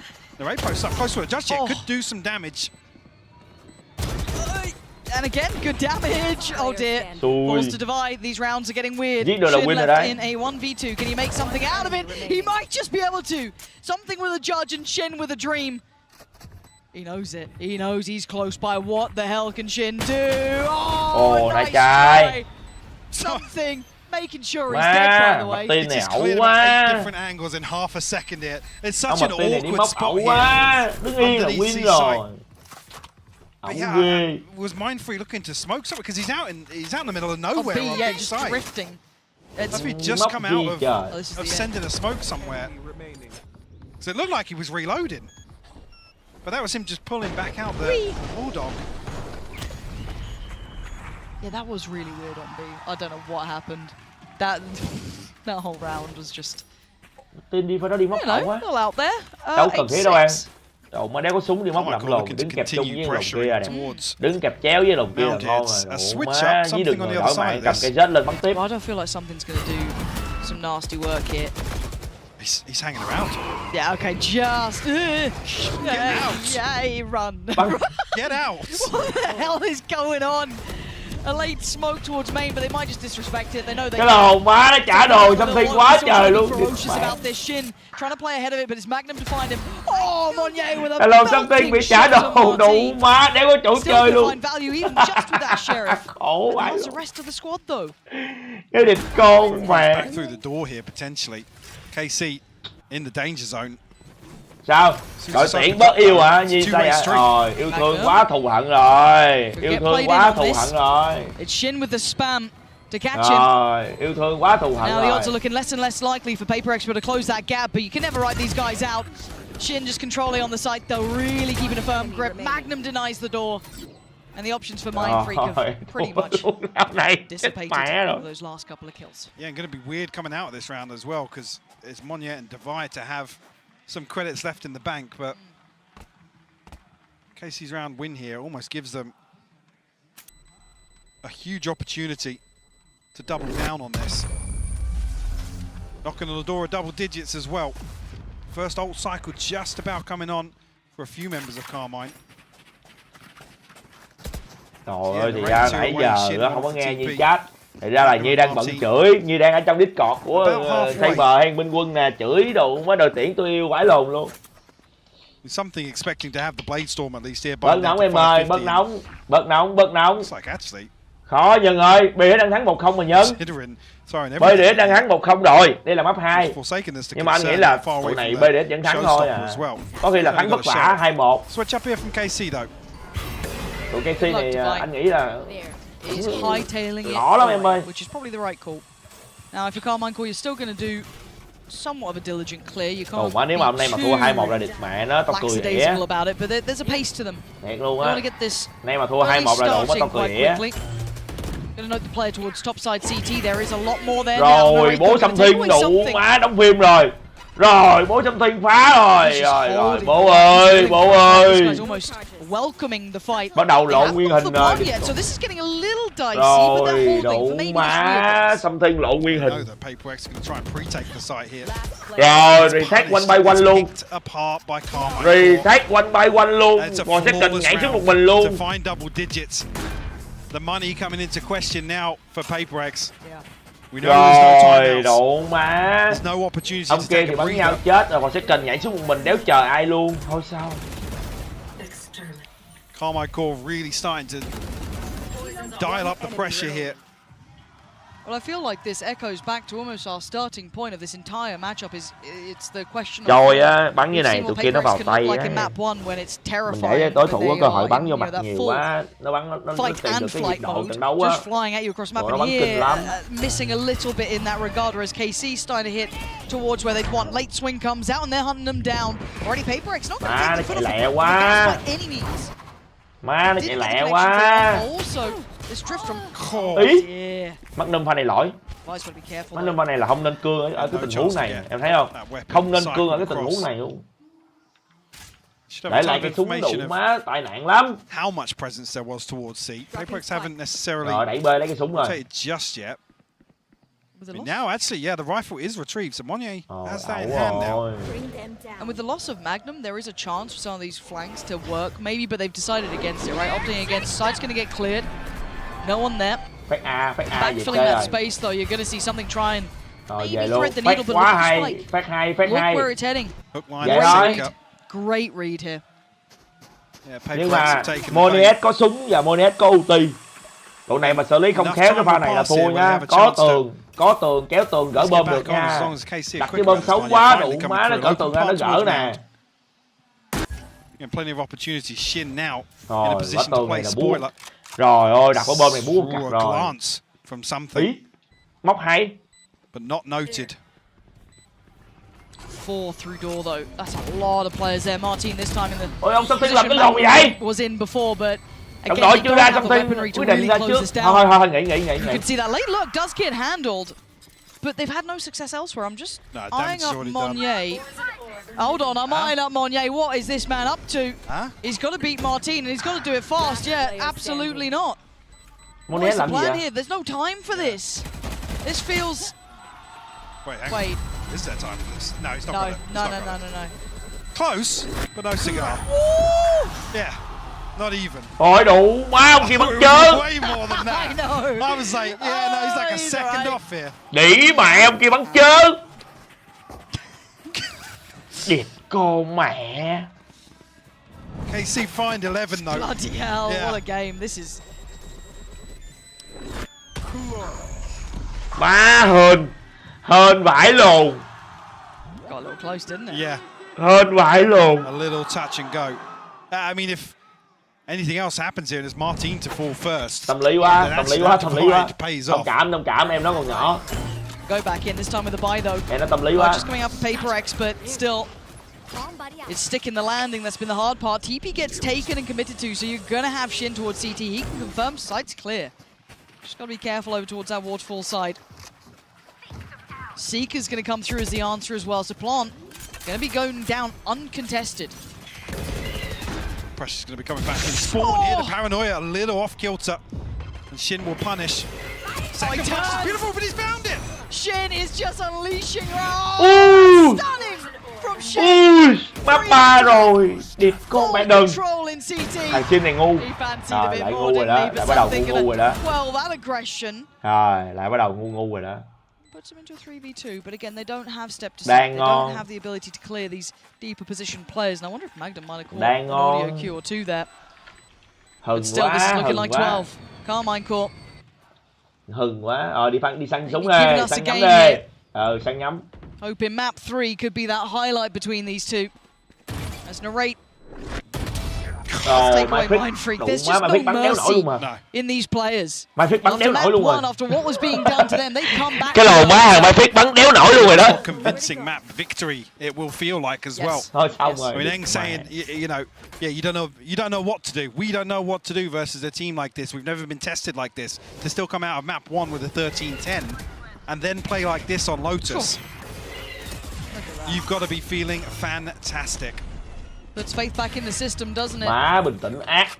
Stepping up to the plate bắn here. vào cuối bình tĩnh This vãi map, luôn. you could argue, was one of the bắn crowning vào cuối bình jewels tĩnh of vãi their luôn. map pool throughout regular play, but still, actually might get a bit of a fight here. First time we're seeing a bit more pressure put in by PaperX over towards this rubble side. So Carmine Core may not get the complete run of the house. They absolutely don't. Forsaken going to take down Shin. Not going to get the bomb. Oh my god, there's a lot of players. Only going to get so one. much damage. But he can't make it away. Martin, yes, left low. Narrate down low. Ông này đi móc, And ông này đi something's móc. Nghe behind rồi. Martin. Nhà quê. Heads up work from Martin. Trời ơi, đủ quá, đi móc nhà quê. Chạy mình phịch. And 3 players. Yeah, not going to get played in either. Thôi về xe Try thôi. and recover a weapon here. Fully reset for the 1v3 elsewhere. Ôi giời, giỡn, đủ má mày giỡn. Cầm dao đồ. Definitely a chance. I mean, he's got the right read on this as well. He's going to be in a position pretty close by when this plant does come through. Yeah, he's not a million miles away. That doesn't really help matters for him. He's going to be on the xấu dữ vậy. outside. Trời ơi. Oh my god, where did that just go? I don't know, but Monier's got him played in here. That's a freebie! And now there's problem. Oh, Martin! Trời ơi, ulti con cặc He vậy? scored him. He just got a grip on him at the end there. Because there was a window of chance fight. Phải luôn. Ulti con mẹ nó trong sai cho nó an toàn để chịu đâu. Để hiểu. I want this to go distance. I want it to be a damn good. Ulti con mẹ với bơm 3 thằng đứng ở trong đó rồi sao thua. I mean, Narrate and Martin, the two to really step up, stretch their legs on this map too. And like I said, if you're KC, you've got to be feeling good about that. Yeah, let's find out how this goes. Map 3 unlocked and on the horizon.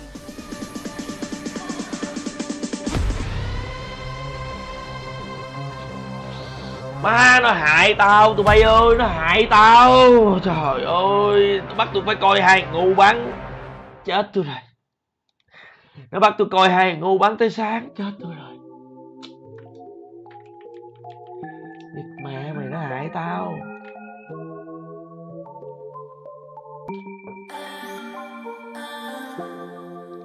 Thiệt luôn á, đêm lộn nào cũng 3 game hết, đéo thể thở được.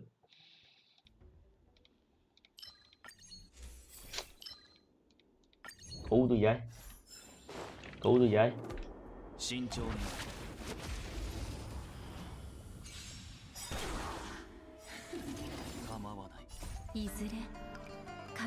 Nó nhanh đó. Nhưng mà ý là em hiểu không? Thật ra mình không cần nhanh chậm mà mình cần nó cống hiến mấy highlight ấy. Hiểu chưa? Kiểu độ má nó cống hiến highlight bắn như cái kèo mà TH á, với lại map 3 ấy, TH map 3 á, thì mình coi mình thấy sướng. Thật ra cái trận này em coi nhìn thấy buồn ngủ phải lộn á, anh nói thật. Cái này em nhìn đi. Bản thân tụi em là người coi á, em nhìn đéo có hào hứng hết, trông nó đéo hào hứng. Nói thật. Bắn như con cặc thiệt, hai team luôn, cả hai team luôn. Nhìn nó bắn như con cặc, nó nhạt lắm. Em hôm bữa em coi cái trận mà BRX với lại tụi Heretic á, từ map 2 cho tới map 3, đủ má tụi nó bắn highlight coi đã con mắt vãi lồn luôn. Anh nói thật, thằng nào thua cũng được, nhưng mà coi highlight nhiều vãi lồn. Từ highlight của Forsaken bắn 4 thằng cho tới highlight của thằng Benji Fixie. Đủ má em coi đã con mắt vãi. Má bắn hang này nhìn nó bắn nhìn chán quá, lộn á. Thề, em nói thật, hang này nhìn chán thật luôn á. Coi đéo có hấp dẫn gì á. Vô coi thằng bắn dẹt đủ má, bắn cái nhắm hụt hết.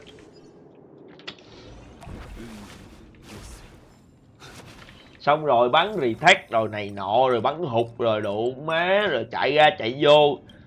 Trời ơi, tính ra nãy giờ nguyên cái map đó có đúng cái pha của thằng Sin giết 3 mạng với lại cái pha của thằng Narray á, 1 đấu 3 thắng hết.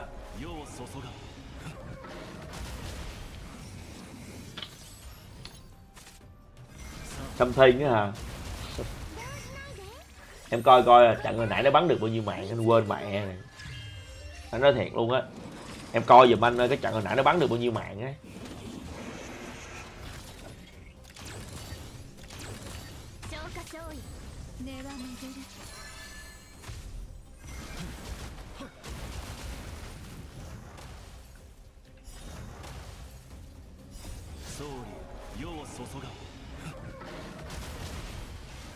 Đây nè, em coi nè, đó, trời ơi, bắn có 14 mạng à, nhìn nè, bắn có 14 mạng à, chơi bời lồn gì đây em, chơi bời lồn gì đây nè. Bây giờ ví dụ như nè, thằng này bot for second gánh được, bây giờ for second bot đéo ai gánh luôn, thấy chưa, đéo ai gánh luôn nè, nè, đéo ai gánh luôn nè, có ai gánh đéo đâu.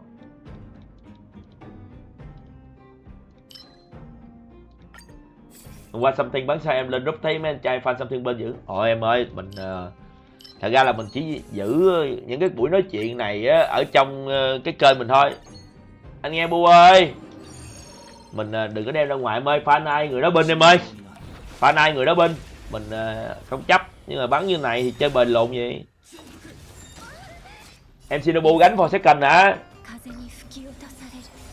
Cũng được, nhưng mà hôm qua thấy em Bu bắn về chết rồi. Áo đồ nên đẹp không? Anh tưởng áo lô phai đẹp hơn chứ hả Bu?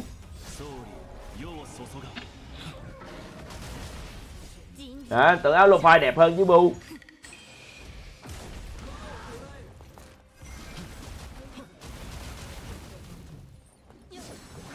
Ông này giờ bắn gì nữa? Đó nè, nhìn này, đẳng cấp đâu, đéo có đẳng cấp lồn gì hết. Coi nè.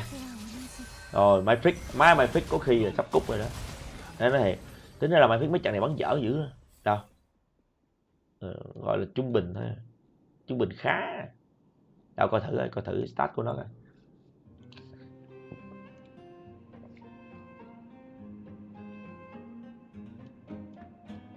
Myfrick trận này bắn cũng xuống tay nhiều ha. Chết nhiều. Vai Moniet something. For second. Má nắc được cái map này ngon quá mà. Cho đẹp for second đủ má làm một ỉa ghê quá luôn. Chung kết Sentinel với Genji hả? Cũng không nói được. Lỡ tới hôm đó vô trong đụng á Sentinel bắn như cái đầu bùi sao em? Em hiểu không? Lỡ như đụng á tới đó bắn như cái đầu bùi sao? Genji có vẻ ổn hơn. Genji phong độ tốt. Nhìn tụi nó bắn ok.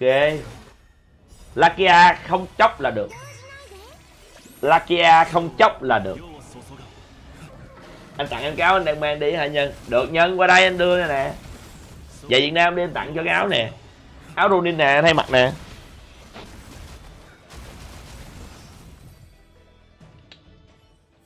Áo này hồi xưa là Tony hay Jerry gì tặng anh mà. Gì? Jerry tặng anh mà. Giỡn hoài.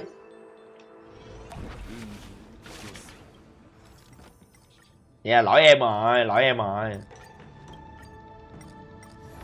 Dạ lỗi em rồi. Lakia đúng rồi, cái layup đó thằng Lakia hơi bị out tay á, so với thời điểm hiện tại dễ bị out tay. Còn mấy thằng kia là đang vào form quá. Mấy thằng kia đang vào form kinh quá. Đặc biệt là đủ má cặp đôi Dexter với thằng Meteo á. Hai thằng lồn đó vào tay kinh quá luôn. Thằng Caron mà chỉ cần đứng ở sau lưng đủ má lâu lâu mẹ làm bắn, thằng Caron chỉ cần bắn tròn vai thôi là đã kinh rồi. Thằng Caron mà nó còn bay nữa thì đéo ai cản được cái team đó luôn. Đủ má quả team bắn vãi luôn mà.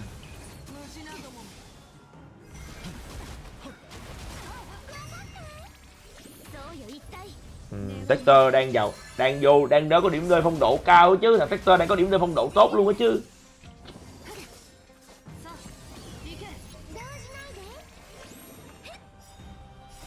Dịch mẹ map này là cái map Accent này nha.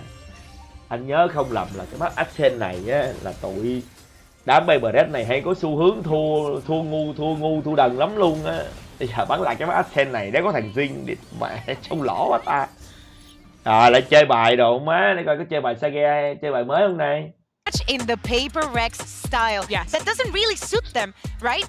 So the question is, Moving into this third map. Em bu đâu rồi ta? What composition are we going Ủa to năm see? sau mày đủ tuổi bắn rồi, mày bắn cho low fire mày thay ai? Hay là tao phải làm luôn? Đi low fire làm thêm một lớp mới bắn hả? No, something different. They're playing no triple initiator comp. We've seen this in the past. DRX ran this comp in Tier 2 NA. M80 nearly won Ascension playing this comp. It is a very strong composition built off these util combos. And if you're a team not expecting it, it's honestly really hard to play. It's very aggressive. Phải làm team mới rồi. Players on defense and very, very strong retakes. Yeah, exactly. Look at it. The Omen, the Breach, the Chaos, so much utility. Even Tomasi, right? Everything to help Mar team in this situation. Narrate, we know what he can do in all of this initiators, but for me, this map for them is as I'm saying. No Sentinel for either of these teams. Yes, PaperX has that Viper. Well, it's been a comeback đúng ra là already cái for trận đó đáp nó không chấp tí là bắn ngon rồi. Everyone in EMEA has made it this far. Now they're in an elimination game. It's either them vậy thì năm sau đúng không? Đúng không? Năm sau mới được bắn rồi đúng không? Shinobu là năm sau đúng không? Chứ là Sin 2 này vẫn chưa đủ tuổi thì phải. Gì vậy Tú Thiên? Khủng quá. Tụi nó là team Rofai em. Tụi nó tài trợ ác phải luôn. Team Robit Rofai tài trợ ác phải luôn. And match itself, which feels ridiculous that we could be losing one of these two. Such high hopes for Carmine Core coming into this, and PaperX almost just a legacy bây giờ team. khéo cũng giống như tài con chứ chưa được bắn nhưng mà vẫn được có lương. Tại đang trẻ. Tiện nó thấy tiềm năng hả? Thì thật ra Việt Nam mình đầy người bắn kinh mà em. Bây giờ em có tiền em nuôi tụi nó là tụi nó bắn cho em coi thôi. Càng nhiều tiền càng có người bắn hay thôi. Dễ mà.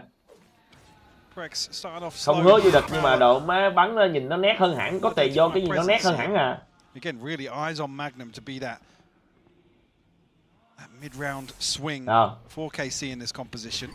Đúng rồi, có tiền vô tự động nó khác. Rồi đủ má cái gì đây, mà tiền này đủ má điên rồi. Nó bắn con mẹ hai cái mặt luôn kìa. Rồi xong. Rồi, Monet vô sai luôn. At least able to have a plant towards it, but the pop flash through smoke was so good. Lovely work from Narrate there. Just one left alive. Paint shell could be good actually. Gonna leave him scrambling. Thua rồi, đủ má mất này đéo có con dẹt cầm con ray này đủ má nó bắn cho lỏ cả. Lỗ nha, con này con ray bắn không kinh là đủ má lỏ đó. Ấy. Trời má tí thua. I believed for a moment there with the HP being lower, a chance beckoned. Wasn't to be. Carmine Core gonna get the first here. The problem is with this composition, KC have so many opportunities to re-engage, to catch your timing, catch PaperX off guard. In round 1 definitely already an indication. Nhưng mà anh nghĩ mày không vô được lay-up chính đâu Shinobu ơi, em còn non lắm. Anh nghĩ mày tự làm team mới bắn là đẹp. Thì kia Lo-Fi cho mày một team mới đi. Mày bích con mẹ 4 thằng theo ý mày bắn cho sướng, 4 thằng trẻ luôn. Thấy không? Kiếm 4 thằng trẻ bắn đúng ý mình luôn, bắn phong cách mới luôn. Đó hả? Anh nói anh lười đó, anh nói vậy thôi chứ độ mẹ chuyện của người ta hơi đâu. Đó gì cho mà đẹp. Nói chơi vậy thôi chứ. It must be brutal as a player to be kind of, you know, almost getting whiplash from this sort of back and forth roll-wise, but again, Monnier map 1 was exceptional. Really highlight credit to his capability, but map 2, I mean, wasn't exactly the headline star. Mà nếu mà năm sau á, thằng Tuấn bắn được thì ngon. Thằng sao năm sau có thằng Tuấn bắn được á, Shinobu đủ má bóc thằng Tuấn về, hai thằng làm lại team bắn cũng được. Trong hai này bắn nó cũng ăn ý. Yeah. Did he hear anything as he considered it? Ồ, Tuấn đi du học hả? Ồ, very aware. No naughtiness here. Spike planted. Now, all of the PaperX players are going to be locked on that site. Here. Ẩu. No uncertainty about that. Chưa động chạm gì mà tự nhiên chạy trước vậy? This is just going to get very difficult. They can't really springboard off the back of that utility either. Yeah. Just outgunned, overwhelmed, 5 alive. Tính ra là chưa có chuyện gì xảy ra luôn á. Tụi nó còn chưa làm chạy, tự nhiên chạy ra nhìn trước. Lồn vậy ta. Rồi đủ má, tôi xong rồi, đội tuyển tôi yêu, biến thành đội tuyển tôi hận rồi. Allow this PaperX play style to really fizzle out.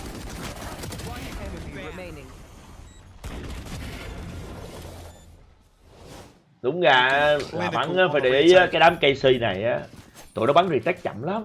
Đám KC này bắn chuyển về bắn cái style bắn retake rồi. Nhìn nó để ý nãy giờ tụi nó bắn em thấy không? Tụi này toàn bắn retake không à, nó ít cương lắm, thỉnh thoảng nó cương lên, còn lại nó bắn retake kỹ lắm. Phải đợi mấy thằng lồn này giữ đồ, đợi mấy thằng lồn này vô chơi nó đó. Confirmation on the other side now. Martin. Tomazi unchecked though.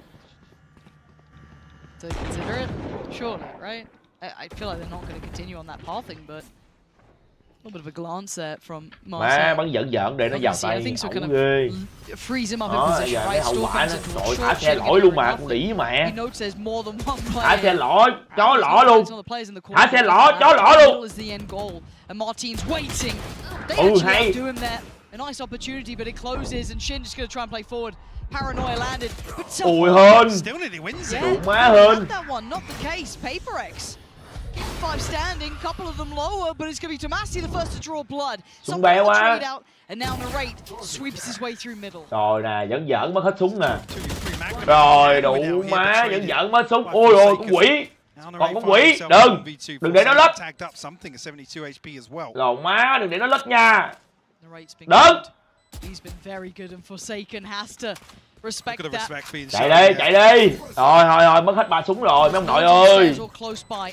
Considers main now, considers lane. He's going through all those options. Just a flash to try and get him on the cross there, but Forsaken, I think, was unaffected by it. Đủ má, tí thua. So just sits fine, plays patient, and you're right, it was respect being shown there and knowing who you're up against.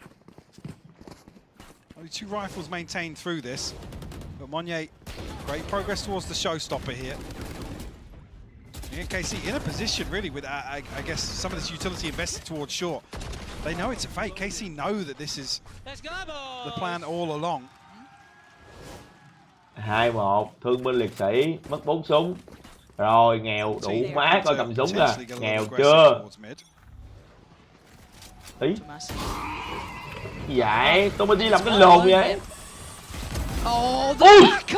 Chịt con mẹ vãi lồn.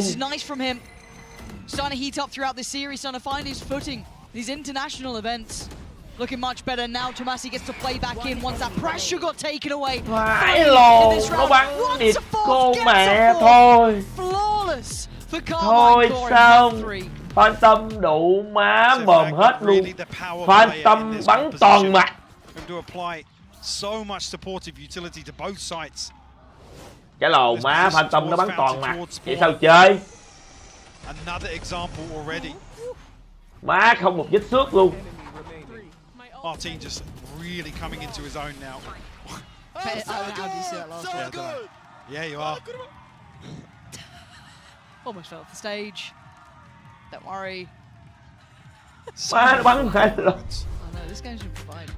Em bu phải bắn như này, em bu phải nhìn vào Martin nè, bu phải làm được nhiều mấy ba như này nè, lâu phai mới vô địch được. Yes. Năm sau anh coi em bu bắn nha, em bu nhớ vô địch nha.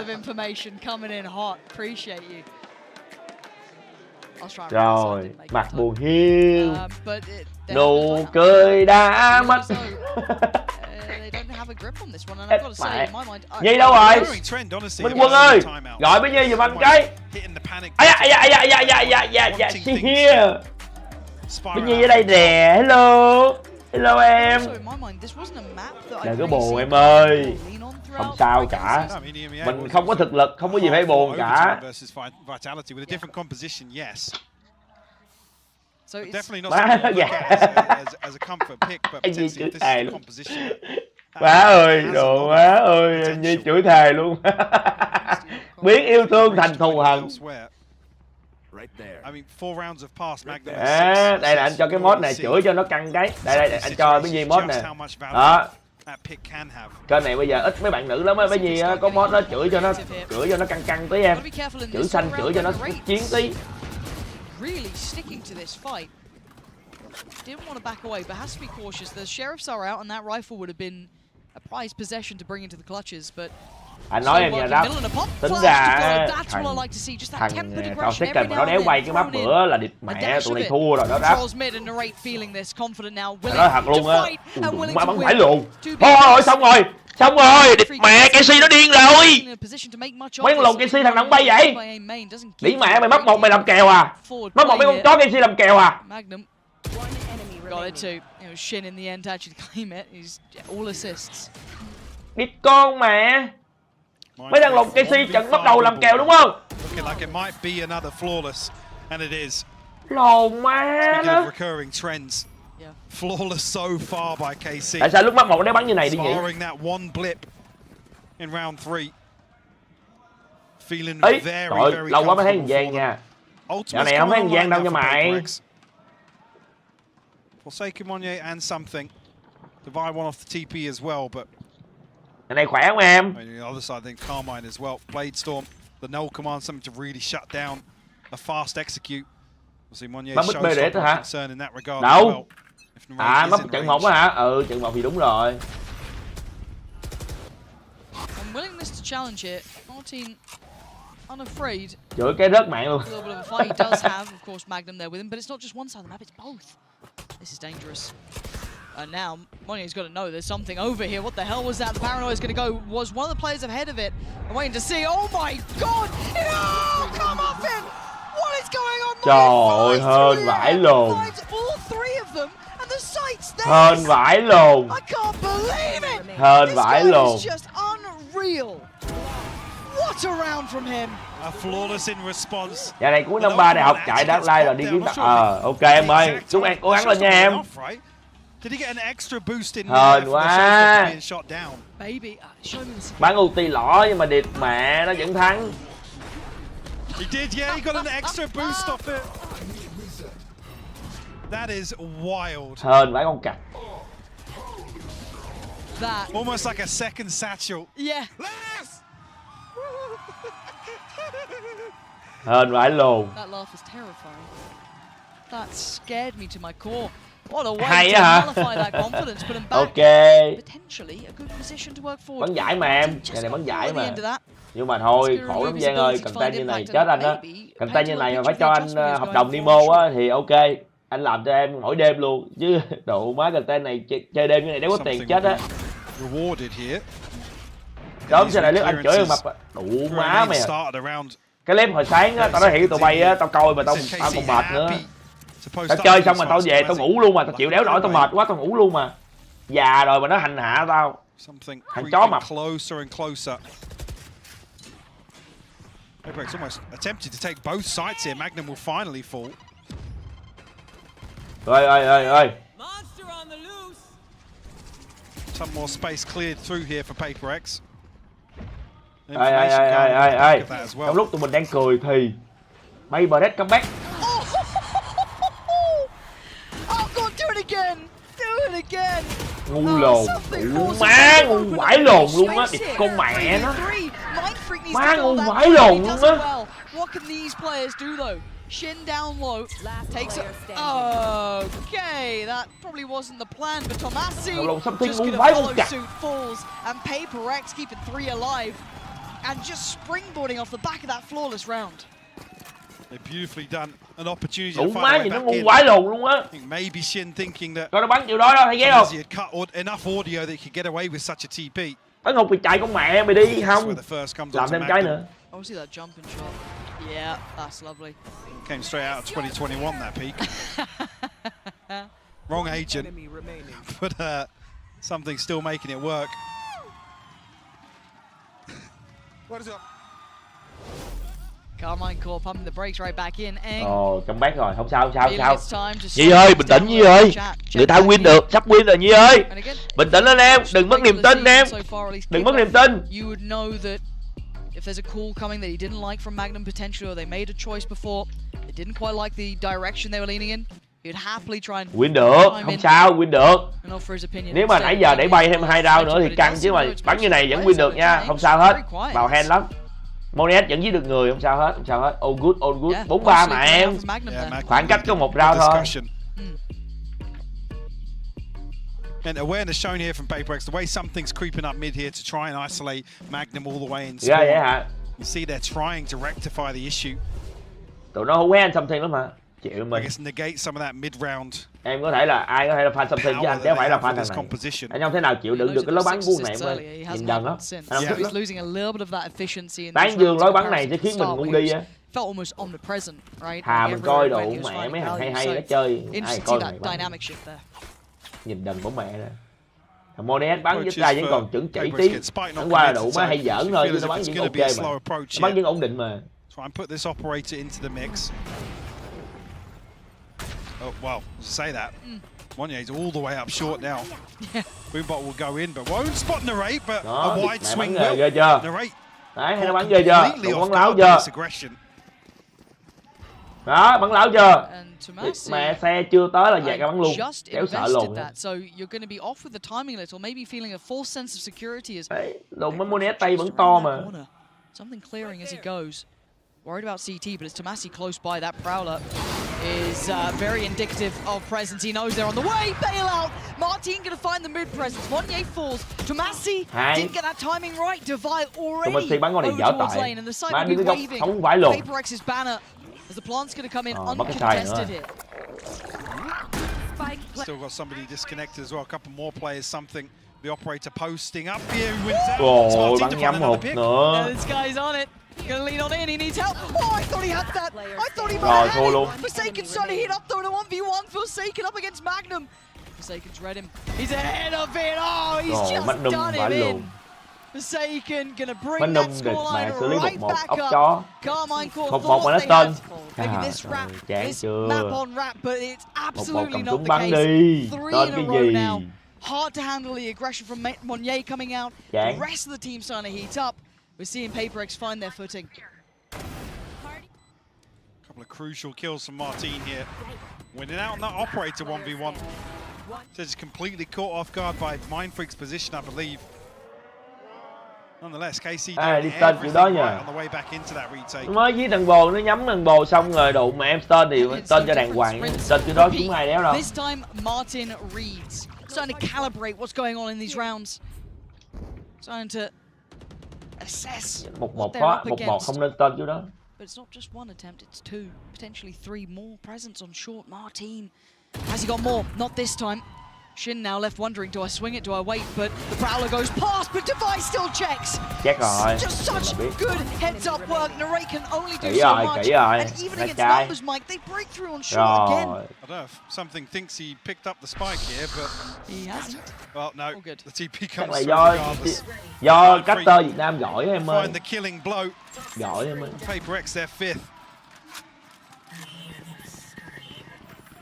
You see, putting Martin into that position to try and take this engagement. He's trying to counterbalance that early round aggression, but Paper X able to follow through.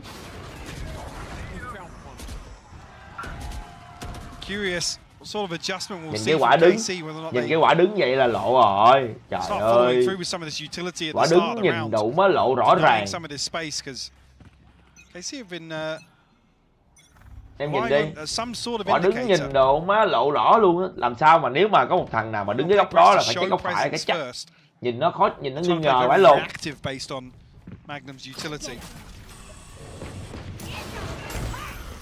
Looks good, yeah, Monet just sweeps past the break má hết phép. Sao? Rồi, thắng rồi, lại là BRX lại comeback, BRX lại comeback bằng một pha highlight của đội má Monet nữa rồi. Quá đã. Để BDS này mà đang thua mà có thằng Monet này nó làm một cái pha highlight là tự nhiên cái team này nó sống lại.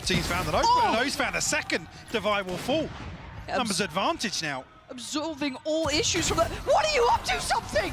What do you think you're doing? And Shin is there! Converting towards Mindfreak. Where is this final player? Forsaken! They found him! Carmine Core should never have had that round! Đủ má bắn cái nhóm nhà quê.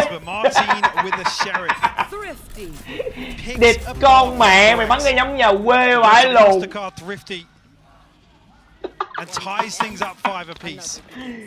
Cái lồ má mày nó bắn cái giống địt mẹ đéo thể nói được cũng cắt gì thằng nào luôn. Trời ơi đủ má của mình. Position that's not considered, but strength in numbers here for KC on the back of Martin's heroics.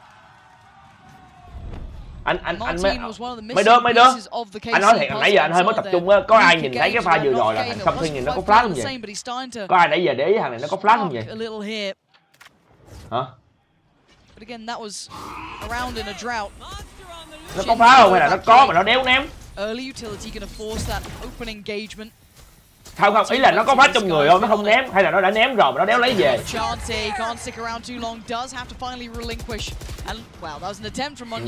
nó nhảy chay ra anh thấy rồi. Ý là không biết nó còn phá trong người không hay là nó bỏ cái phá đi rồi. Rồi xong. This is just such a bloody battle. Both sides just taking chunks out of each other. It's only Mind Freak left alive. Vậy là nó léo ra là trái pháp của nó. Má cái lợi thế của cái cô này là trái pháp mà nó đéo giữ. Thôi khó. 6 năm. 7 năm cũng được. Rồi 7 năm luôn. Just puts the cherry on the cake. KC back in the lead now. Nó còn nhắm mà. Thì đó, bởi vậy. Đó là nó phải có, nó phải lấy lại cái nhắm, nó là phải lấy lại cái phát đó, rồi nó bắn nhau với người ta ném cho bồi cũng ngon hơn. Team này lúc sau thiếu flash, team của nó lúc sau thiếu flash mà, ôm em xài rồi. Chắc vậy, cầm cái nhắm cũng khó nhặt, lỗ. Cờ lê đâu nhân, cái này là nhân cách thứ hai của nó em. Nhân cách thứ hai của nó. Bình thường là nick mod rồi, nhân cách này là nhân cách anti.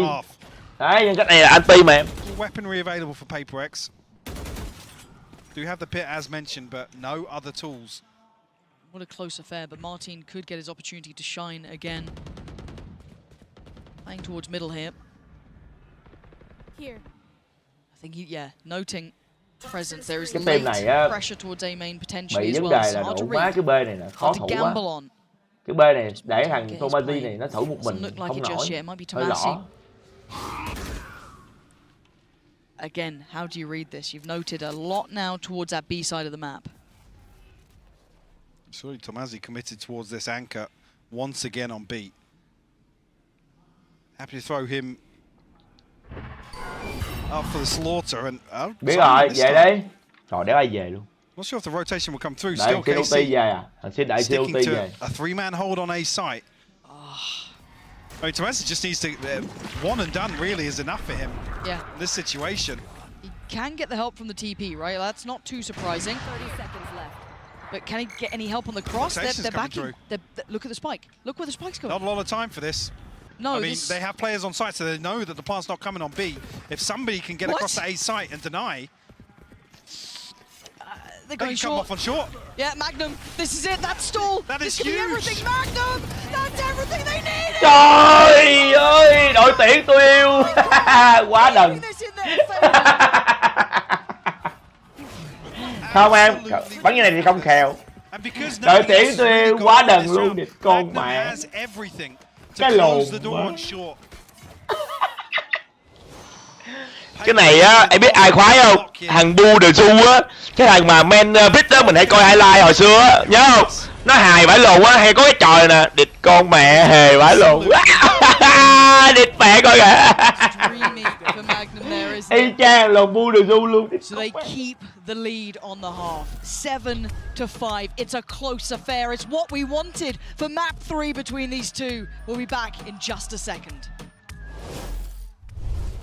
Hello guys, I'm Aaron, known as Mind Freak in game, and I play for Team PaperX. Yeah, so basically, I think Monyet took it personally, or maybe like this is the first time he get like knocked in front of his face, that kind of stuff. Maybe like he took it personally. So basically, every time we won a round in split on the third map, and he's like screaming or whatever stuff, I say like calm down, you know, because like the match haven't ended yet, so yeah. I mean, it's part of the game. I mean, he tried his best to take us down, but personally, I don't really bother at all, because I was just like smiling at him. Wrap around, players, plenty of them, ready for the targets here. Heads could pop and heads could come clean off. Still watching, and damage low enough. One shot in the chamber, Monye sends it! The bottom line was, we're just not informed like last year. We had this conversation like yesterday or 2 days ago. That's why our split today was a little bit better, because we changed the comp for second play race. Monyet said that he doesn't comfortable playing race in split. So yeah, I think we definitely improved like a bit, because now I think everyone playing their comfortable role. And Thằng Something này thật ra đến sau Minh Quân. Tại vì á tụi này á, thứ nhất là thằng Benkai bị đuối tay, em hiểu chưa?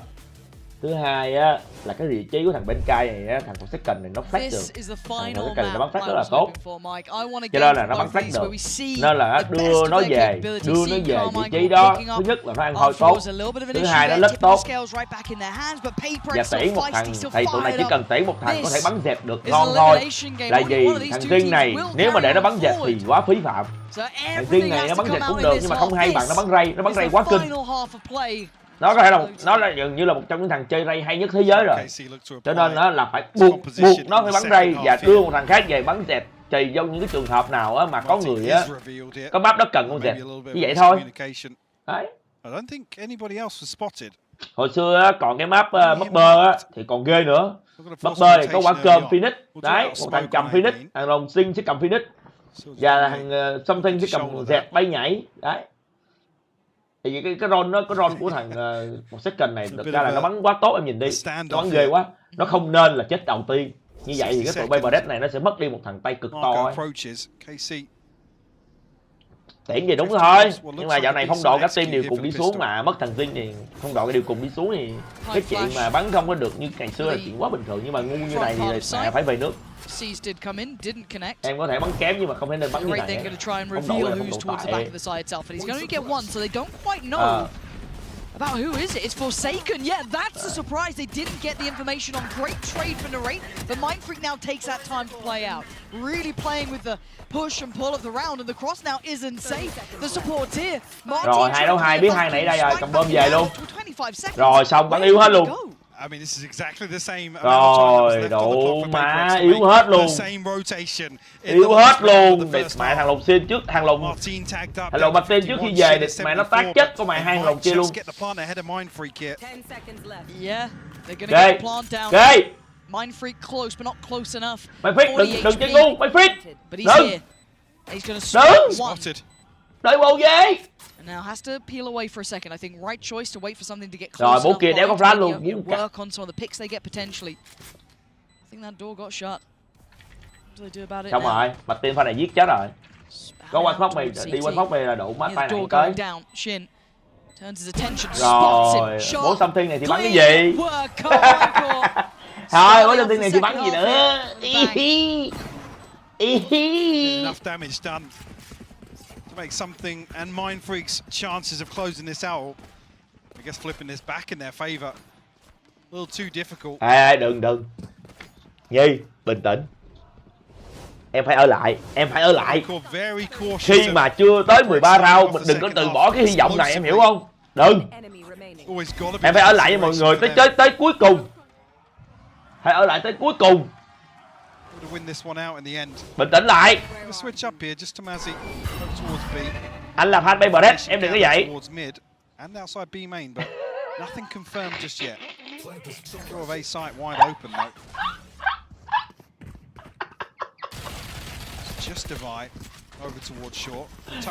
Lát nè. Anh là fan Playerduo nhưng anh không phải là fan Something. Vậy thôi. Ok chưa? Hợp lý chưa? Has allowed for rotation to come in. They've got it down now. PaperX make anything of this. The two sheriffs I'm keeping my eyes on with Mindfreak and Divide. They're going to get themselves into that smoke. They've at least crossed that first threshold and attacked the spike reveals the position. No chance to really close down on the two players in hell. So Divide, the only one to draw blood. Mindfreak now. Khó quá. Just want to try and pull something across the line, but khó quá. Not getting much play. Yeah, this is looking done. Đủ má, khó quá. Convert the second. Into the third round as well. Decent inventory. Rồi. Forsaken. Lên cái bài gọi là gì? Khi nào khó có Odin. Đây rồi. Odin tới chơi. Đây nhà cái cây Odin này sẽ là hy vọng cuối cùng để lôi kéo team B để trở lại. Đó, chỉ cần mà Forsaken cầm game Odin này shut down cái B là team bên kia đéo có chỗ đi. Ok chưa?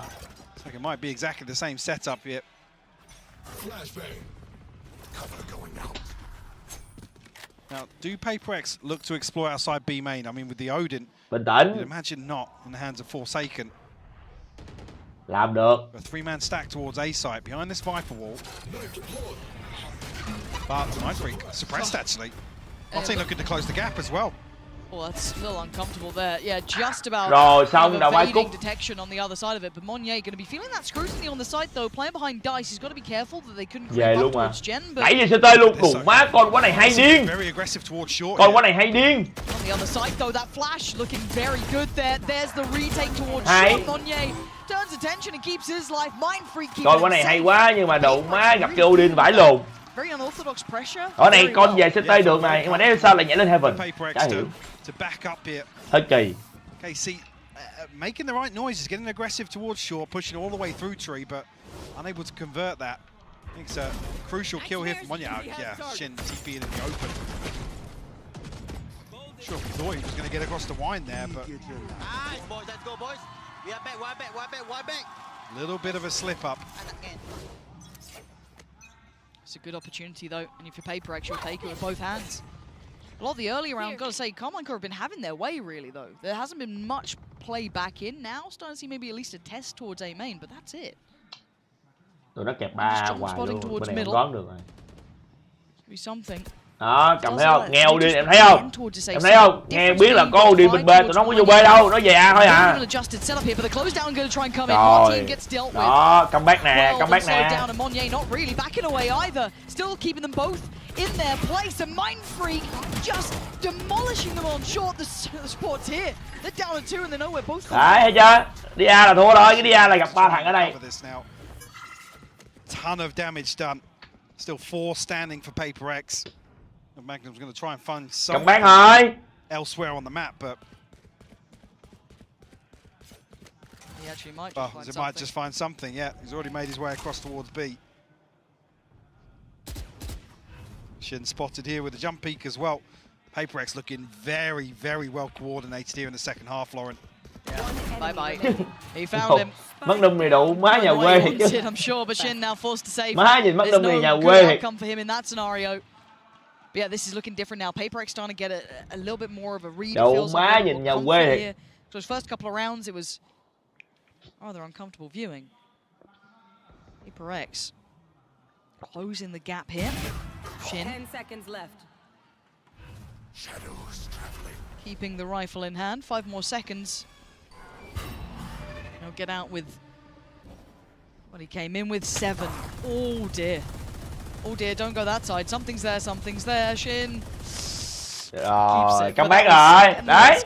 Em nói mà, thằng Forsaken lên kêu đi là game này xong rồi. Cái map này kêu đi mạnh lắm.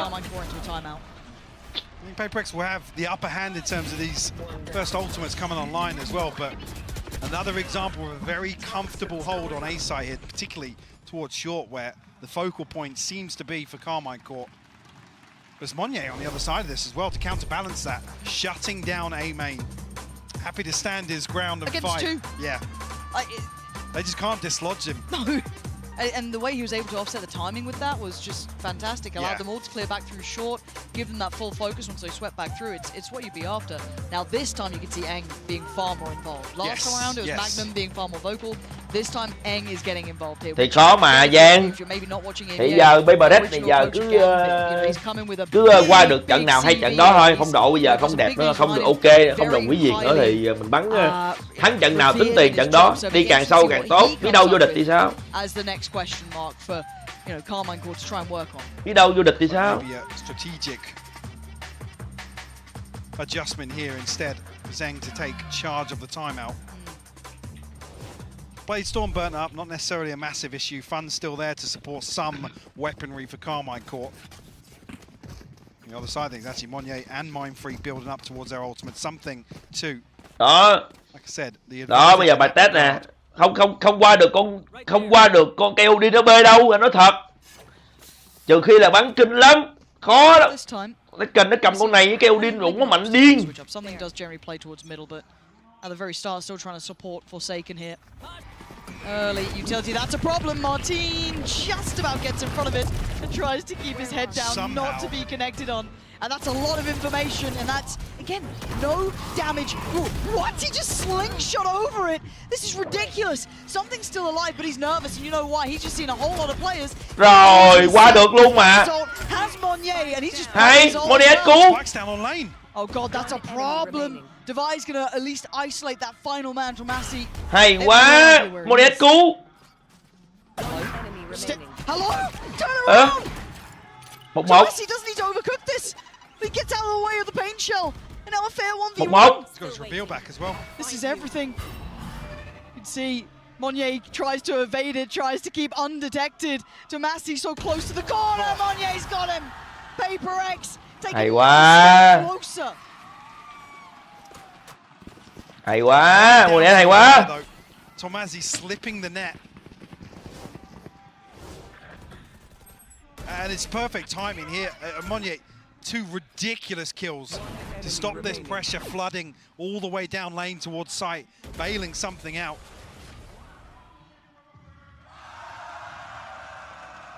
Thì chịu thôi, nó nhảy vô đẹp mà.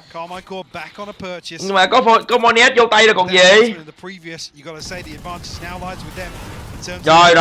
Rồi, something lên nhắm, holy fuck. Tới rồi, độ má, hy vọng mới lên rồi, lại dập tắt rồi. I guess with the operator showing his hand early on, they feel like maybe something's rotated elsewhere. KC will stack up outside B site. We'll show it to the Prowler. Well, the C's actually landed there. Yeah, that's really lucky timing to slow this down. The follow-up, especially on the rate of all players, is so fortunate. Something going to smoke or get smoked off on the cross. And look at the dodge with Forsaken! The immovable object! Something dips his toes in, catches Magnum, but now there's counter-strike back. They start flooding back, winning these fights. Paper X, that flash, they've got to try and make the most of it. That was so good to Massey. Invest in the ult, but the flank. Look at Monye. Getting a step or two closer, but the eyes have turned. Tỉnh. Thằng đó, Tomazi này tỉnh. Ui, nó tỉnh quá. Nó tỉnh vậy là team này về rồi. He's going back in for this. Feeling confident, down to 500 credits, bank, not revealed up. Đâu quá, nó tỉnh quá, chết rồi, sao luôn. What a ridiculous opener from Forsaken though. And even with all of that success, still KC. Cái con này thật ra một cái điểm tệ của cái con Gecko này á là đồ của nó xài được rất nhiều lần nhưng mà phải nhặt được, em hiểu không? Mà khi muốn nhặt thì em phải cầm những cây súng Vandal, Phantom em mới nhặt được. Bây giờ ông này cầm cái nhắm thì làm sao mà dám ra giữa đường nhặt lại đồ, mất đi cái lợi thế của cái con như này. Counter ult comes out, and he read it. He was so ready for it. So ready. That's wild. It's one of those random shorty purchases that you just like, wow. Nó khổ như vậy. Nhưng mà thằng này á, nó cầm con Gecko này mà nó ném flash liên tục á, thì thật ra là cũng đủ mát tới con chuyện đó. So valuable there. That's unlocked 10 on the board for Casey. Double digits is huge. Paper X got to start firing up here. This is tournament life. This is everything, and that's what they needed. Monye gives them two. Má, Monet cứu rồi. Monet cứu cái map. Monet cứu cái map này rồi. Má, Monet cứu cái map này hay quá. Rồi. Má, tự nhiên rồi ra chết vậy mấy ba. Plant is ticking though.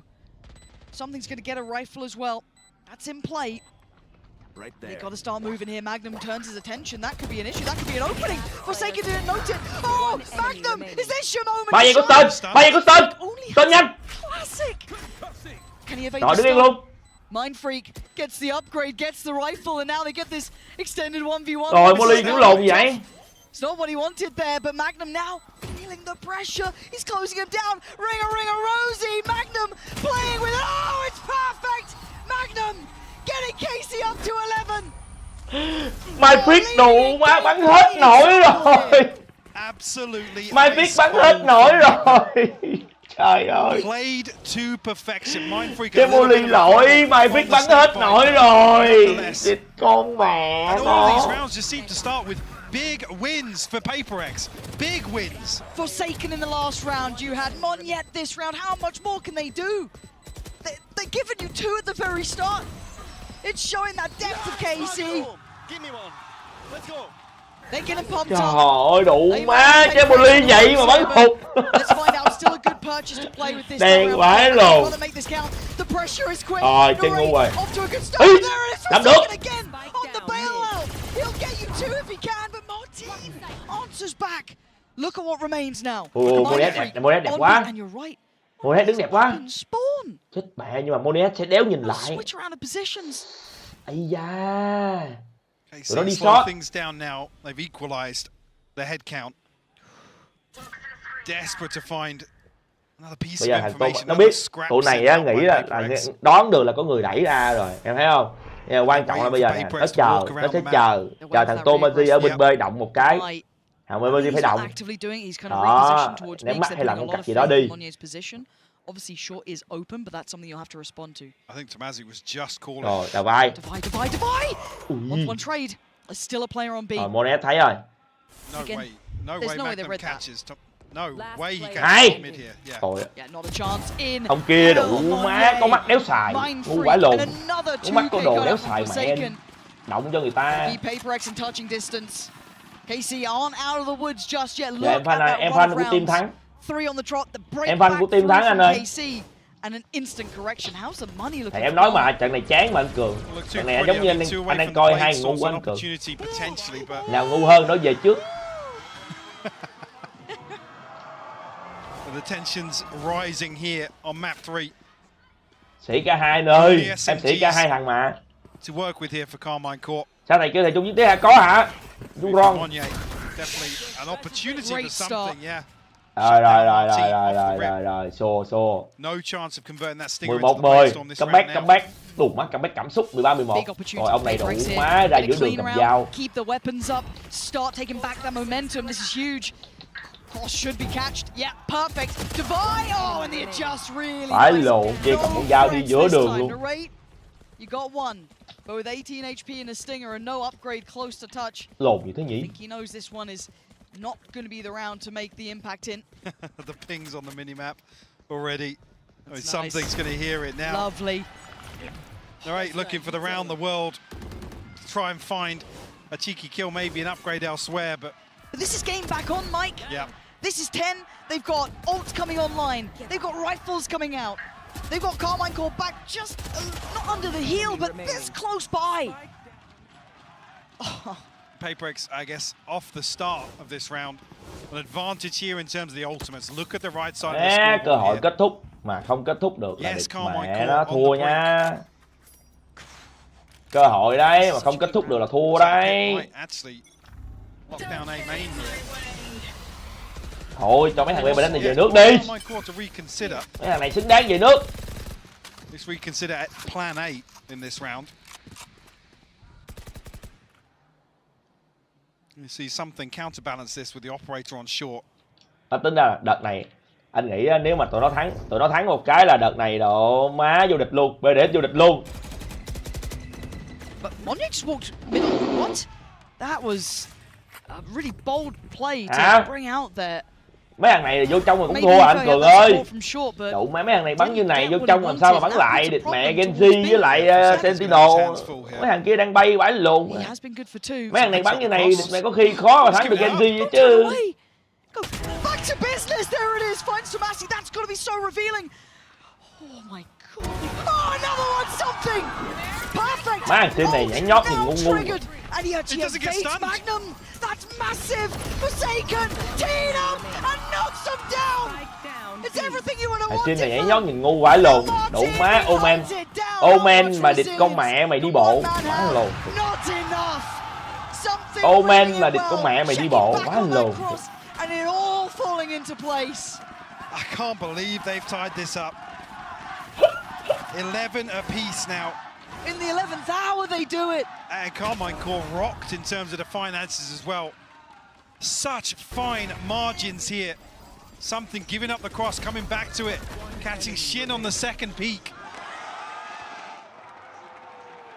Forsaken delivering time and time again as this B-side anchor. Thua. Go home. Unlucky. Rồi nay trai rồi, 13-11 đẹp rồi. Rồi nghỉ mẹ đi, thằng nào thua cũng được hết đó, cho tao đi ngủ cái. Quá đủ rồi. In terms of aggression. A 4-man probe outside A here to get the orb. But it is an adjustment, right? They're not playing actively on the side.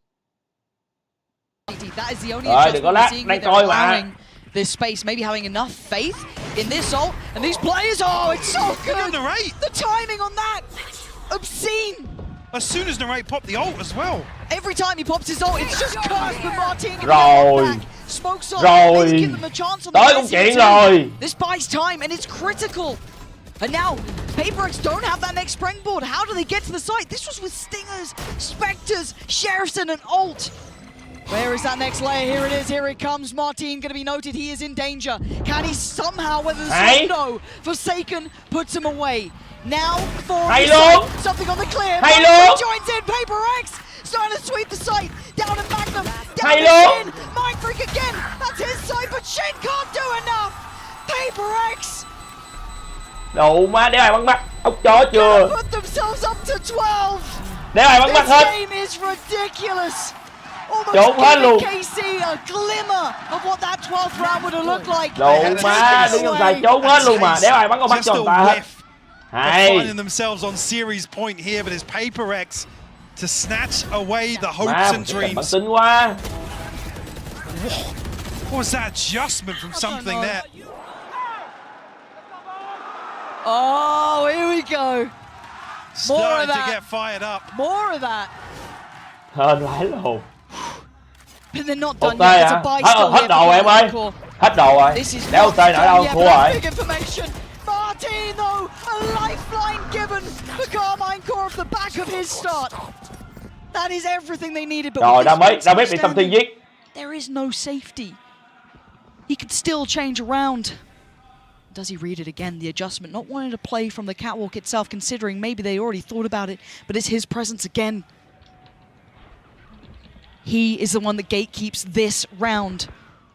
He needs to hold this angle. He needs to catch 1, 2. Is he ready for this? Are they ready for this? You can see Mind Freak moving closer as well. Starting to get curious. See just how close he is. Something gives it up here. Timing! Ây da! Mind Freak. Ây da! OT! Absolutely activating here. And it's all on Forsaken. A 1v4. Má bắt bài hàng lùn đó bắn nhắm thấy không? Cái này là bắt bài đó. Bắt bài hàng lùn bắn nhắm bò ra giữa đường địch con mà. Martin, the hero of the hour, the hero of Carmine. Má bắt bài bắn nhắm 4 thằng nó đứng yên luôn mà. Nhất quyết là nó không ra mà. Hay vãi lồn. Hay vãi lồn. Fitting end to this map 3 in this series overall. Chết mẹ rồi thở. Ôi đủ má bạch tim sùa vãi lồn. Bạch tim vừa chạy vừa bắn không. KC just demonstrating such a solid understanding of how PaperX má bạch tim sùa vãi không chặt vừa chạy vừa bắn mồm hai thằng.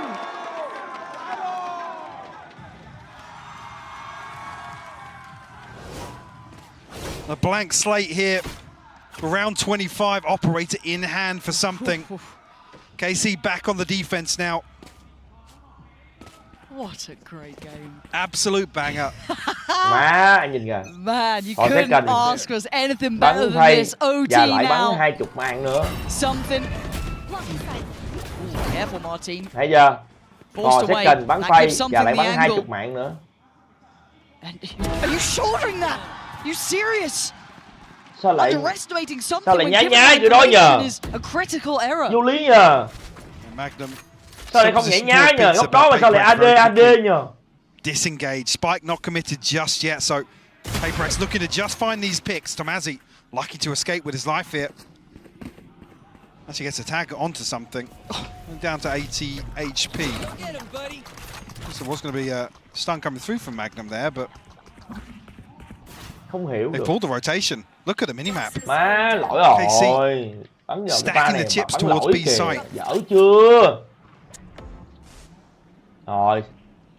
Thua rồi, thua tay rồi. Now the Nó knife trái. does reveal the, the horrible reality of the scenario. Vô B A rồi, Carmine nhìn là fan biết. that, well, Tụi they're kia not về coming test B thôi, anymore. sai mấy kia về toàn đi test They không weren't à. quick on the uptake. Đi They test đi didn't shot sẽ overly gặp thằng Something, nó đứng dive biết nó bắn into chết here. thằng The nè. side will be theirs regardless. Do they go for almost the pre-take or do they wait? I think they're going to have to now. Monye very close by here. Get himself propped up on Jen. Jamasi Đâu này thắng rồi giờ thôi Nhi, sao thua được Nhi? Đồ đạc quá trời mà. Khó thua lắm em. Molly kìa. Actually doesn't catch it, doesn't even go over the wall. Now that could have been big too. The paranoia is going to go through, but it's something to find Narrate. Swing on in, Divide stands and conquers. Monye seals it. Khó thua lắm. First in OT is Paper X's. Switching sides. Chưa. Đừng nói vậy em, phải bình tĩnh. Đợi tiễn tiêu, bình tĩnh lại.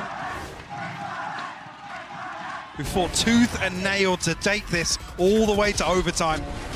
Hậu quá, sợi dây không? Cái sợi dây của con mắt đấy. Something Con mắt really đấy starting to báo heat ghê up now with chưa? this operator.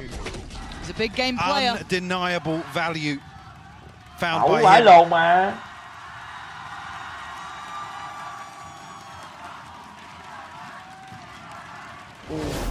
Big timeout just came in. I just caught a glimpse of it. It's Carmine Core. We're in OT, so it kind of changes it. They're going to slow things down now. That's going to be, again, Eng right back in here. Magnum, again, this is very hard. Once you get into OT, calling becomes not impossible, but it's one of the hardest things, I feel, because it goes out of the normal realms of reality. You're not playing a standard game anymore. So I think this is a good time to pump the brakes and try and check back in. Calm the nerves a little. Má, cầm vàng lại để vàng rơi. We said we talk about obviously hai rau liền luôn, cái rau 11 12, cái rau 11 11 đó ra là ăn luôn được luôn á mà để thua. Titans of Valorant and a victory over them. Yes. Again, uncharted territory for this roster. Shin, the only real legacy really remaining from Carmine Core. Everybody else, newcomers other than Magnum to the international stage. Lots to consider here. Extremely tense as we enter round 26 here. PaperX drawing blood first in overtime. But back on the defense now. Same setup, or similar once again from Carmine Core. Well, actually, does the combo catch? No, it doesn't. Actually, finally, Monye punished in this position. It's so difficult to dislodge him from there. Oh, he's been near on prolific at his damage. How many rounds? 2 Hay quá, có kills, 3 Wescan ở đây. impact. Không, có Wescan. Bây giờ tụi nó chạy vô là đủ má. Odin sấy tụi nó chết Nhi ơi. Odin sấy tụi nó chết. Anh là fan PaperX. Nhi ơi. Probably a lot of utility going to reveal who's present. Wescan để có Odin. Another switch up being forsaken over towards A site. Look at the amount of space Mind Freak has. Yeah, huge. A ton of information. But Defiant and Forsaken almost committed towards a site hold here. There's no getting out for the retake. No, you've got to stand. You've got to try and hold that ground. Martin's in, but he didn't get what he wanted. Switching out to the shorty is Defiant Forsaken, racking up bodies. They've held them back. They're on the verge. I can't believe it. PaperX. Đá bài bắn hay quá. Keeping hope alive for themselves. Take it to OT. Beating Carmine Core. The European Reapers carry on. Hay quá. Heartbreak for KC. Some real positives to take away from here. Đợi tiễn tiêu tiếp rồi. So as we've already said, an international veteran like PaperX, the shining stars of EMEA. Yes.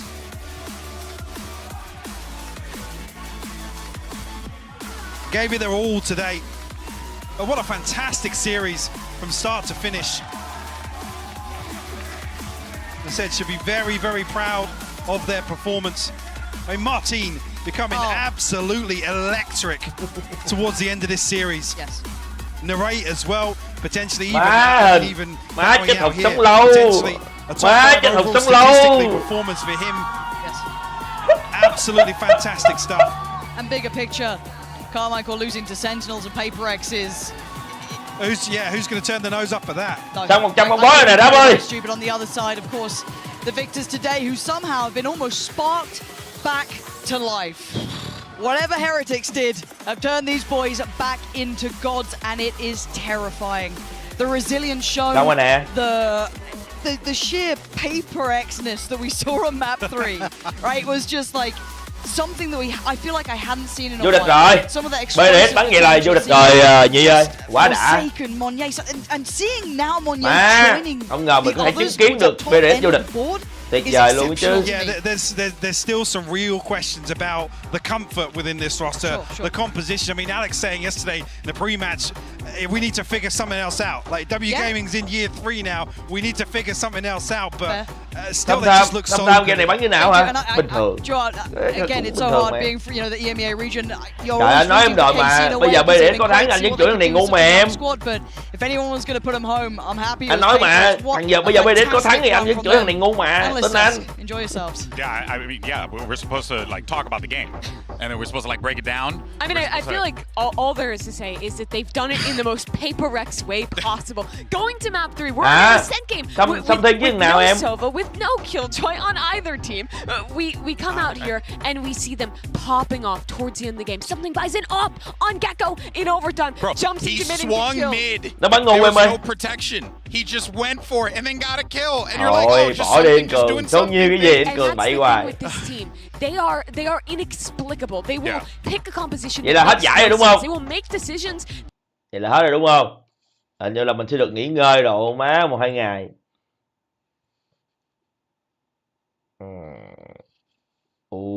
Mình sẽ được nghỉ ngơi ít nhất là ui hội 3 ngày luôn mấy đứa ơi. Chơi bắn như con cặc ở tên ơi. Nó bắn như con cặc luôn rồi chứ mẹ. Rồi được nghỉ 3 ngày luôn thôi, được ngủ rồi mấy đứa ơi, đỡ quá. Được ngủ rồi.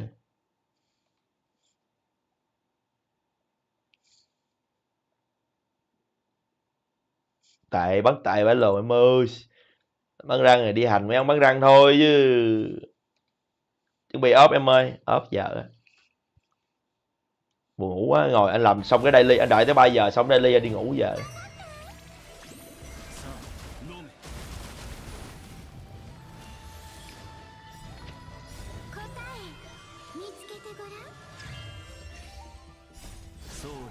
Ê mấy đứa, hôm giờ mình coi Paper Red bắn, hình như là thằng Something này chưa có một pha nào mà phóng con dao phóng 4 cái mặt đấy nha. Phóng từ 4 tới 5 mặt nha. Đúng không?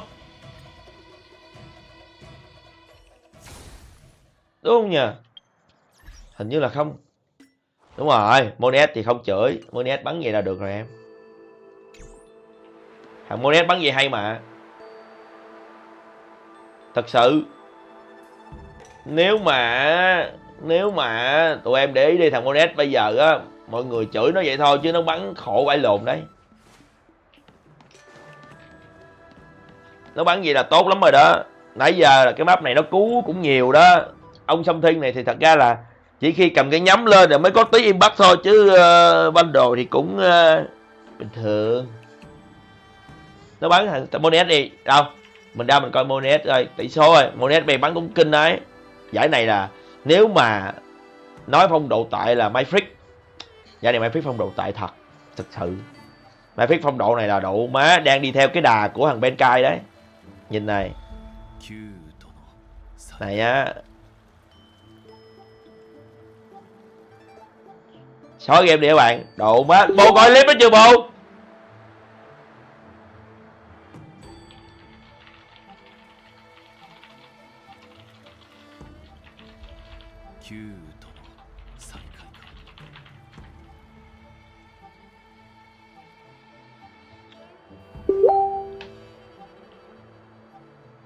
Nè, thật ra nha, cái chỉ số này của thằng Myfrick nếu mà team em thắng 2-0 thì được. Hiểu không? Team thắng 2-0 thì được. Nhưng mà team mà độ má mém bị loại như này thì đéo ổn lắm. Như này là thua tay nhiều lắm luôn á. Nè, bắn không nổi rồi nè. Má, ui trời ơi, 8 mạng. Thở. Má Something, Monet, ba thằng này phải bay nè. Đó, đào vai giờ cũng khó luôn á chứ.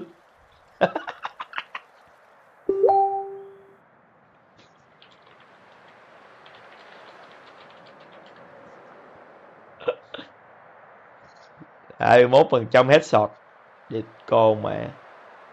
Má tính là cái kèo BO3 này hàng xin bắn tệ nha. Này. Má kèo BO3 này xin bắn tệ quá. Anh nghĩ thằng này phải bắn hay hơn nữa nhưng mà như này thì không đủ. Má, như này thì không đủ.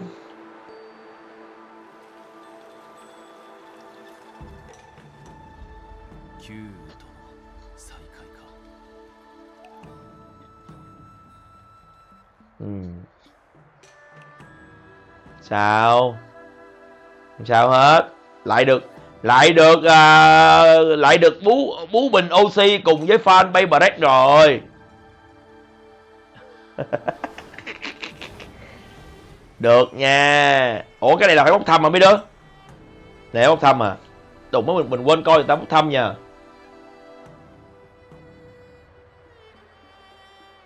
Rồi để coi bốc thăm coi. Có bốc thăm không?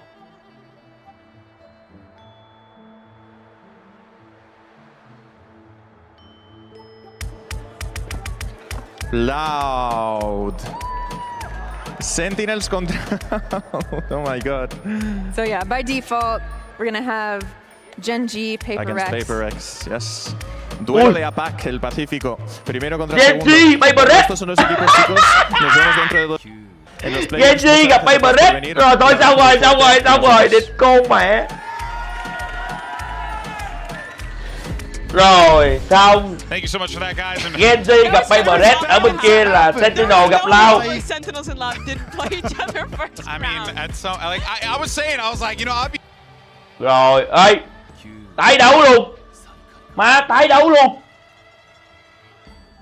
Chết mẹ rồi, tái đấu luôn rồi. Playerduo gặp Genji.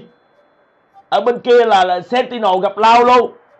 Trời ơi má, giải này nó độ dữ vậy ta. Giải này nó độ Sentinel của ta, Sentinel mà thắng cái là giải này là ngon luôn á chứ. Ê, đừng nói vậy. 3 ngày, mình có ít nhất là 3 ngày. Mình có ít nhất là 3 ngày cho for second warm up, nghỉ ngơi. Rồi ôi. Đúng rồi, Genji đang bay. Đó là chuyện ở giải IBAC thôi. Nhưng mà biết đâu for second sẽ tìm ra một lời giải. Đó là xoắn vô Lakia. Dexter có khi đậu má gặp something lại điệp mẹ tịt. Ồ. Hay quá. Ê, địt mẹ trận này hay. Má, vậy là mình phải ngủ 3 ngày đó mấy ngày mọi người.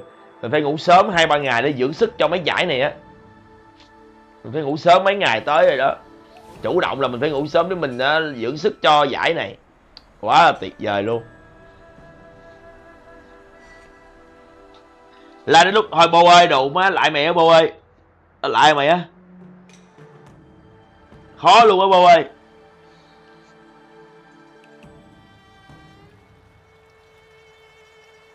À, thằng còi bây giờ nó còn đi bắn, nó chuẩn bị đi bắn VCT Split 2 kìa Bô. Là một nó làm team với em béo, em Vancouver với em Red. Chết con đĩ mẹ rồi. Không biết nữa. Bê qua thôi em. Mấy cái giải này upper semi final mà. Bán kết nhanh thắng mà. Có bán kết thì chỉ có bê qua thôi em.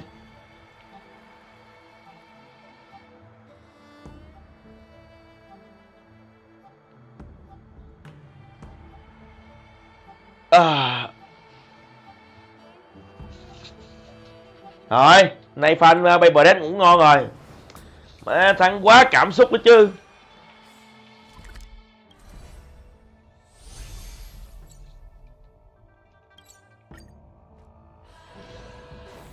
Ngủ đi em ơi. Má anh muốn đi ngủ ghê á, mẹ nó mệt quá. Bây giờ rồi. Thôi đi ngủ mẹ đi em ơi, tính đợi tới 3 giờ mà chịu đéo nổi rồi. Thôi ngủ, mai vậy làm daily sao cũng được. Không có kèo BDS với Sentinel cho Nhi với Bình Gồng hả? Đụng má, kèo đó view cao. Kèo đó là view cao vãi lồn luôn á Kaza. Thử anh em ơi, mệt quá. Chịu đéo nổi rồi. Bye bye anh em.